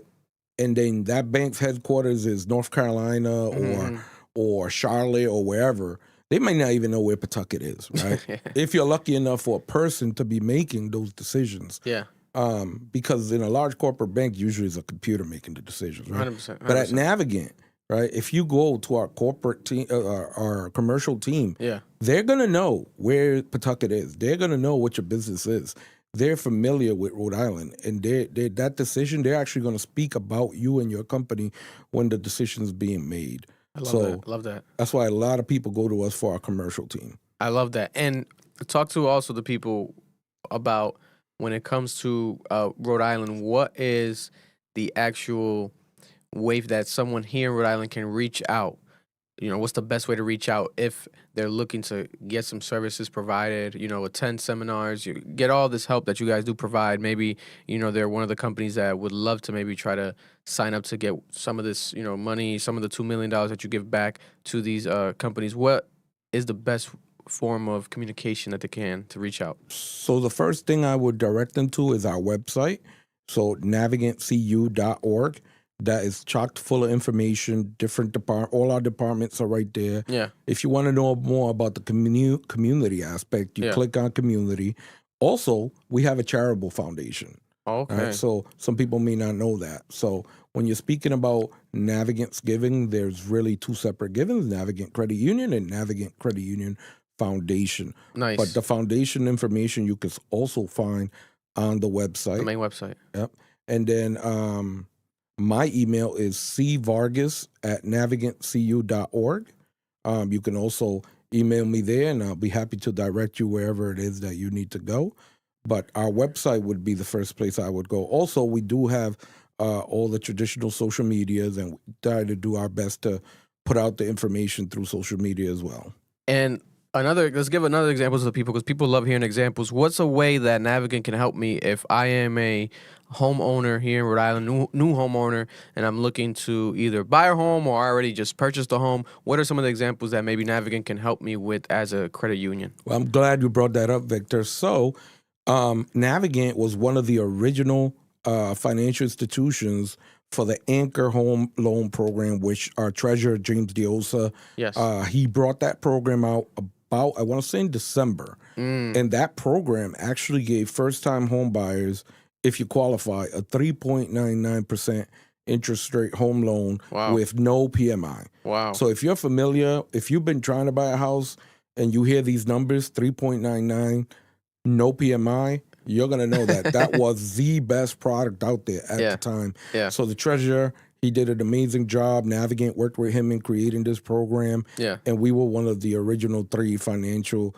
institutions that had this mortgage. Yeah. So the first segment of that loan is over. Yeah. However, I would keep your ears peeled to social media and the news, because it may be coming back. So that product is great. But aside from that, our own products are leading edge products. So I would, if you need to get in touch with a mortgage loan officer, like I said, you could either go to our website or you can email me at cvargas@navigantcu.org, and I will connect you. Because aside from the Anchor Home program, I mean, if it comes back and you qualify, amazing. But if you don't, our own products are great. And our home loan officers will guide you through the whole step. They're not going to just take a phone call from you, and if you don't qualify, they're going to say, see you later. No, they don't do that. They follow up with you.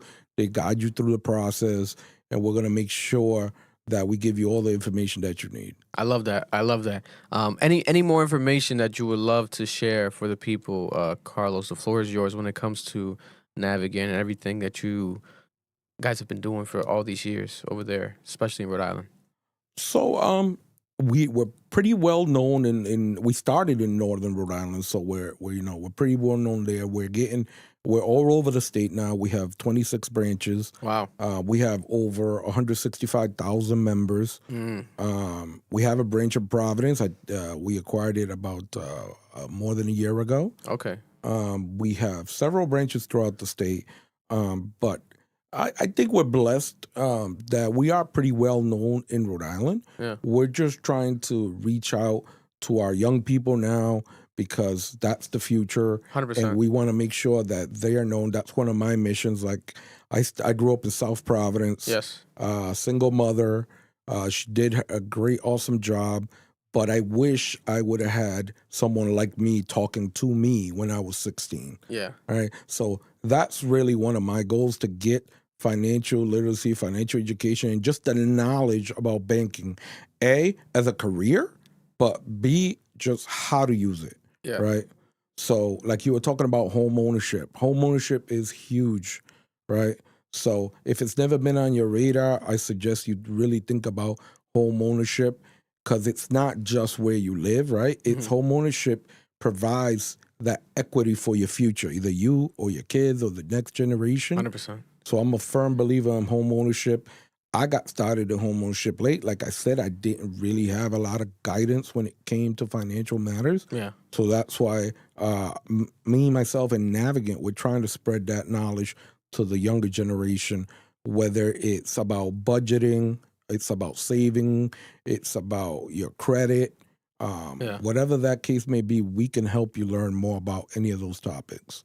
And if I have, let's say, bad credit, I know a lot of people, they struggle with credit, they have bad credit, I have bad credit. Is there ways for Navigant to help them? And what does it look like if someone does have bad credit and they do want to sign up for a Navigant Credit Union here in Rhode Island? What's that process? Well, all it really looks like is an initial conversation, right? It could be with the local person at your branch, but eventually they're probably going to get you over to one of our credit counselors. And that is just a conversation between two people. That's not a scary thing. That's not a pressure thing. When I used to do credit counseling, it's just a conversation, and it really starts with trying to figure out your finances. I think most people, they don't really know how much they bring in and how much comes out. 100%. So it's just a budget, right? And a budget is just numbers on paper. It's not this abstract, hard thing to do. It's write down everything that comes in and then write down everything that comes out, but be honest, right? A lot of people, the first thing I say is, I'm here to help you, so be honest. Because if you're embarrassed by something and you leave it out, we don't have a true budget. I'm not really helping you. And I'm not here to judge. So be honest with yourself, put everything that comes out. And then at the end of the day, it's just, hey, do you have more coming in that comes out, or do you have less? And if you have less, what can we cut from there? And cut is not necessarily a bad thing. I'll give you an example, right? I love coffee, right? So if I'm building a budget for myself, I'm probably not cutting coffee out that budget. Because you got to have, you can't, it can't be something that feels like it's a punishment. Right? So whatever that one thing for you is, if it's iced coffee or whatever, you tell me, listen, don't touch that. And we can work on, we'll cut something else out of your budget. Or sometimes you can't cut anything. So what I might suggest to you is, you might need to pull some more hours at your job, right? Or you might need a part-time job for 6 months just to get you through this bill. But it's really, people end up, after they sit down with a financial counselor and they talk about their issues and they talk about a budget, they feel relieved. They feel like, hey, I started something. I started this journey that's going to help me out. 100%. So that's really what I would suggest. Speak to one of our credit counselors and probably start off with a budget. Yeah, because I don't know. I mean, I know what it is, but sometimes I feel like it's. I have a lot of friends, a lot of people who get very scared, like to even mention the word credit unions, and I'm like, well, I have credit. I already have bad credit. It's like it can come off intimidating for a lot of people, but that's why you're here, and that's why we're here delivering that message to remind the people, just reach out, just connect. Yeah, so credit union really has nothing to do with credit. I mean, not now, Credit union is just, we're a financial cooperative. We're people helping people, and that's really what it is. Yeah. So I'll give you an example, right? So the money that you put into one of our savings accounts, which, by the way, if it's at a credit union, you're likely to get a better interest rate on your savings. Yeah. We're going to go ahead and loan that to the person looking to start a business. So it's people helping people. That's all that is. Wow. Right? Wow. And that's why we can operate the way we operate. And that's why we have less fees than most financial institutions. We provide better interest when you're looking to save money. Yeah. We generally ask for give you a lower interest rate when you're borrowing money. Yeah. Because again, our members are our owners, right? Wow.